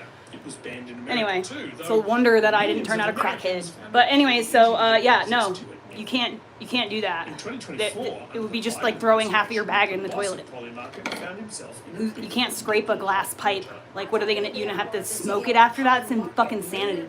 Who would do that? Crackheads. Never mind. Under the Trump administration, things have changed, and Polymarket doesn't seem to be having I was always that person who, like, investigations. if I did some of that stuff, I was like, you know what? I think I'm done. I'm done. I'm gonna go to bed. Here, you want the rest of this? Donald Trump Jr. Night. advisor to both Polymarket And I would just go to bed. It's not exactly. Or actually, I would stay up for like 2 hours having to pee. But The it's agency not that fun. is Drugs making aren't police fun. It's so funny to watch people accuse me of being a drug addict. It's like, y'all, Y'all literally watch me on a day-to-day, like I have live streams. It only has one. I am on a live stream. Do you think if I was on a live stream, I'd be putting myself on camera? Or if I was on drugs, I would be putting myself on a live stream? What? No. That's crazy. Who would do that? Like, well, I guess there are some people who do that. That's so crazy. I don't know. It would give me such anxiety, the thought of somebody maybe knowing or noticing something. I'd be so paranoid. There'd just be no fucking way. No way. I wouldn't be, like, what fun is that? Like, drugs are not fun. Alcohol's not fun. Drinking alcohol is not fun. You just get dizzy and throw up. You make bad choices. Your inhibitions fall. You allow yourself to sleep with people you would never in a million years sleep with in your common sense. And there are men who are always looking and waiting to take advantage of a girl who has her inhibitions low. I mean, and other drugs, like opiates, like what am I going to sit and sleep all fucking day? Do I sleep all day? No, I'm literally doing stuff all day long. Like, okay, so I'm obviously not on opiates, obviously not on ketamine, I'm not on coke. When have you ever seen me fucking snorkel anything? Like, it's just stupid. It's just dumb. Dumb, like the dumbest comments ever come from fucking YouTube. I swear to God. It's unbelievable how you guys are genuinely making me fear for my son. And the reason is because, oh my God, these people are fucking out there in vast numbers and they're multiplying. So these types of people are fucking raising children to be these types of people. And my son has to share a fucking world with people like that. Dude, y'all should, fuck you guys, because I'm working my ass off to make my son a person who deserves to be on this planet with the other people. You know what I mean? Like an asset to society. I am busy over here raising. And you guys are just fucking being assholes, treating your kids like shit, neglecting them because you're on YouTube, and fucking raising little assholes. Like, come on.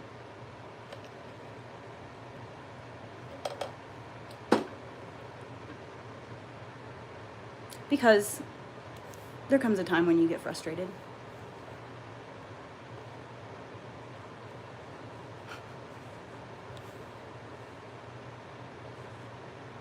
Okay, good. You're all here now. Thank you. Tell me how terrible I am now. Trump appointee. Ooh, I'm gonna start moving that furniture soon. I can't move that one table though without Josh. Over the past year, American predictions It's just stupid. I get okay, here. State debt litigation. What I get upset about and what actually brings a little bit of passion out of me about the situation is it makes me genuinely fearful for the fact that my son has to share a planet with people like y'all. Like, that's what makes me, that's where my passion comes in, is that, like, holy fuck, dude. Like, I'm realizing that there are way more fucking idiots out there than there are people like us. And that's fucking scary. That's really fucking, that is a actual genuine, like I thought that the goal was to, like, raise our children to be better than us. To, like, avoid the mistakes that we made, to learn from, you know, by your example. Like, kids monkey see, monkey do. It's not like you could just tell your kid to do this thing and then your kid's gonna take that on. No, it's gonna just be, you're just a harp and they're fucking, you have to exist the way you wish your child would exist as an adult. By watching you exist, your child will then just second nature do those things. Like, it blows my mind to consider how many shitty people there are out there who have absolutely, like, so what this implication is, the fact that you're sitting here on YouTube making shitty comments today, right?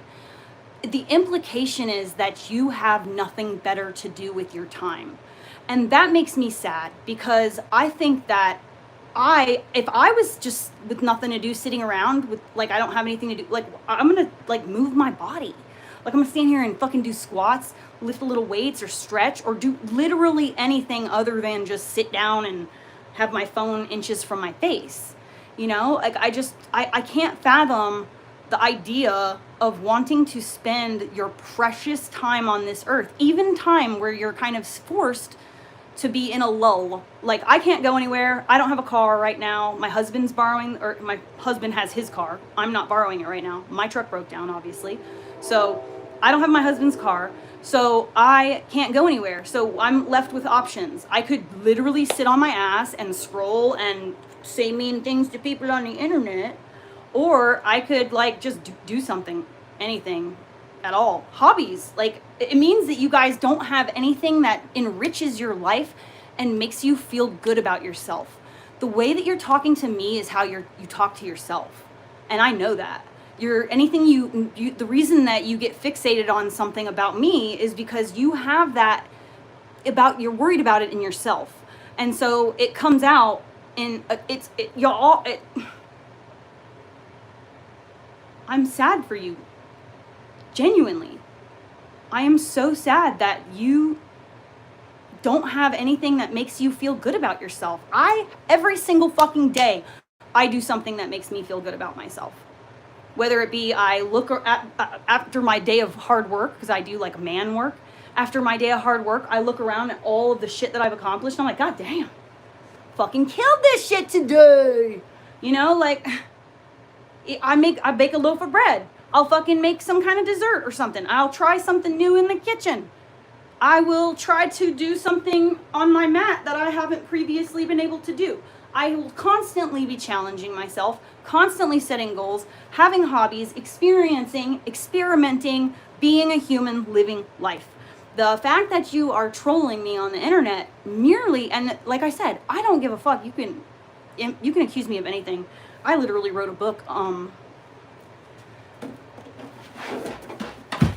I wrote 2 books about how to not give a fuck what anybody thinks about you, and how to be your best self while people try to tear you down on the internet.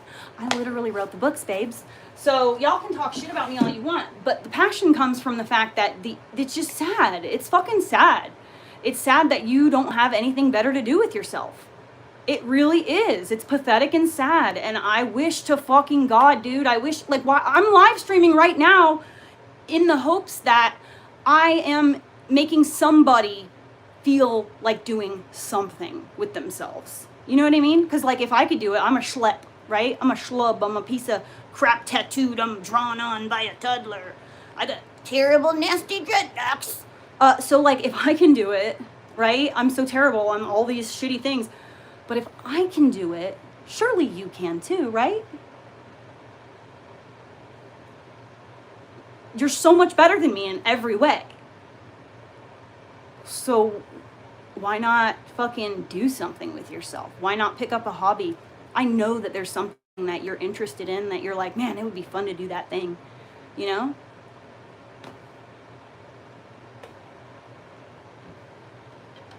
I just want you guys to be fucking happy, you guys. Like, it's stupid.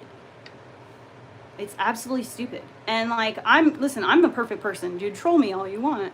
I make money off of your inability to control your emotions because I am walking rage bait. I don't even have to do anything. I just stand here, okay? And the emotionally immature present themselves.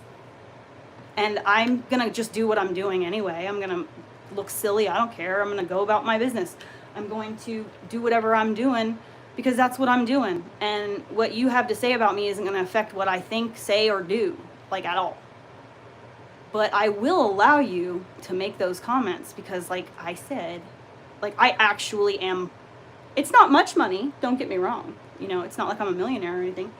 But in the last month, my YouTube income has doubled. Like, actually doubled. Maybe even more than that, honestly.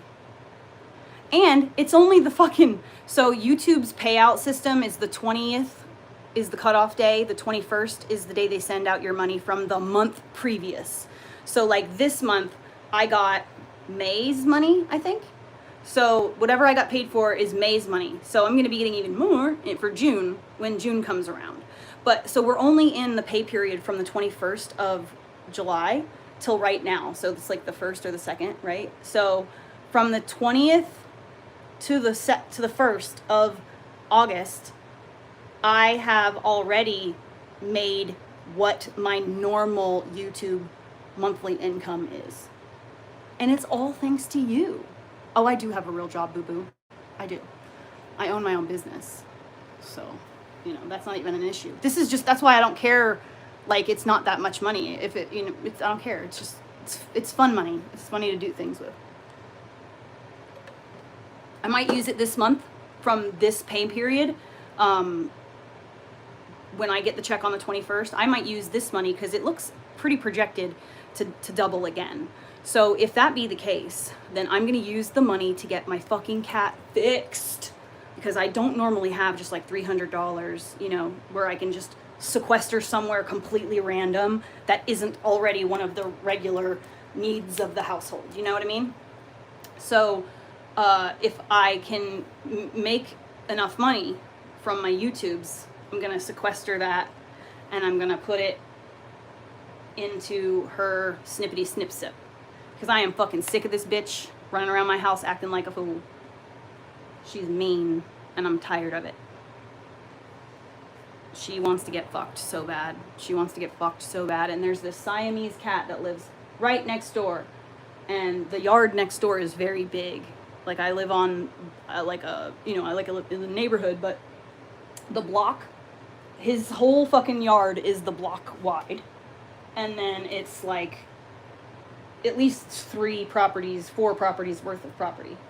And so he's got his little territory over there. And he has been just watching my cat and sending her into heat over and over and over and over and over. So, like, she's mean. She's been attacking the dog and it's not there.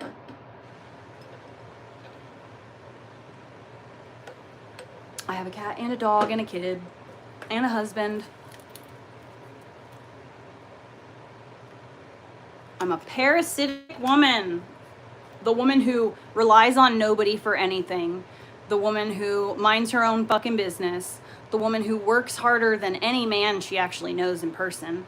And yeah, is very independent, capable, motivated to do things. Yeah, sure. Totally parasite. You got it.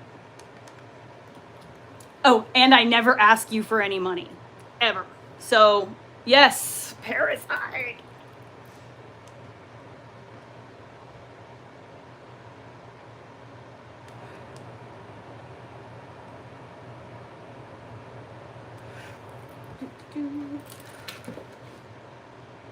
All right, I have to pee again. Water is passing through me.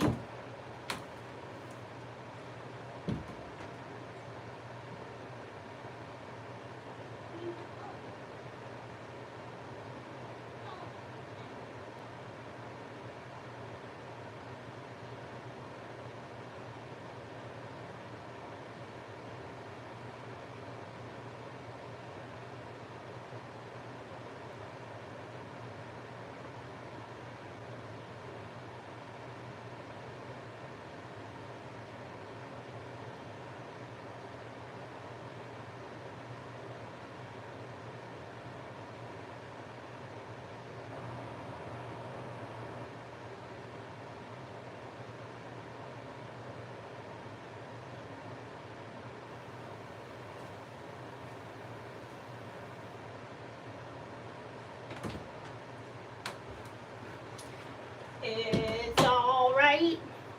Don't nobody worry about me. What is that from?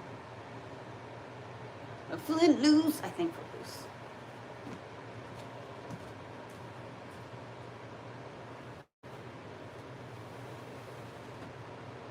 Looks like my cat tried to jump on top of the bed again. I'm wondering. That fucking bitch. There we go. That's good.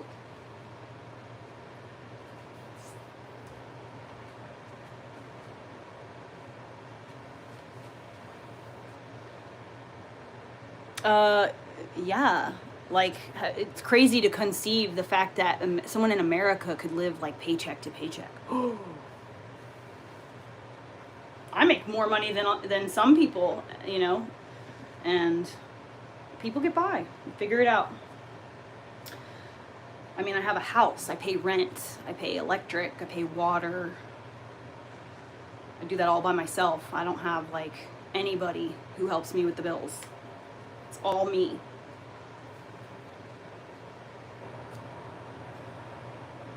Just to have a house and a roof over my head, it's like $2,000 a month. So.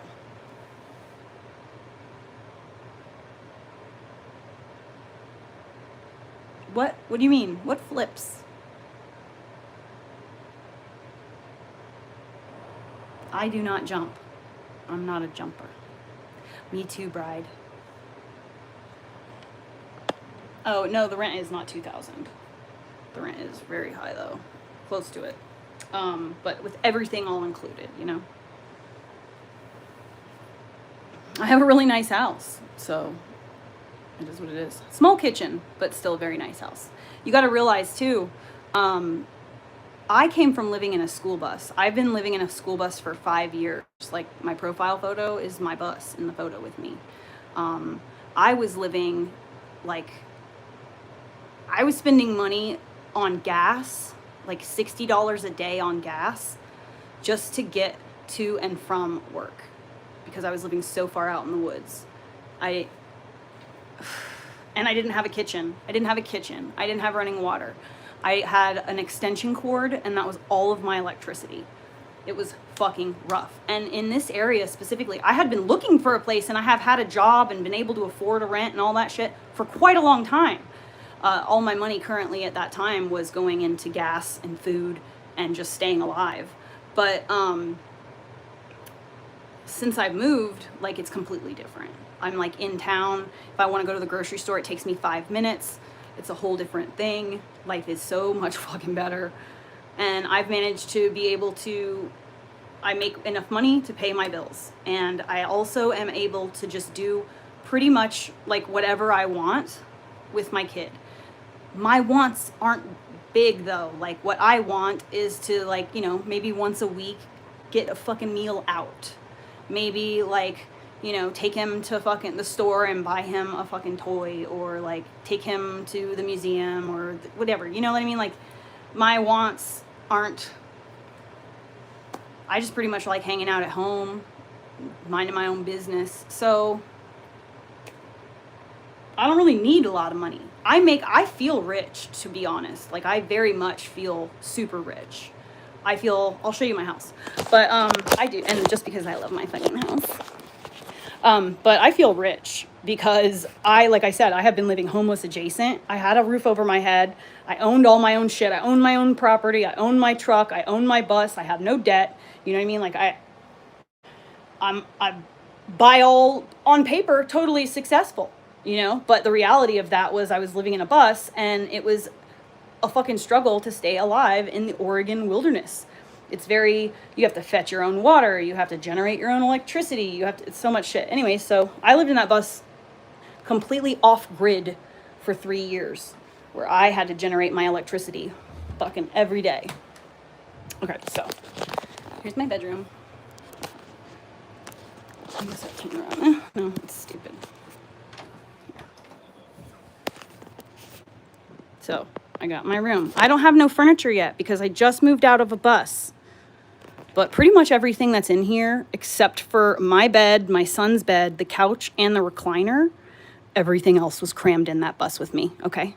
So I just want you to think of that. But so I have this huge, long pass-through closet, which is fucking badass. I love it so much. There's fresh paint on the walls, fresh paint on the baseboards. Everything is clean. Everything is nice. Everything is new. Brand new AC unit my landlord gave me. My messy, I didn't make my bed or close my bed up, but I have a princess bed that I fucking love very much. Love my fucking room. It smells good in here. Like, when I walk into this room, all I can smell is this cashmere and raw amber candle. The smell of it just existing, it's so delicious. There's my boy. Oh, the bathroom is a total wreck right now because Elliot and Josh were here and I haven't cleaned. I should clean my house. I have a bathroom with a bathtub, a toilet, and a sink. It all works. It's all beautiful. Nice floors. Same shit as here. This is going to be my studio pretty soon. So I just had brand new carpet put down. like 3 days ago. So this is all brand new carpet in here. It's very, very, very thick and super soft. Look at this. Look at that. Anyways, so this is my son's room. I bought him this bed as soon as we got this house. So now he has his bed of his dreams. He has a loft with a desk underneath. He can play his games. It's got an LED light underneath it, whatever. And he's got a chair that he found at Goodwill. My son loves shopping at Goodwill more than I do. He likes used things. I would have bought him a new one, but he wanted the one from Goodwill. Whatever. So I made him this rug, and I made him those rugs for his birthday. Wait, you can go in here. This room has to get closed. Ugh, I need to buy cat litter, and of course I don't have the car today. All new carpet on the freaking rugs. So happy about that. Brand new AC unit. There's money. Fireplace. I've got a place to put all my plants. Couch. This is basically my dog's couch. I never use it. And my kid was here. As you can see, all of his crap is just, he's got dirt bike suit, like the leather suit with the, you know. See, this is what I use my money for. I get my son what he wants. He's got a helmet. He's got moon shoes. My kid's got everything. My kid has fucking everything. I got a cute little yard for the dog and for me. That is a fucking sink for the garden. There's a little front yard area too. Ugh, the kitchen is such a nightmare right now. Tiny little cute kitchen. Love it though. There's a huge freaking closet in there that I mostly have fucking full of cardboard boxes because I just I need my stuff visible. If I don't see my stuff, I forget I have it. So then I have a laundry room. That is amazing. It works so good for drying my clothes. I have a whole ass other bathroom. And then, why the fuck is my garage wide open? What? That's cool. Love that. Love that. My garage was open all night. Love that. So here's my garage. And I am going to be thinking, it's messy in here, so it's giving me anxiety, the thought of it. But I need to move basically these two tables, everything on them, that plastic bin, and not this little refrigerator. That's my old fridge from the bus. But that and all of that and all of that. It needs to go in my studio upstairs. Oh yeah, house is totally cluttered right now. I haven't organized and I don't have furniture. Like, what do you expect? Like, there's nowhere, if there aren't shelves, where does the stuff go? It just goes on top of itself, right? So, gotta put shelves up. I just moved here. I'm literally only been here for like less than a month. Or maybe just a little bit more than a month. Either way, no time. Oh, I could ride my bike. I could ride Elliot's bike to the fucking store. What if I rode the bike and I got cat litter? Oh, almost dropped this. Thanks, Elliot. Appreciate it. Fucking left. Opened my garage. Didn't tell me. Oh, it's gonna be dark in here.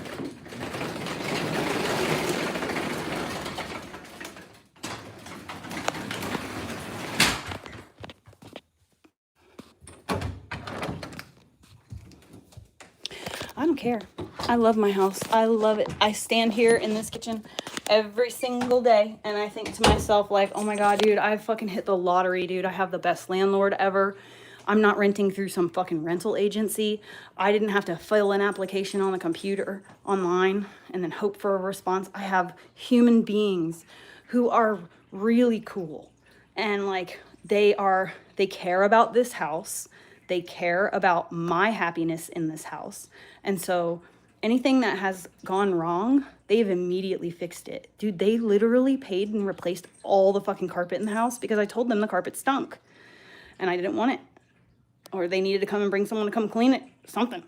Like, and they did before I moved in, but the person who lived here before was Sketchtown, USA. and did some like trashy shit. So the carpets were funky. And it just made my son's room gross. Nobody ever wanted to go in and be there. It just felt icky. So they were like, oh, Heather, we're just going to replace the carpet. Don't even worry about it. I was like, wait, what? You're going to replace the carpet? They're like, yeah. And they sent a guy here to look at my refrigerator broke. The fan stopped working and the drain thing wasn't working.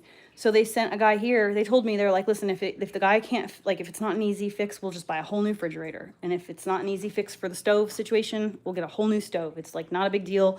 We've got, it's totally doable. It's fine. And I was like, really? And they're like, yes. So that's pretty cool. I love my landlords. I'm very lucky. They're very nice. They're very cool. They're my age. Maybe like, I think he's more my age and she's a little bit younger. But they're a married couple and they have children, and their children are friends with my child. So that makes me very happy. And yeah, I love my house. I love it so much. I literally stand here and I look around and I'm like, wow, I'm so lucky. Look what I can do. Look what I can do. Look what I can do. Look what I can do.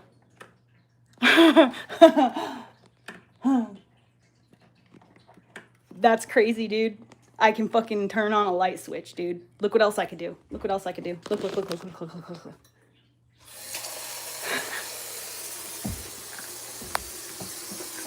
And I can turn it hot. I can turn it from hot to cold. Listen, you guys think that this shit is all basic, standard, whatever. It's not actually. In the majority of the world, actually, the way that you live your life and you think is just totally normal is actually like a fucking total, serious, like real luxury.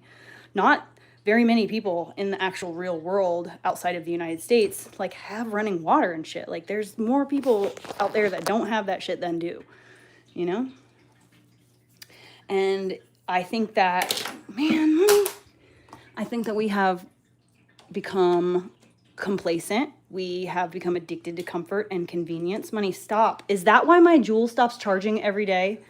Because you're pushing on it, trying to get some kind of satisfaction? You pleasure-seeking whore. Yes, you are. Anyway, so, you know, people have become addicted to technology and comfort and... do you want me to pick you up or something? Come on.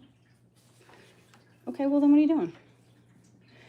And they become entitled. People become entitled when they don't realize that literally every single day that they live their life is how lucky and blessed they actually are. When they just like, you know, go about life living in the bubble, not even thinking about it. Like if you don't know how the process of like, what would you do if the electricity turned off? Do you know how to like get rid of your waste? Do you know what to do with your garbage? Do you know how to properly dispose of garbage? Do you know how to safely dispose of garbage so that it doesn't like make you sick in the future or make other people sick? Do you know how to find water? Do you know how to tell if the water is safe to drink? Do you know how to purify water in the case that you have to drink impurified water, which you should probably purify it no matter what, but I digress. You know, do you know where you would put your poop? How many people are in your family? Think about how many poops that is per day. What would you do with all that poop? That's actual poop. So you can't have it anywhere near where you're at or it'll make you sick. So what do you do? And if you don't know those things, you should probably start to consider like, oh shit, I might be one of the entitled ones. Because that's something that people have to know to like live in other parts of the world. Just to survive, you know? There are countries that have been lied to by capitalism and America's come in and shown them how to do things. And so now they're like impoverished and don't know how to function, seemingly like icky. But that's just because America had something to do with it, or Great Britain. Leave people to their own devices. Ancient people know how to survive and know how to like handle waste and stuff. But when you bring in capitalism, you bring in complacency and you bring in convenience, you bring in maximizing output while minimizing input. Hi, sorry. Oh, do you need to go potty, Money? Money, do you need to go potty? Go ahead. Go potty. You need to go potty?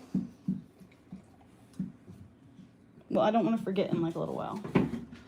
I really don't want to do that, moving my stuff, because I don't feel like it, and it gives me anxiety looking at it.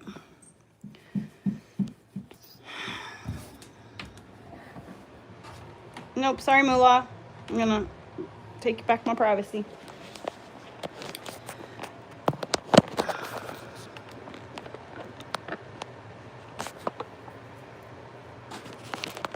That's the most retarded thing ever. Who said I don't like America? When did I say I don't like living in America? I didn't say that. I said I don't like capitalism. What people who use capitalism the wrong way do to other people.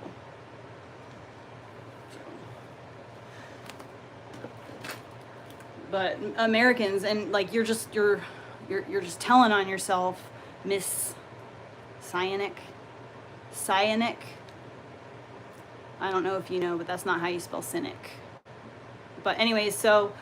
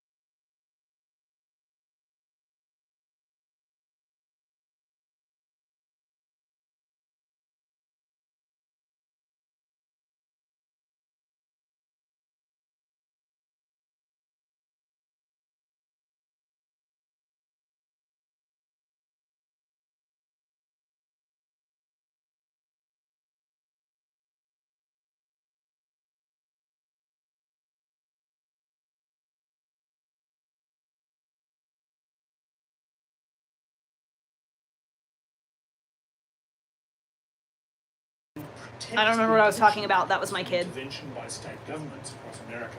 Prediction markets aren't new. They provide useful functions for society by allowing everyday Americans to hedge commercial risks. They also serve as an important I wish I check had on like our news a media support and bar our that was like information. this high. He says prediction markets are a way for people to Like check height, if the media height, is lying to them. thigh, To those hip who height. seek to challenge our authority in this space, let me be clear. We will see you in court. So, regulation seems to be sorted. And now, anonymous accounts are making huge amounts of money based on often highly confidential information without any real repercussions. So what has all this deregulation created here? Well, on the one hand, it's just another gambling platform, really not all that much different from sports betting sites. But on the other hand, you've got an industry offering increasingly large amounts of money for secret information. Back in the olden days, by which I mean like 2 years ago, if you wanted to make money through information you got through your work or connections, you had to find someone who was interested in paying you for it. But now there's an app available on your phone which is offering money for anything you know that other people don't, as long as it's about an interesting topic. Do you know the details of an upcoming product launch? Do you know what is going to be said during an important speech? Do you know when a military operation is set to begin? This is a national security risk now, right? We have people trading on what our armed forces are doing and perhaps sending signals out into the world about what our military is going to do. It's not good. The amount of liquidity in the toy market is increasing exponentially. It grew from $8 billion in May to nearly $14 billion a month later in June. More and more people are betting on more and I more want to make things, feta. I have been meaning saying that. I want to make it. So I'm going to figure out, I'm going to find a good recipe and I'm just going to make it myself. So with all this deregulation, the Trump administration has created a market for espionage. Meanwhile, even his own staff are cashing in.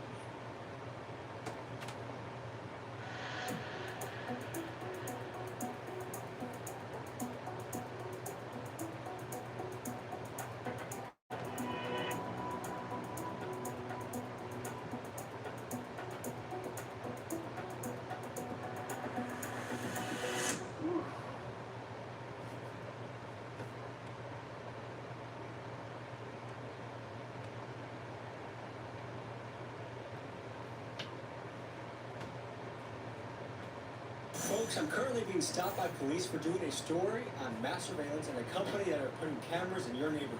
Flock safety. Let's see where this thing goes. It's a complex problem that requires so many people to work together to solve. And at Flock, it's our mission building. A former Milwaukee police officer pled guilty to using the Flock camera system. Police say he used it to track a romantic partner and friend. Hey there, we got an interview here. Flock. Like, I think it's just people wanting to make a lot of money. That's a cool one. We're surveilling Flock right now.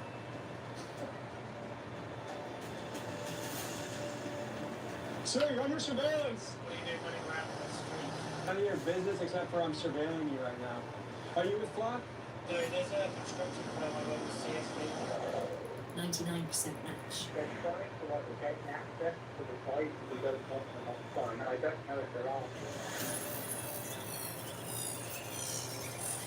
Hello folks, I'm Boots on the Ground journalist Tommy G, and this is a Flock camera. And you may have noticed cameras like this popping up around your city.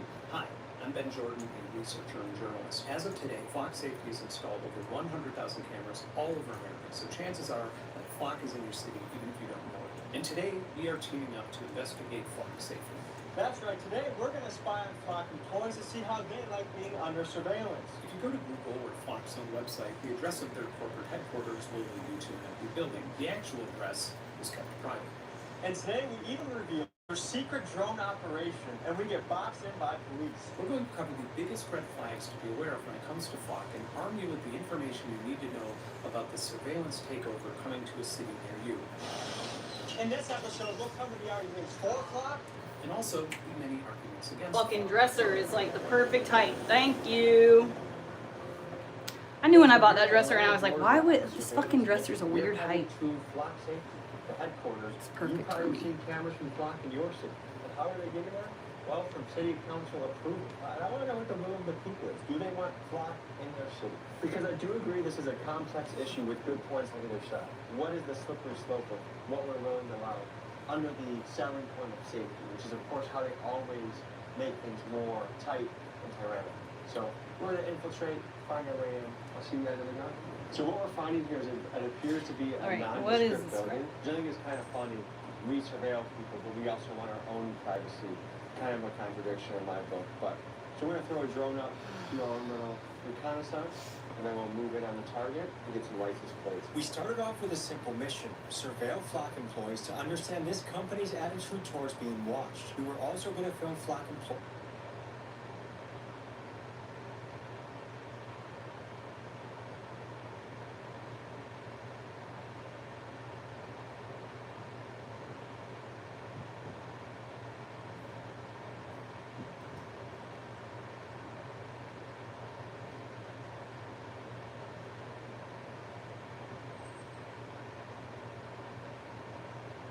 Okay, so we call this, there's a little piece we call Tate in the Taint.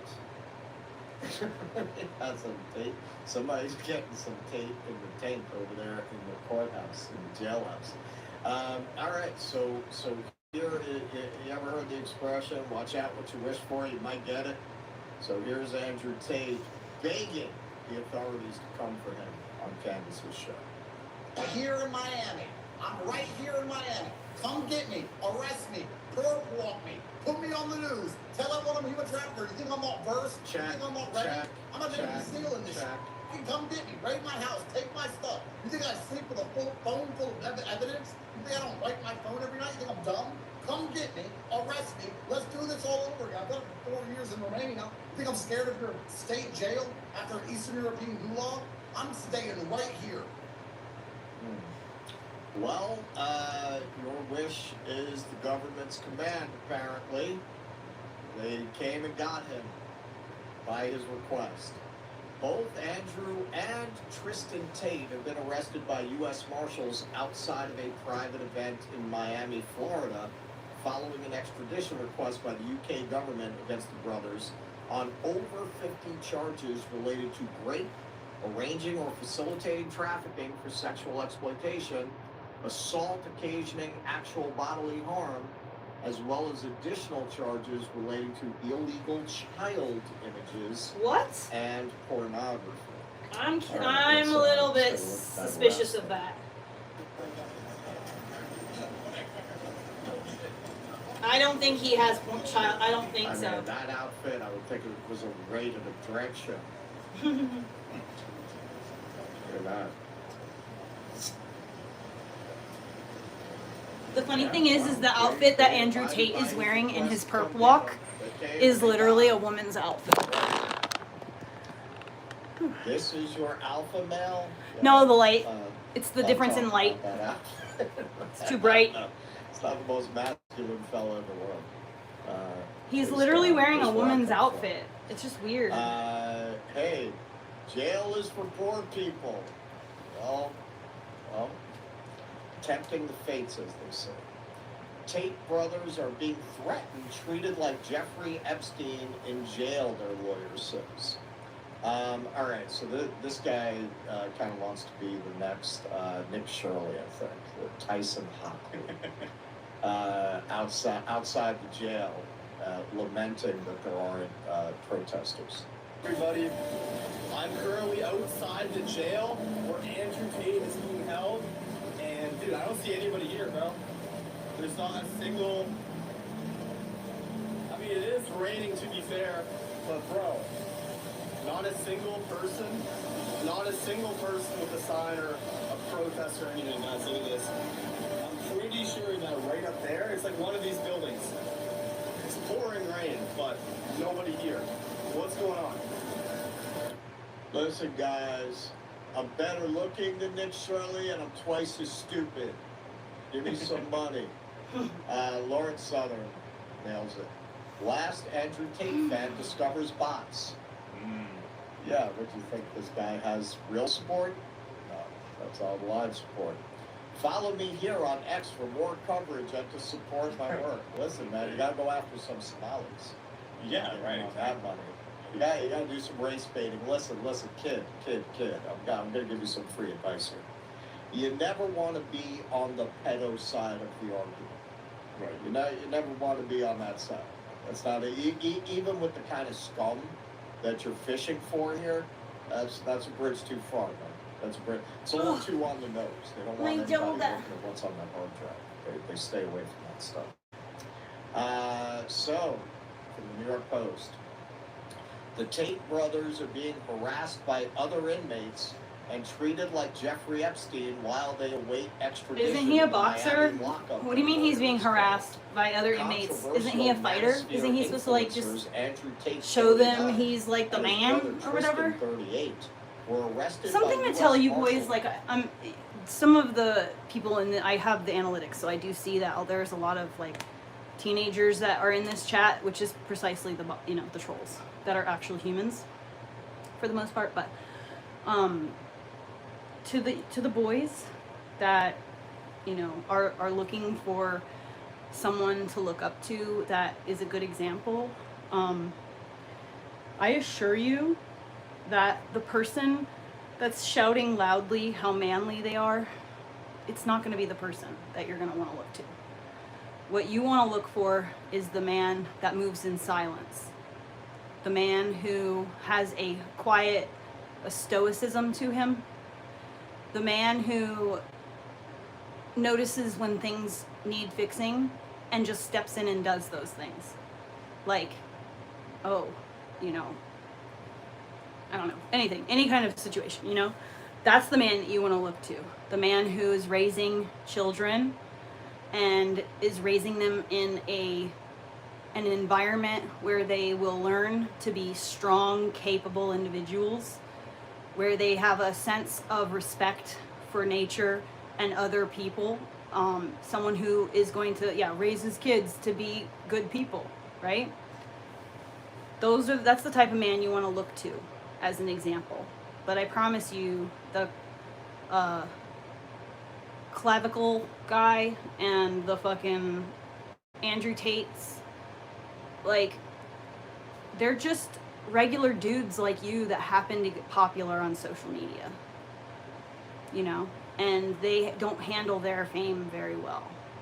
They're obviously using it to be shitheads. You will get money that way, being a shithead, manipulative, whatever, but you will never truly be happy in your heart. If you want to find someone, to aspire to be like, let him be a man who takes care of his family and just does so without asking for praise.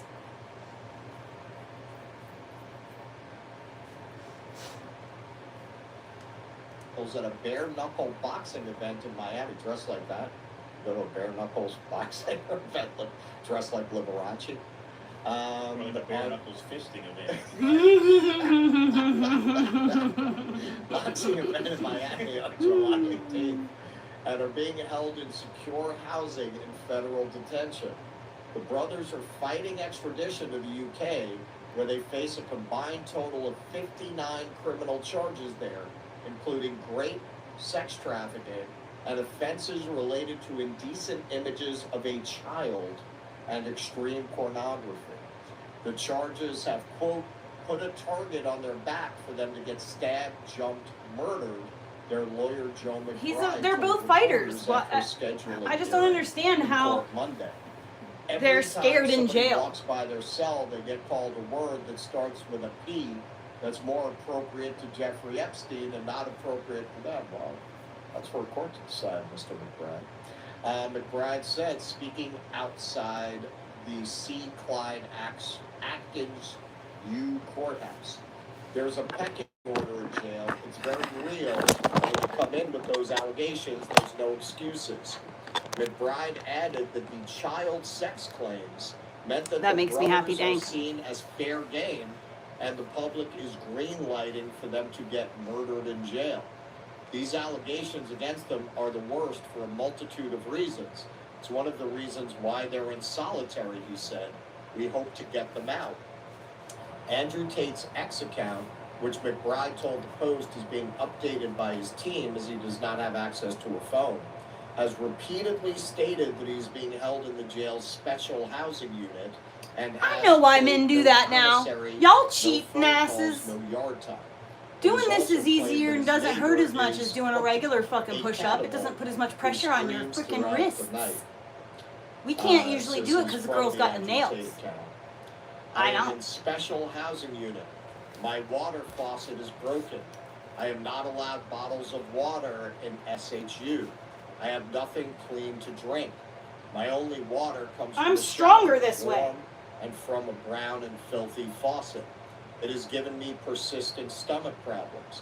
The water I am drinking is not clean. I am an American, innocent until proven guilty, but I am forced to drink poisoned water. Where are my rights? Lucifer responded, since Andrew Tate has suddenly started believing in human rights after denying them to so many women through the years, I suspect he'll find Jesus any day now. I actually... Every person who goes to jail finds Jesus, and if like you're their boyfriend or girlfriend, they love you more than anybody on the planet. I love you, baby. Could you send me some money The for halfway commissary? post breaking. The warden of the jail where Andrew Tate is Never being date a held man has who asked people who to is stop a mailing jail bottles person. of barbecue If your sauce man addressed to is Tate's in and out of jail, cannibal he cellmate ain't for you. with the label Tate sauce. So folks, don't do that. Don't send Tate sauce to the jail. This was, yes, it's AI, but it's pretty funny. The fake MAGA patriot. The Tate brothers are being very unfairly treated with solitary confinement of the SHU program. But luckily for them, there is a solution. You know what there, fellas? You guys are right. You are being treated very unfairly. We are going to release you into general population so you can make some new friends. Just remind them you are MAGA alpha males and impress them about being arrested for rape and having videos of children. Yeah. I don't know that they should be complaining about being. That actually really works those SHU. muscles right here. I Pushing wonder if away. They tried telling the other inmates they're alpha males. Yeah, So if mass strike now. leave them there, go all the way to the end. Combat PDF And then turn your and elbows great than the up and entire out, U.S. government. With a and then pretty clever lock name, that. Incel. and then push out Yeah. and bend the elbows. And hey, this is, look, man, since I already mentioned my my winged bat soldier conspiracy theory, I'm just going to put this one out there. I don't think it's beyond the realm of possibility that Andrew Tate wanted to get arrested, because he kind of seems like a guy who might want to be locked up with a bunch of strong, strapping men for 20 to 25 years. This cuck turn.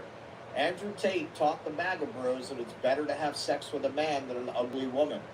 Nick Fuentes said it's gayer to have sex with your wife than to be gay. Libs aren't turning MAGA gay, the manosphere is. Yeah, this is what he had to say about this. These are his words of wisdom. This is a question on Twitter. Ask him, would you rather have sex with a transsexual, which is a legitimate 10, or a woman, which is What happened? What happened? I don't know. I don't know how that I happened. may hit something by accident. Maybe there was a... And everyone's sitting there clicking woman, because they think they're going to be gay, they do anything else. But they're not actually thinking about the question. I'm so smart. I operate on so many levels higher than the average man. Oh, they're going to love thinking him. about the question. When I say a 1 and a 10, I mean Megan Fox with a dick. That's the tranny. Or Hulk Hogan with a pussy. That's the girl. This is the question I'm asking. Megan Fox or Hulk Hogan?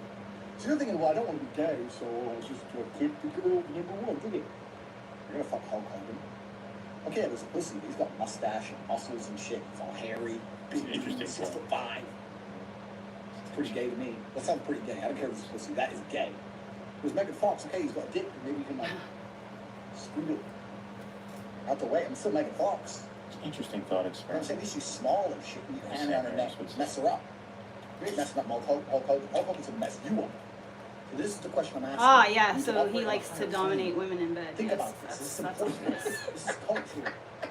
This affects the world we now live in. What is straight? What is gay? It's all a big sliding spectrum, isn't it? Because if you're gonna sit here and go, oh, no, it's gay to bang. Why does he have his nipples I'll out? counter that argument. It's gay to I'm bang offended. somebody with a pussy. So which one is it? I'm offended that his nipples are showing. Alright. I'm offended. So you know what's gay? Being fixated on these kinds of questions. That's pretty gay. Now, there's nothing wrong with that, man. Like, if you're gay, that's fine. That's fine. But when you promote an extremely manly, misogynistic and homophobic philosophy to young men, well, there's a certain hypocrisy in the fact that you seem to also be promoting homosexuality among those men. As my compatriot here has often pointed out, it's a gay movement. The manosphere is a gay men's movement. You know, you go to like working class men, they're not like this, man. This is not manly by any meaningful real standard man that most people have. What I see when I look at this, and I always say I see it through a certain generational lens. This is what you could pass off as manly to a generation of young men who don't even know what that is. Right. Such that, like, you're talking back in the day, being a man, everyone would have called these guys bundles of sticks. All these guys. Oh, I could use this, right? You think Archie Bunker. You think Archie Bunker would look at this guy and go, oh, that's a man. That's a man, eat it. That's a man. Come on, man. Like, this is a generation of virginal kids' idea of, like, what a tough man looks like. And, you know, look, innocent until proven guilty. I don't know all the details of the case. It seems like I hate being a little weak woman. Literally had Trump. I want to be a Hulk advocating Hogan for them, woman. and they're still getting busted. I want to get. It seems to me even. there's I want to probably get a there. super Like, I don't think they're being set up. I think there's a little too much smoke behind that fire at this point. Like when it first came up, and again, I never dug that deeply into this. I thought maybe, you know, from a distance, just remotely.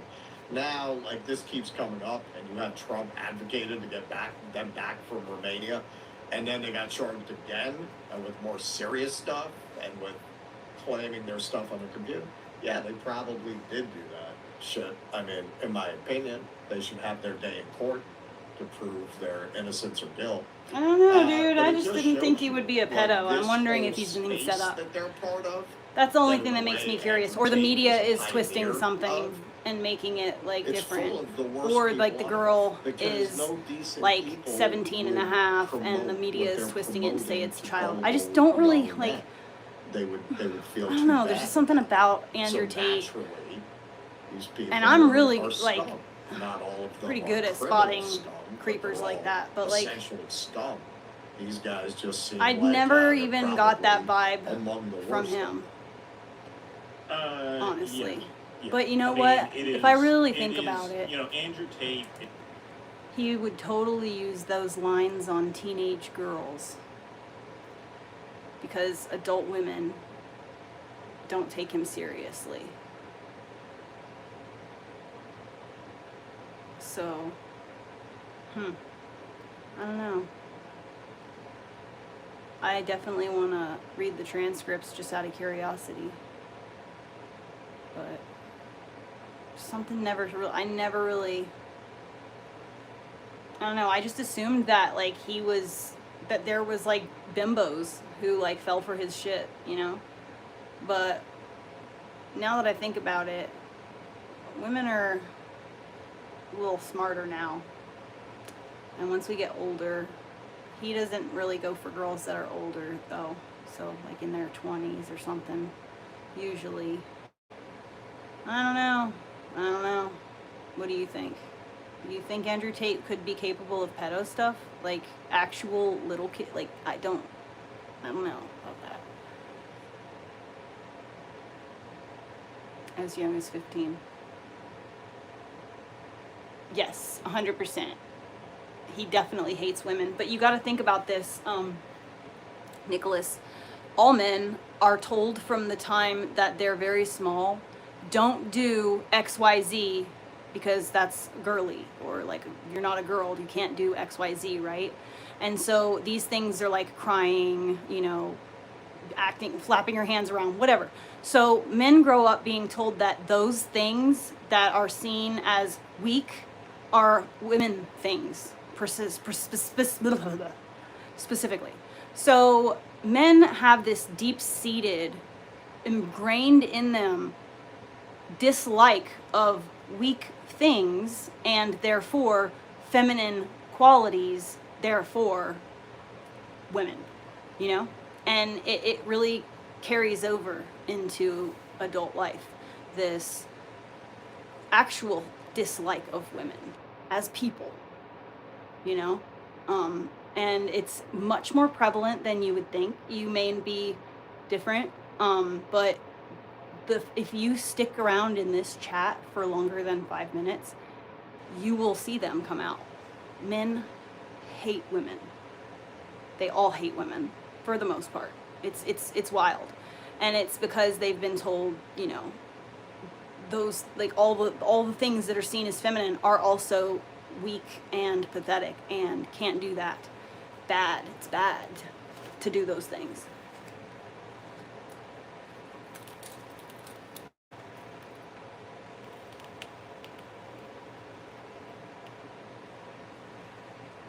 Well, Nicholas, the biological thing is one thing, but treating women with just basic human respect, like, you wouldn't walk into someone's home, another man's home, and say like, oh, this fucking woman is disgustingly ugly, or ew, yuck. You know what I mean? Like, there's just, just scroll through the chat, you'll see what I mean. But it's very clear that men hate women. A lot of men hate women. And I mean, a lot of women are starting to hate men too. And that's the scary part, is that when women really start to hate men, that's when that feminism crap comes up. And that's the worst thing for women. Women are not meant to do everything.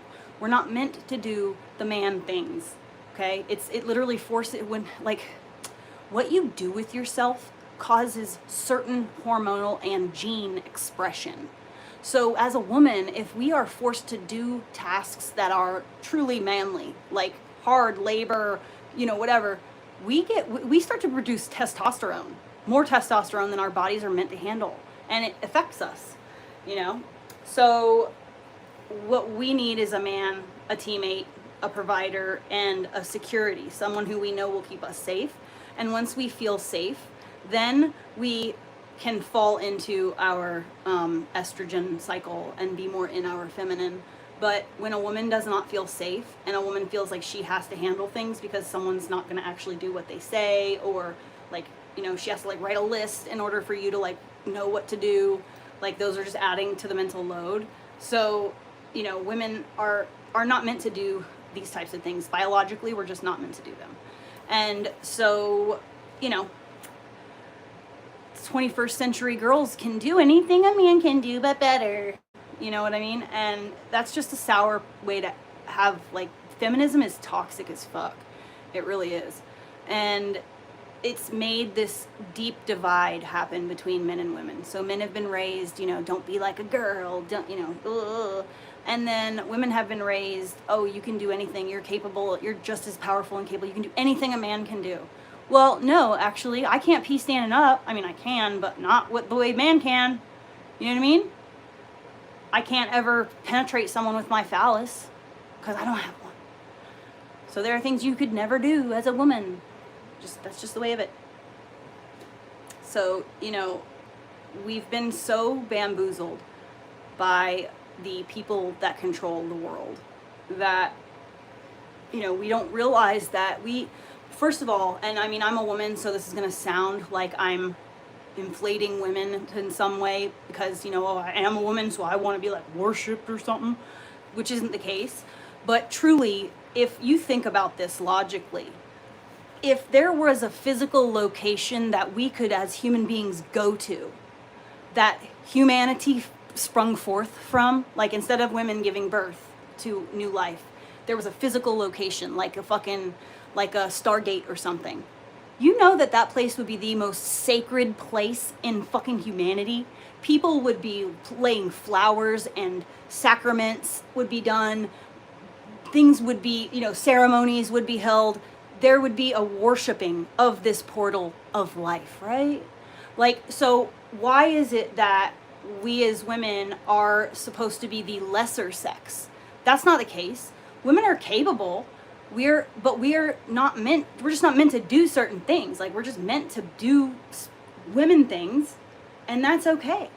And,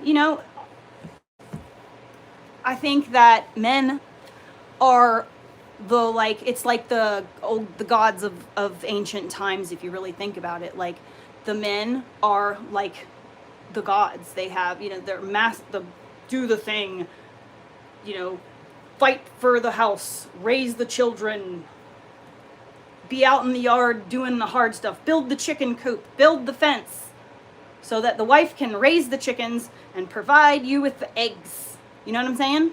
Teammate. And that's like the way that humanity survived for a really long time. And now we have all these modern conveniences. So technically, you could survive on your own. Technically, you could survive as a woman alone. Whereas in past times, you literally couldn't survive like that, because there's just no way you as a woman could do all the fucking things. It's just impossible. None of us are meant to do everything. Have you ever, imagine if an ant colony was just one fucking ant. Nothing would ever get done. There'd be too much. There's just impossible for it for the colony to thrive, right? Or like the ant hill itself, right? To be a functioning ant hill. If there's one ant just going and doing every single thing or whatever. But because there are many who have accepted their role in life, they accept where they are, and so from where they are, they're going to do their absolute best job ever. No matter what that job is, they're just going to do the best that they possibly can. And because each ant is willing to do the best they possibly can, no matter if, do you think ants sit around and go, oh my God, I literally don't want to do trash? No, the ants just fucking do it. It's just because everybody understands it's for the survival of the colony. Like, hello. And so, yeah, some people are going to have shit tasks. I'm one of those people who is forced, no matter what I do, no matter what I try to do with my life, I always end up being the person who cleans up.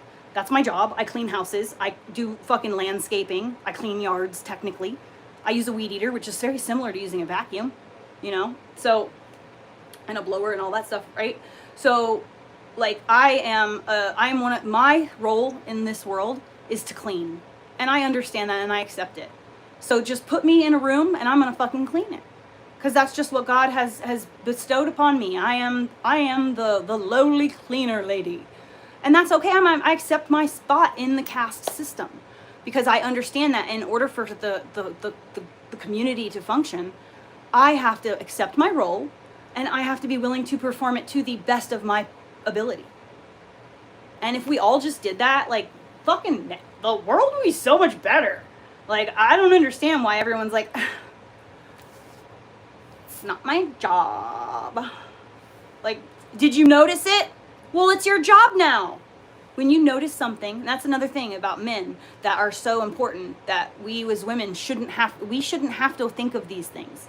Men should be doing all the thinking in this regard for us, because they are the safety, the protector.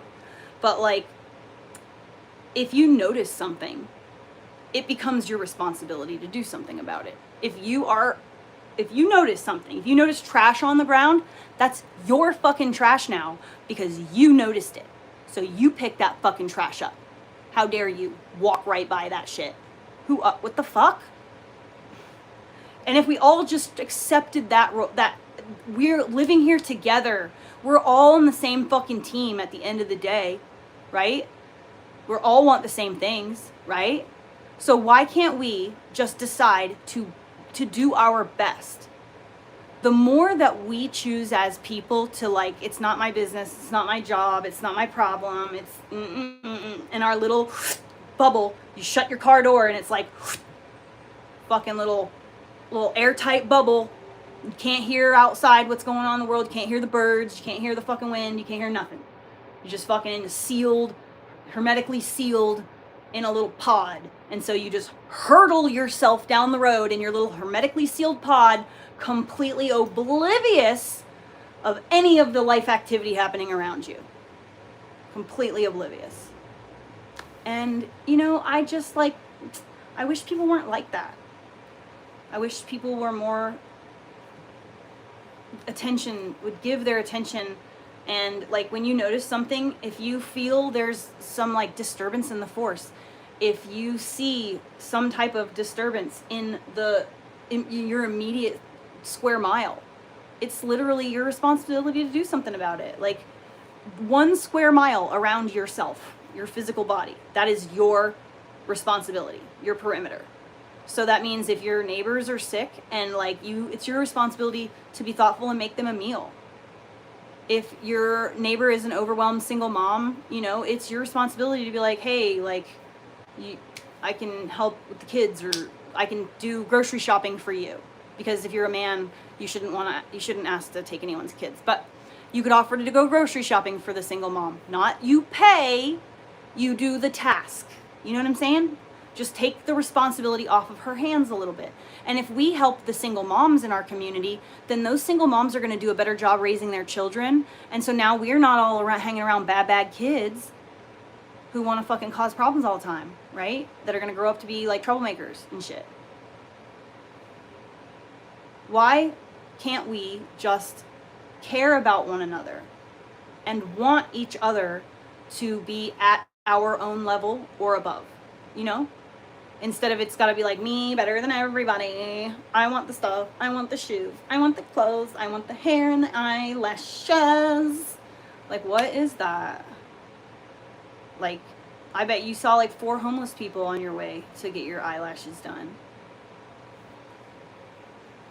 And I don't think we should really feed into homeless drug addiction, but I do think that we should focus on like stopping the reason why people go home into being homeless to begin with. So if we could just get to solving that issue, then there won't be homeless people. Like it's gonna take a few years for, you know, the people who are currently refusing to participate in any type of system or that want to do drugs. Those people will eventually, you know, die out. It's just the truth. And so, you know, the people who are just stubborn and refuse to like be a community member, all those people will eventually just die off, and we'll just focus on doing what's right by our community and making sure that no child goes unfed, and making sure that no single mom, you know, is struggling in a complete state of overwhelm, or a single dad. And that way we can ensure that our 1 square mile around us is taken care of. And if we all do that, like life would be like harmonious. People would feel like all their needs were met.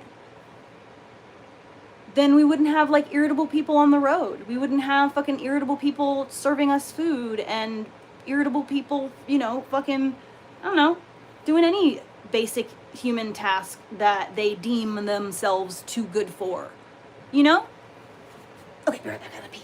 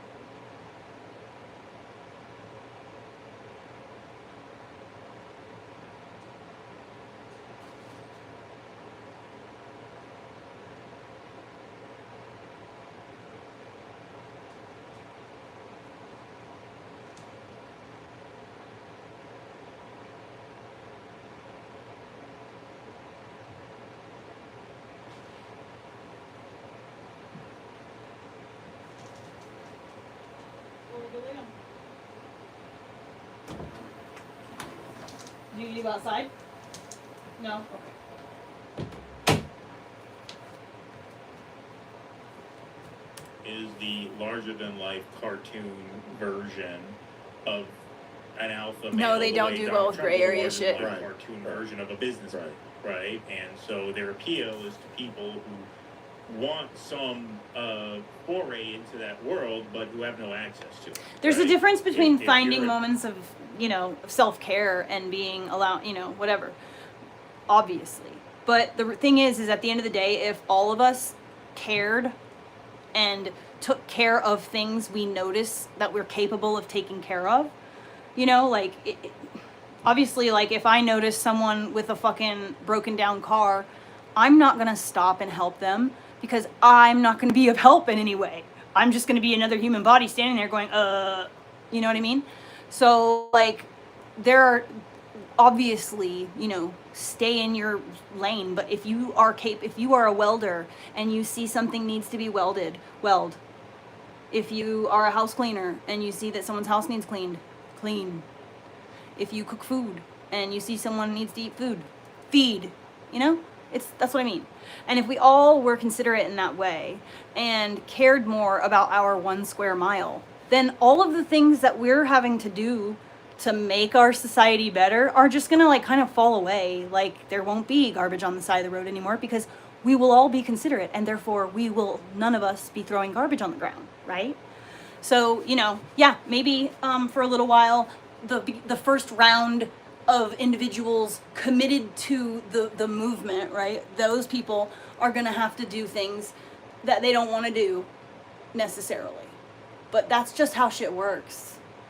When you're like the first person to notice things, you're the first fucking chipmunk or mole or whatever to pop your head out of the soil, you're likely to get your fucking whacked, But at the end of the day, like, if enough of us pop our heads up out, right, then it's too overwhelming for one farmer to whack.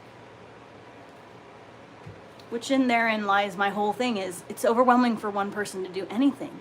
So we need to work as a team.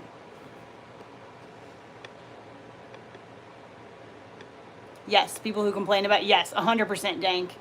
And a lot of people complain about it and then do the thing when no one's looking. You know what I mean? Like, they just they litter when no one's looking. They lie, cheat, steal, manipulate if they think they can get away with it and won't get caught. But then to the world, they present this person, like, oh, that's the nicest person ever, dude. That person would go above and beyond, walk a mile uphill to help somebody. But, I've had very firsthand experience with dealing with people like that. And then the fucked up thing is like when you leave a marriage with someone like that and they are able to turn everyone against you because actually you're the problem.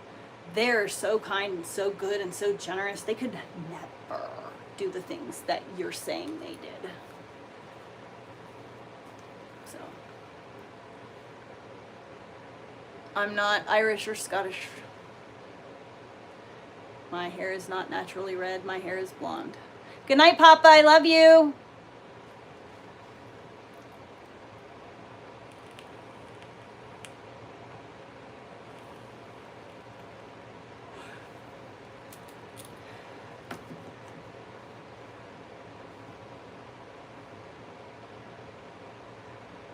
Yeah, and that's why I'm a genuinely nice person with a lot of consideration and a lot of care about others.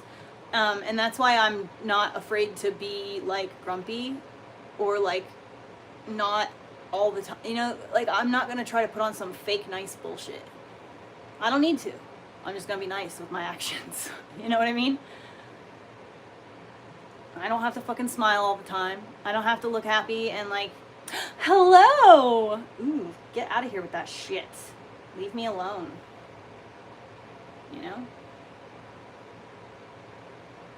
Alright. Let's hear what's going on with the disenfranchised over, yeah. worker in the Rust Belt. You have no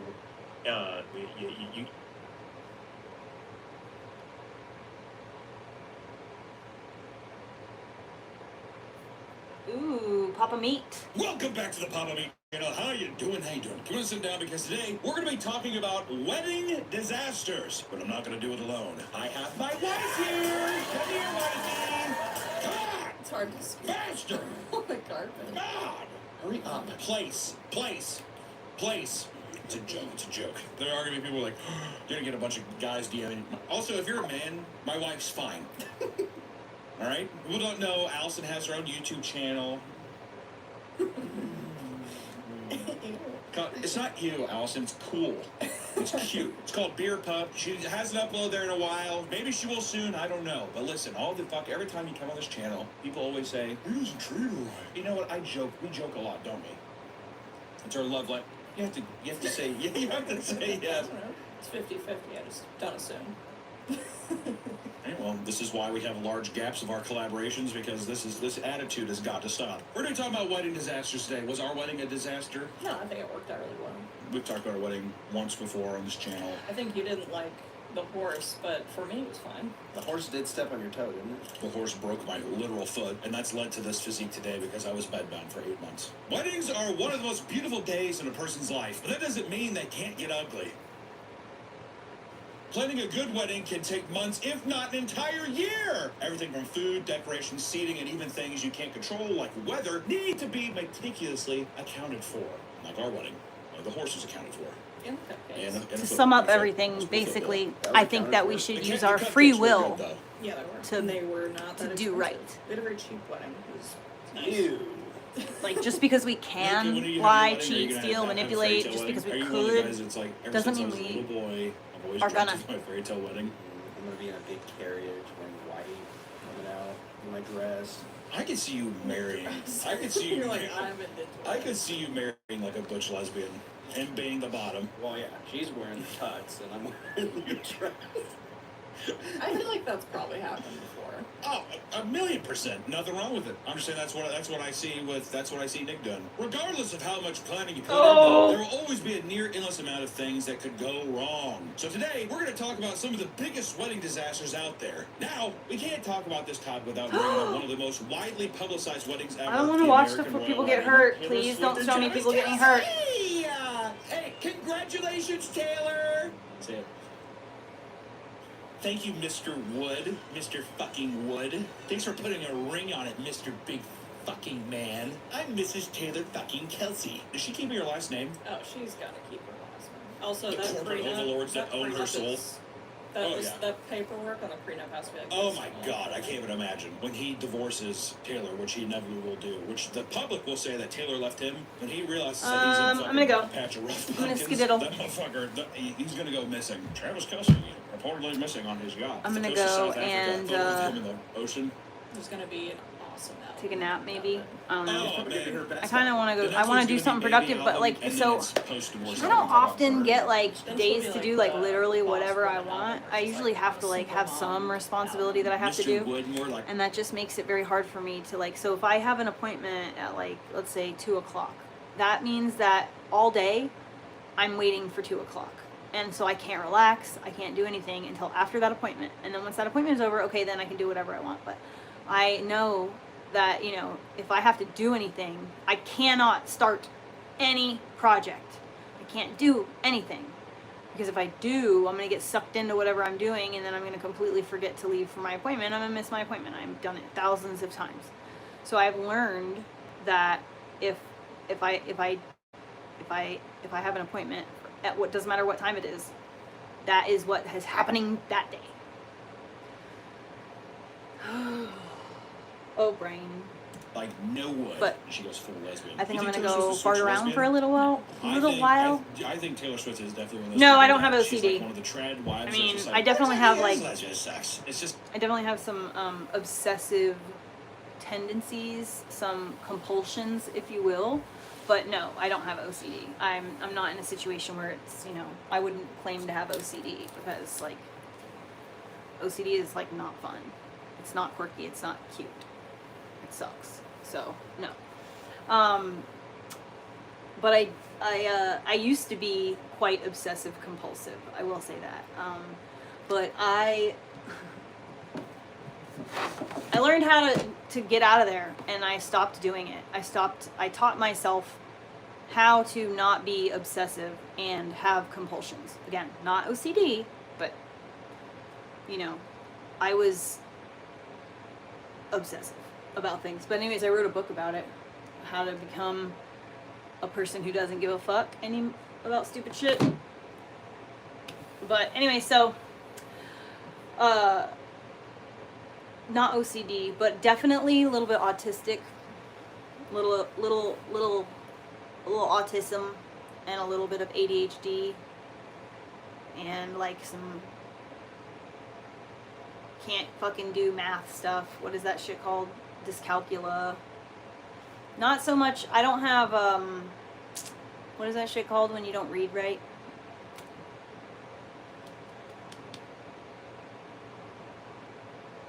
Dyslexia. I don't have dyslexia, but I have the numbers one.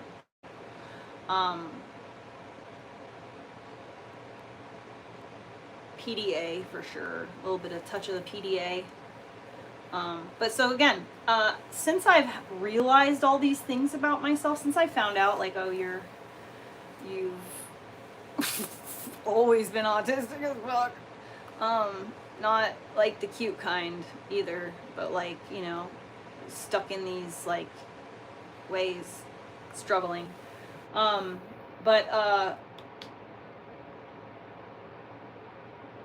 did used to think my aunt Holly was diagnosed with, was it ADD? I think it was like ADD in the 60s or 70s when she was diagnosed. And so they all said that I had ADD, like probably that I had ADD. But I might have been diagnosed as a child with ADD. I don't know. But it was always very clear that something was weird, you know? But no OCD. I'm just, got a touch of the tism. I feel so like, the reason I gotta go, honestly, the reason I'm hanging up is because I feel like I need to be productive if I'm gonna be on a live stream, but I really don't want to do anything more than this. And so I'm just gonna turn this off, and then I'm just gonna go lay in bed, so then I can just be not productive and also not care. I just feel like, you know,